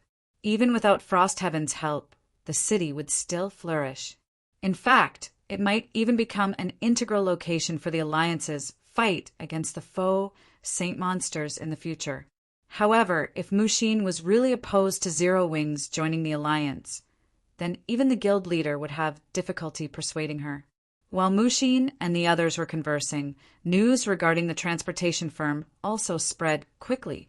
As a result, Many of the powers heading back to their respective kingdoms promptly did a U-turn, with some even planning to make Silverwing City a long-term headquarters of theirs. As Silverwing City's player population was booming, Sherfong finished accepting the Crimson-Eyed Sword Saint's legacy. Sure enough, breaking through the limits of the epic mana body isn't that easy. Sherfong breathed out a deep sigh as he looked at the shattered memory crystal in his hand. Originally, he thought that with the effects of the 8 soul marks and the Crimson-Eyed Sword Saint's legacy, he could instantly break the shackles of his epic mana body. Unfortunately, things didn't work out as he planned, leaving him still one step shy of a breakthrough. Although he had long since known that it was much more difficult to break through the limits of an epic mana body than it was for a gold mana body, he never thought that the difficulty would be this high. Despite relying on the Crimson-Eyed Sword Saints and Heavenly Blue Saints experiences, no matter how he tweaked the circulation of mana in his mana body, he still couldn't surpass the perfect state. Of course, that didn't mean Sherfong had gained absolutely nothing from the Crimson-Eyed Sword Saint's guidance.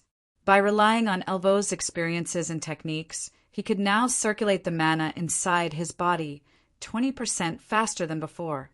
For other players, such an improvement wouldn't yield any significant effects.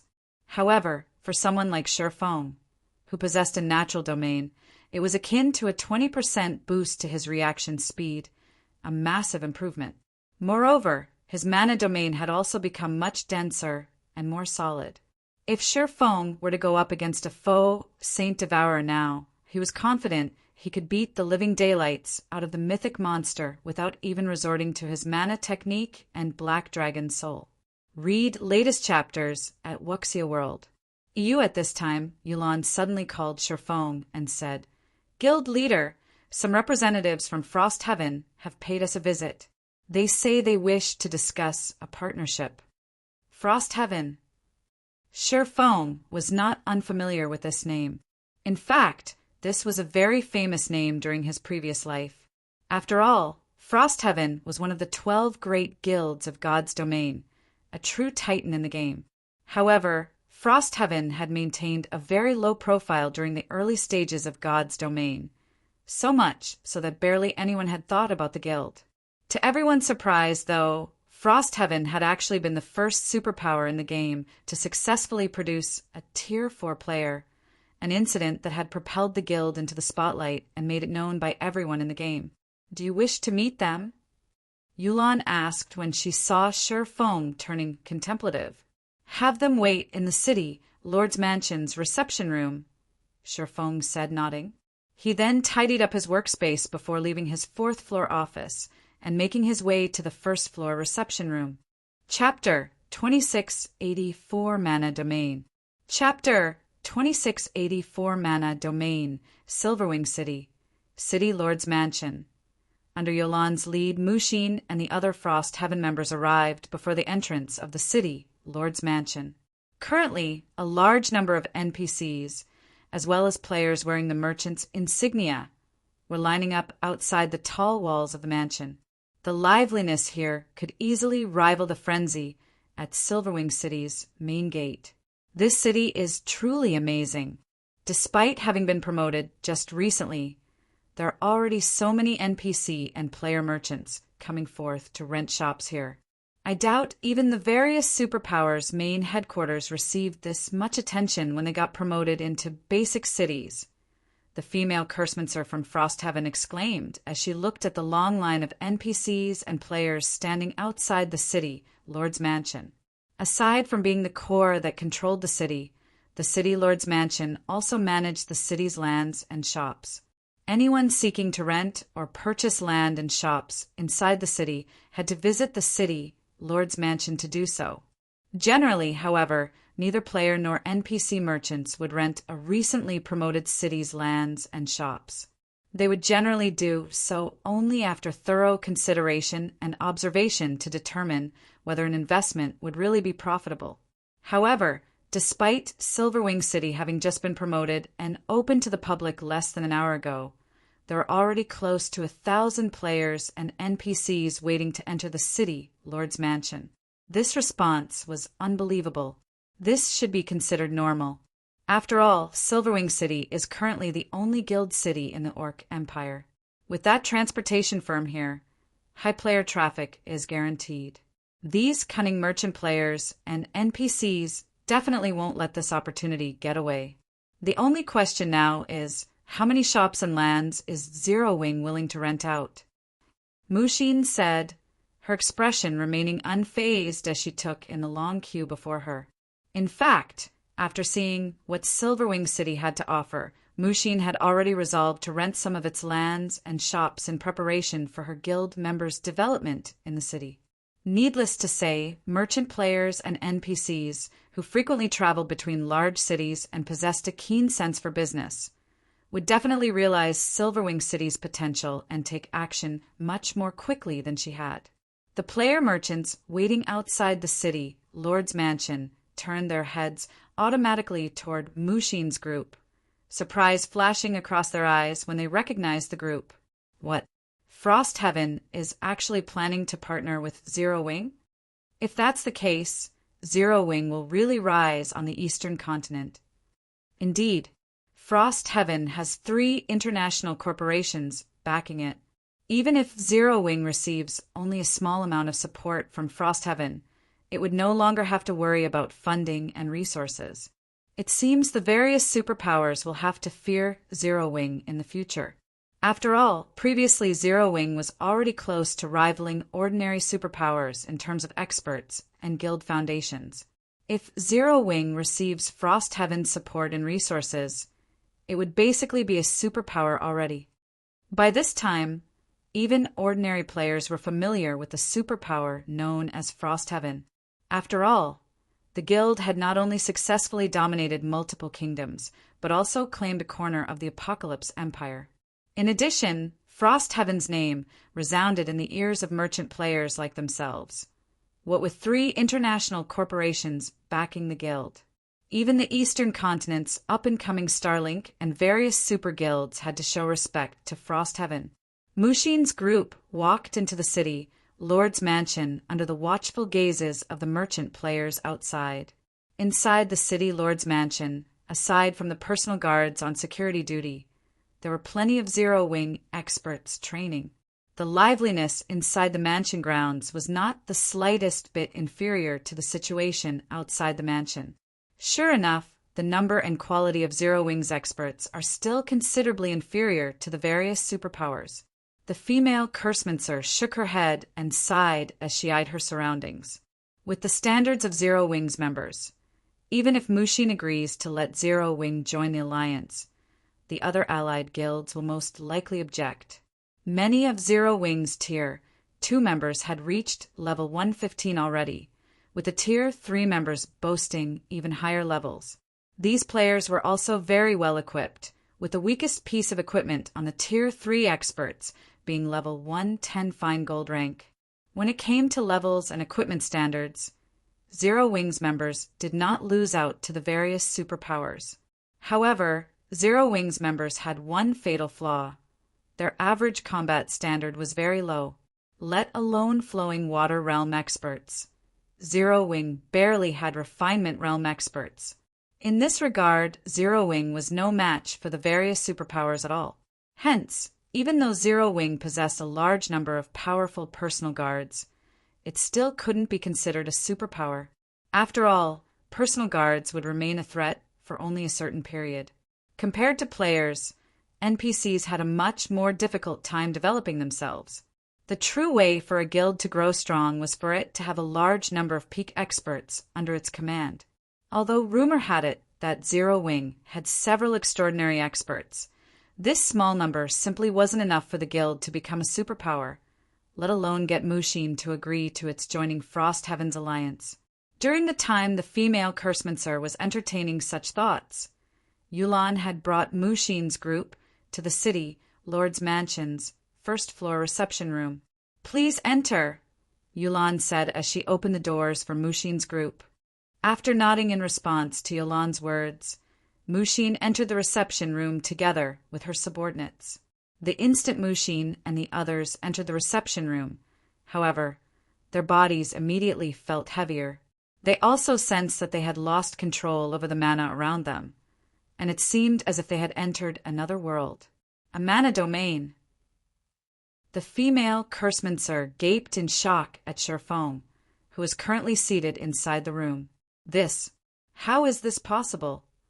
At this moment, let alone the female Kursmancer, even the other members of the Frost Heaven contingent were stunned speechless by the current situation. As Tier 3 experts, they knew very clearly what a mana domain was. After all, this was something they occasionally encountered when raiding Tier 4 monsters. Not to mention, there were also Tier 3 skills and spells that allowed players to form a mana domain. Read latest chapters at Wuxia World. EU mana domains fell into two types, active and passive. Active-type mana domains were formed using skills and spells, while passive-type mana domains were formed without the use of skills or spells. Of the two types, the latter was generally an ability only NPCs at Tier 4 or above could grasp. However, the mana domain currently enveloping them clearly wasn't formed with a skill or spell. Instead, it was a byproduct of Sherfeng's circulation of his own mana. In other words, this was a passive-type mana domain. This type of mana domain was the main reason why Tier 4 NPCs were overwhelmingly stronger than Tier 3 NPCs. The moment this passive-type mana domain was activated, Tier 3 NPCs would be mere jokes in front of a Tier 4 NPC. Now, however, this ability that could normally be found only on Tier 4 NPCs had actually been mastered by a Tier 3 player. This was incredible. You must be Frost Heaven's representatives. I am Zero Wing's guild leader, Black Flame, Sherfong said as he swept his gaze across Mushin's group. Going straight to the point, he asked, I heard from Yulan that you've come to discuss a partnership with Zero Wing. May I know what kind of partnership you have in mind? Chapter 2685, Generous Remuneration. Tier 4 Promotion Quest. Chapter 2685, Generous Remuneration. Tier 4 Promotion Quest. As soon as Sherfong finished speaking, the female Kursmancer and the other Frost Heaven members inside the room promptly snapped out of their dazes. All the contempt they previously had for Zero Wing swept away. The number of peak experts Zero Wing currently had was indeed no match for the various superpowers. However, with Sherfeng's mana domain, he could boost a team's combat power by a significant margin. Moreover, if a superpower did not have any means of dealing with a mana domain, it wouldn't matter how many Tier 3 experts they sent at Sherfong. Every one of them would just end up as cannon fodder. Guild Leader Black Flame, you really are a straightforward person. In that case, let me introduce myself first. I am Mushin, a Vice Guild Leader of Frost Heaven, and I am here on behalf of the Guild to invite Zero Wing to join Frost Heaven's alliance, Mushin said, looking at Sherfong. Your alliance. Sherfong looked at Mushin with some confusion. As far as he remembered, Frost Heaven had always walked the path of a lone wolf, never forming alliances with others. That's right. You can consider it an alliance targeting the faux saint monsters, Mushin explained, nodding. So long as Zero Wing joins the alliance, not only will we attack and defend against the faux saint monsters together, but we will also share plenty of information with Zero Wing, especially information related to the faux saint monsters' activities. This way, if the faux saint monsters try to conduct any large-scale operations, we will be prepared for them.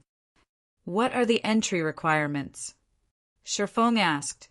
For the current Zero Wing, the offer of help in attacking and defending against the faux saint monsters wasn't particularly important. However, information regarding the faux saint monsters' activities was something that interested him greatly. Although Zero Wing's members could collect plenty of information regarding the faux saint monsters' movements, the scope of that information would drastically pale in comparison to what several superpowers working together could obtain. With such information, he would have a better grasp of the faux saint monsters' movements and could have Zero Wing make preparations ahead of time. After all, the problem of the faux saint monsters wasn't something that could be dealt with in the short term. In fact, These monsters would remain a big problem for Zero Wing far into the future. Guild Leader Black Flame, you're overthinking things. There are no conditions for joining the alliance, Mushin said, a faint smile appearing on her face. If I have to give one, then it is receiving Frost Heaven's recognition. Does that mean Zero Wing has received this recognition already? Shifeng asked curiously. Of course. Moreover, aside from inviting Zero Wing into the alliance, I also wish to extend an invitation to Zero Wing to take part in a secret operation our alliance is planning, Mushin said earnestly. Secret operation? Is it compulsory to join? Shifeng asked when he noticed a hint of excitement on Mushin's face. It's not compulsory, but if Zero Wing is willing to help, I can personally provide you with a generous remuneration. For example, I can give you 50 bottles of S-rank nutrient fluid, something that the various superpowers are currently in urgent need of, Mushin said. The other Frost Heaven members, standing beside Mushin, turned to her in shock. Mushin, what are you thinking? That's an absolute secret. Even within the alliance, only 2 other guilds have the qualifications to take part. If you invite Zero Wing, even if the Grand Elders agree, the other 2 guilds will most likely have strong opinions about it. The female Cursemancer murmured to Mushin. The female Cursemancer wasn't particularly surprised that Mushin had agreed to Zero Wing's joining the alliance. After all, with Silverwing City's benefits and Shifeng's mana domain, Zero Wing indeed possessed the qualifications to do so. However, inviting Zero Wing to participate in the Alliance's secret operation was a completely different story. The secret operation Mushin referred to was extraordinary. Frost Heaven and the 2 other superpowers involved in this operation had paid an enormous price to secure this opportunity. Mushin was simply insane to invite Zero Wing along. Relax. I'll just say that Zero Wing's participation will be taken from my share.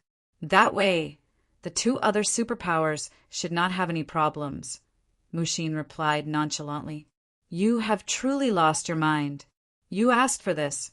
It's your problem if Uncle Hong and the others get angry at you, the female Cursemancer said in a huff. As the heiress of the Boulder Corporation, one of the 3 main corporations supporting Frost Heaven, Mushin indeed possessed a considerable number of participation slots for the upcoming operation. However, if Mushin gave these slots to Zero Wing's members, Frost Heaven's guild leader and Grand Elders would definitely have opinions about it. In fact, if Zero Wing's participation adversely affected the operation, the Boulder Corporation standing within Frost Heaven might even suffer. Meanwhile, seeing that the female Cursemancer had stopped speaking, Mushin returned her gaze to Shifeng. What do you think of this, Guild Leader Black Flame? Mushin asked once more. Will we receive the 50 bottles only if the operation succeeds? Shifeng asked after giving the matter some thought. He had a great yearning for S-rank nutrient fluids. Setting aside his own needs, he also needed plenty of S-rank nutrient fluids for the development of Zero Wing's core upper echelon. Unlike the various superpowers, Zero Wing did not have a major corporation backing it, so the guild had a much more difficult time obtaining S-rank nutrient fluids. He had to admit that Mushin had accurately grasped Zero Wing's weakness. Of course not. The 50 bottles are a deposit. If the operation is a success, I will pay you an additional 50 bottles, Mushin replied, her smile widening at Shifeng's question. All right. I accept your invitation on behalf of Zero Wing, Shifeng said. When he heard that the remuneration was 100 bottles of S-rank nutrient fluids, he agreed to the offer without hesitation. When will this secret operation take place? And how many players do I need to send? I can't give you an exact time yet, but judging by the current development, the operation will need a minimum of 11 or 12 days before it can start. As for the numbers, it's best if you bring no more than 10 players, Mushin replied after giving the matter some thought. She then pointed at the female Cursemancer beside her and continued, Once the preparations on our side are done, I'll have Li Xuan notify you. Very well. I will make all the necessary preparations beforehand, Shifeng said, nodding. After Shifeng agreed to Mushin's invitation, the two of them formally signed a contract. Before the start of the secret operation, Mushin would supply Zero Wing with 50 bottles of S-rank nutrient fluid first. And so long as the operation was a success, Mushin would send another 50 bottles within 2 days of the operation's completion. Guild leader, do you really intend to take part in Frost Heaven's secret operation? Yulan asked worriedly after Mushin's group left the reception room. The fact that Frost Heaven is willing to offer 100 bottles of S-rank nutrient fluid as remuneration just goes to show how difficult this secret operation is. In fact, the operation might even come with great risks. If something untoward happens, Starlink and Saint's Hand will pounce on this opportunity. Now that Silverwing Town had been promoted into Silverwing City, the number of players and powers operating in Silverwing City was continuously increasing. According to their current estimates, they could easily make over 300,000 gold per day from the entrance fees alone. After deducting the various expenditures of the city, they should still net over 100,000 gold. And this didn't even take into account the income from the transportation firm. To put it simply, they had no need to take any risks. They were more than capable of amassing enough money to purchase a large amount of S-rank nutrient fluids, given some time. I understand, but we'll also need to live long enough to make that kind of money, Shifeng replied with a bitter smile. Read latest chapters at Wuxia World. EU if possible. He would prefer to refuse Mushin's offer as well. After all, S-rank nutrient fluids were not common goods that were readily available. Even for Frost Heaven, S-rank nutrient fluids were an extremely precious resource. The fact that Mushin was willing to pay such a hefty price for Zero Wings meant that the secret operation in question was incredibly difficult. However, 100 bottles of S-rank nutrient fluid would alleviate a significant portion of the pressure on Zero Wing. Not to mention, now that his identity had been exposed, purchasing S-rank nutrient fluids would become even more problematic than before. After Shifeng finished conversing with Yulan and had assigned all the necessary work in Silverwing City, he stealthily made his way to the core room located on the City Lord's Mansion's second underground floor. He then took out a tattered scroll from his bag. Although I haven't made all possible preparations in order to ensure the success of my future operations, I have no choice but to get promoted as soon as possible. Gritting his teeth, Shifeng unfurled the legacy scroll he obtained from the ancient Lich Zorok and chanted the incantation recorded on it. Chapter 2686, Legacy Land. Chapter 2686, Legacy Land. As Shifeng chanted the incantation recorded on the legacy scroll, the divine runes on the legacy scroll started releasing an array of colorful lights that brightly illuminated the dimly lit core room. Following which, the divine runes detached from the legacy scroll and linked up into a ring before Shifeng. A short moment later, an incomparably dark vortex appeared within this ring of runes. The black vortex was 3 meters tall.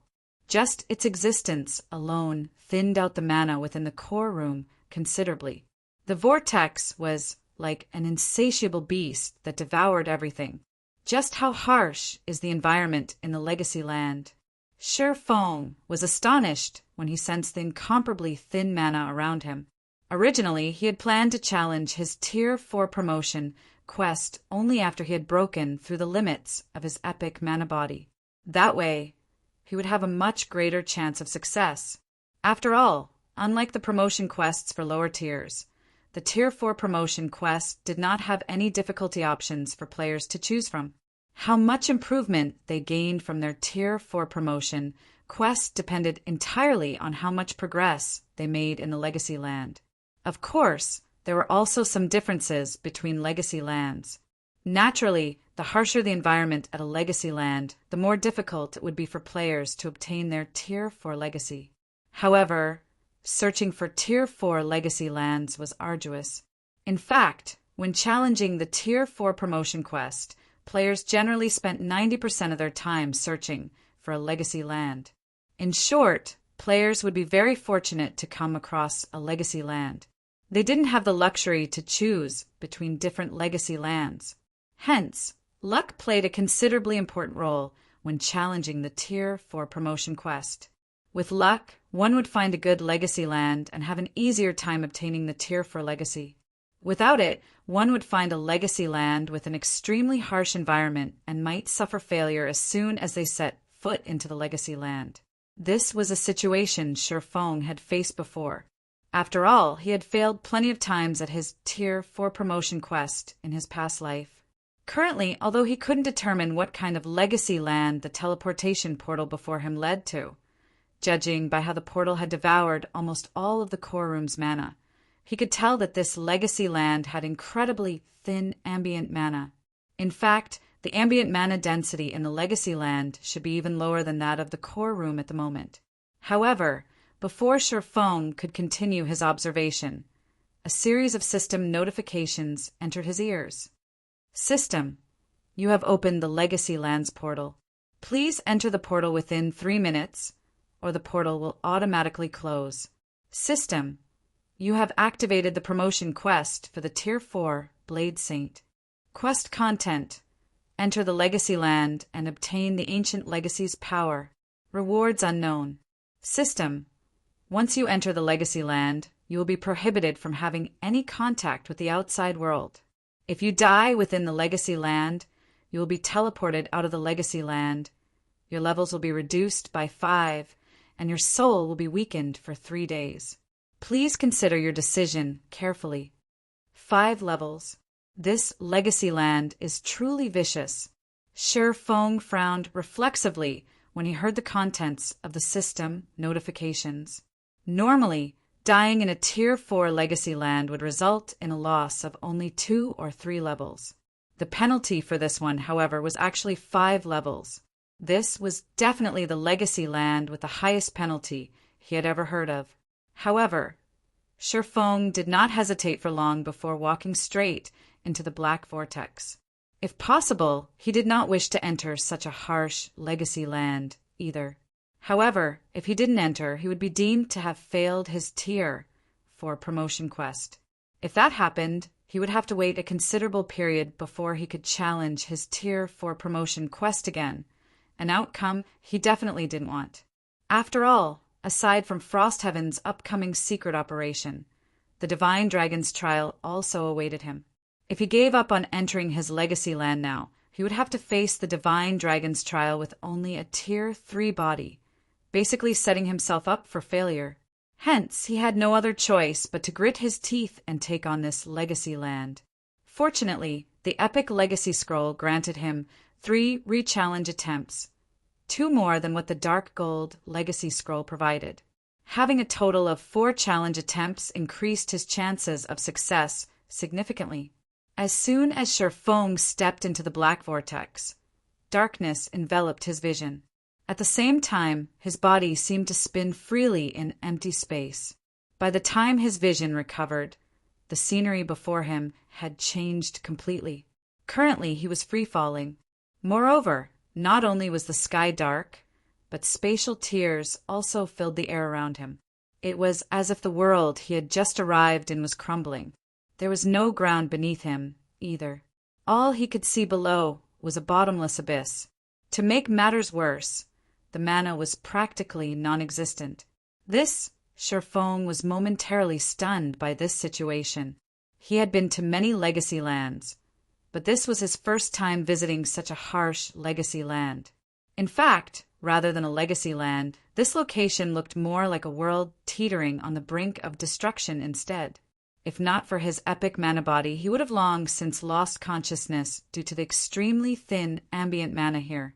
Not daring to be careless, Shifeng promptly activated Gale Domain to put some distance between himself and the bottomless abyss below.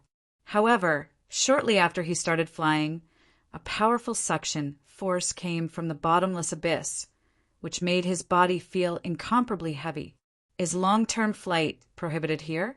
Looking at the bottomless abyss that was pulling him down, Sherfong faintly understood the rules of this legacy land. He immediately headed for the nearest cliff. For 100 yards, 300 yards, 200 yards. The longer Sherfong remained in flight, the stronger the gravity acting on his body grew.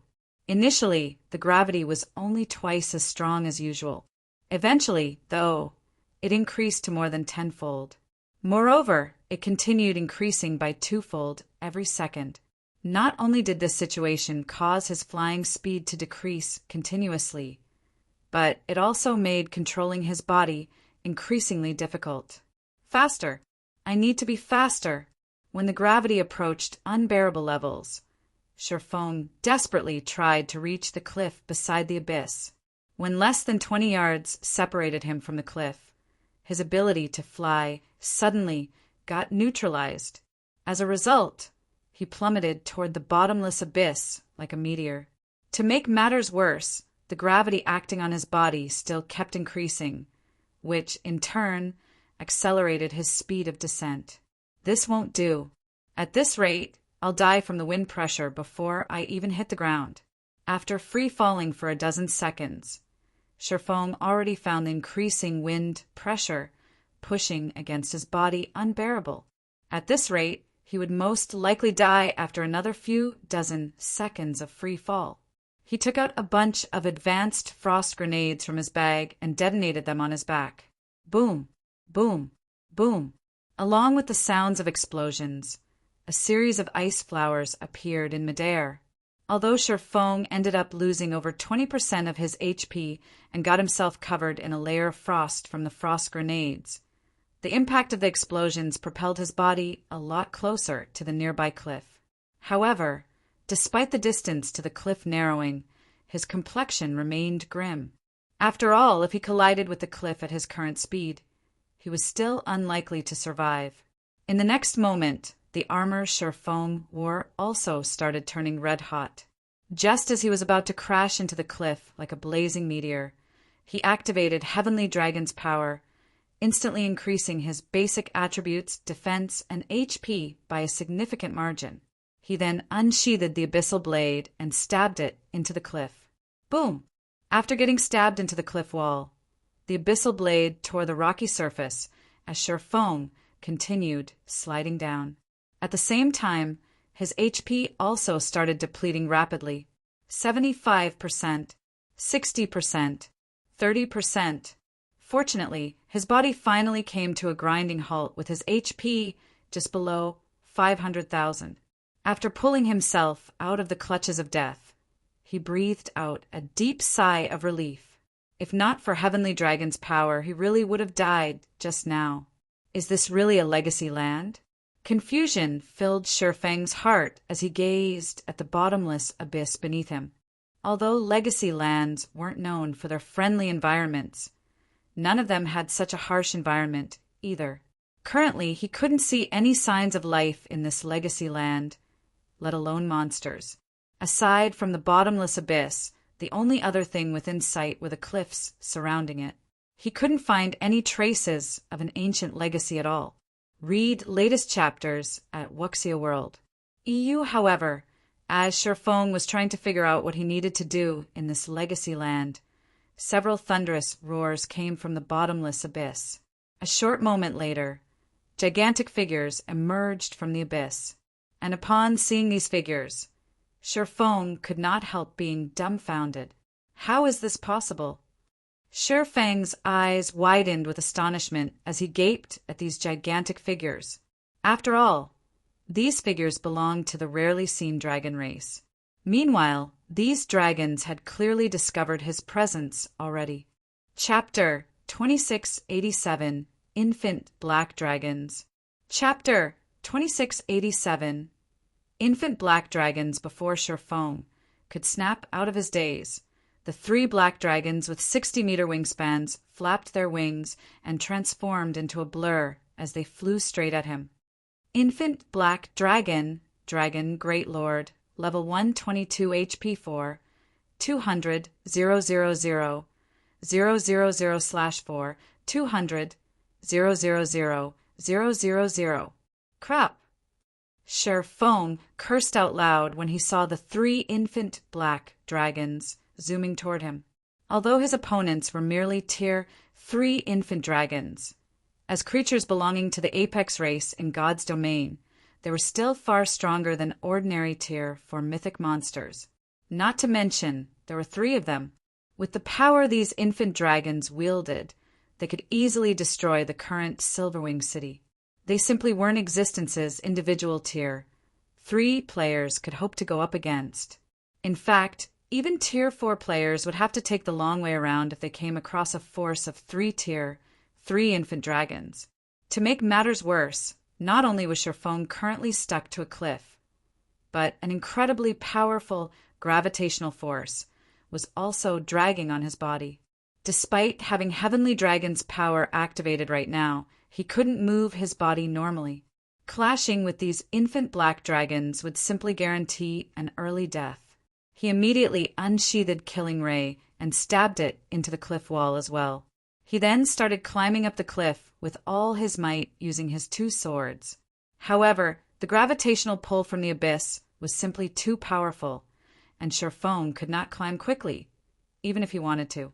In the end, before he could climb 20 yards, one of the infant dragons had already arrived before him and sent its massive claw smashing at him. The speed of the claw was also so fast that his only option was to receive it. Scram! Sher Fong bellowed as he swung the abyssal blade at the claw. The power the magic weapon carried so great that it even tore through space itself. When the abyssal blade came into contact with the infant dragon's claw, not only did the magic weapon repel the gigantic claw, but the force of the blow even pushed the infant dragon backward by more than 10 yards. This result shocked the infant dragon, and its golden eyes gazed at Sher Fong in astonishment. As a member of the apex race that represented destruction, it had actually lost to a lower existence of the same tier in a direct confrontation. Normally, something like this should be impossible, yet this impossible feat had actually occurred just now. However, despite having repelled the infant dragon's attack, Sher Fong did not show any signs of excitement at all, due to the strength boost provided by the Heavenly Dragon's power and the dragon's domination passive skill. His strength indeed surpassed that of a level 122 infant black dragon. However, as he was currently stuck on the side of a cliff, the only thing he could do was passively defend against the infant dragon's attacks. He couldn't launch any counterattacks or run away. Meanwhile, Heavenly Dragon's power had a very limited duration. Once he lost the strength buff from the Berserk skill, he would have a much harder time coping with the infant dragon's attacks. Roar! As the repelled infant dragon roared angrily, another infant dragon appeared beside Sher Fong and attacked him.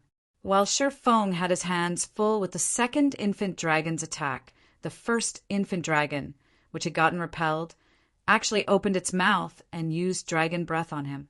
Even with his current basic attributes, Sher Fong did not dare take on the dragon breath of a true dragon. Gritting his teeth, he yanked Killing Ray out of the cliff and let the gravity drag himself down. When produced by a true dragon, a Tier 3 dragon breath carried enough power to rival even ordinary attacks at the peak Tier 4 standard. Moreover, Dragon Breath was an AoE attack, so defending against it with normal attacks was impossible. Although Sher Fong had the option of using his mana technique, with how thin the ambient mana was in this legacy land, by the time he gathered enough mana to execute Light Shadow, he would have already been burned up by the infant dragon's Dragon Breath. Boom! In the next moment, a black beam struck at the spot where Sher Fong was originally hanging and bored a hole into the cliff. As for Sher Fong, after dodging the attack, he quickly stabilized himself further down the cliff. As expected of a true dragon breath, I'd probably get pushed back even if I used Light Shadow against it. Sher Fong could not help his astonishment as he gazed at the massive hole that had appeared some distance above him. With just one attack, the infant black dragon had carved a hole with a 30-yard radius into the sturdy cliff. Sher Fong, on the other hand, was just barely able to stab his swords into the cliff, even with the boost from Heavenly Dragon's power. Without the Berserk skill's help, he would be able to stab only half their length into the cliff, at best. However, before Sher Fong could fully appreciate the infant black dragon's Tier 3 dragon breath, the two other infant dragons used their dragon breaths on him as well. Roar! Two black beams instantly shot at Sher Fong, the range they covered making it utterly impossible for him to avoid them. Seeing this, Sher Fong instinctively activated absolute defense to block the two dragon breaths. However, because the cliff he was clinging to got vaporized, he lost his foothold and started plummeting toward the bottomless abyss once more. It seems it's over. Sher Fong could not help a bitter smile when he looked at the bottomless abyss beneath him, then the three infant black dragons chasing after him. Not only was there a bottomless abyss that exerted an insane gravitational pull on him, but there were even three infant black dragons roaming the area.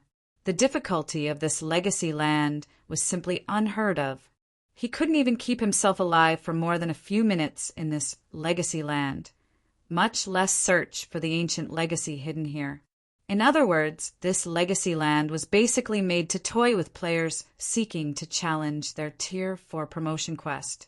However, just as Sher Fong was mentally preparing himself to give up on his Tier 4 promotion quest, several gleaming lights suddenly appeared on the pitch-black cliff.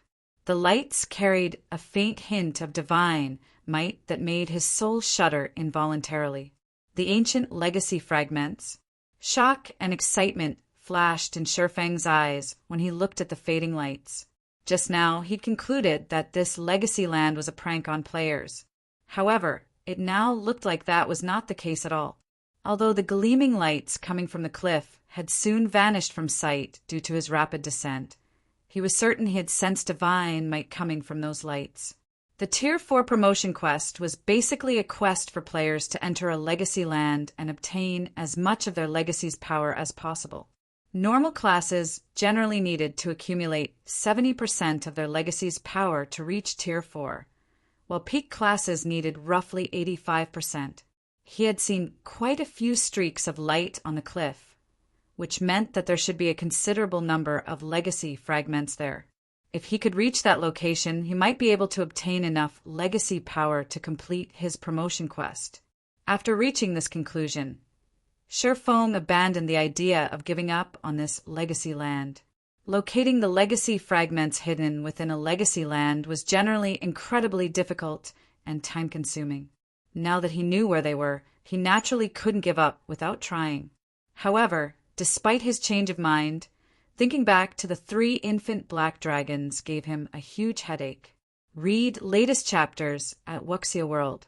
It might have been fine if his opponents were any other Great Lord ranked monsters. In fact, even if he had to go up against 3 Tier 4 mythic monsters simultaneously, he was confident he could collect the legacy fragments while keeping himself alive. However, going up against 3 Tier 3 dragons simultaneously was simply too much. In fact, one infant black dragon would most likely be more than enough to whittle him to death within a short time. After all, the gravitational pull the abyss exerted was simply too powerful. While subjected to this gravitational pull, he couldn't bring out even half of his strength. At the same time, he didn't have any footholds he could shift to, which made dodging and blocking the infant dragon's attacks extraordinarily difficult. No, that's not right. So long as I can create a sufficient number of footholds, it might be possible to go up against 3 infant black dragons simultaneously with the dragon's domination's effects. While free-falling down the cliff, Sher Fong suddenly recalled the gigantic holes the infant black dragons created. If he could carve out a sufficiently spacious path into the cliff, then defending himself against the 3 infant dragons wouldn't be an impossible dream. After thinking up to this point, he no longer waited for the abyss's gravitational pull to kill him. Instead, he took out the epic legacy scroll from his bag and activated it, starting another challenge for this legacy land.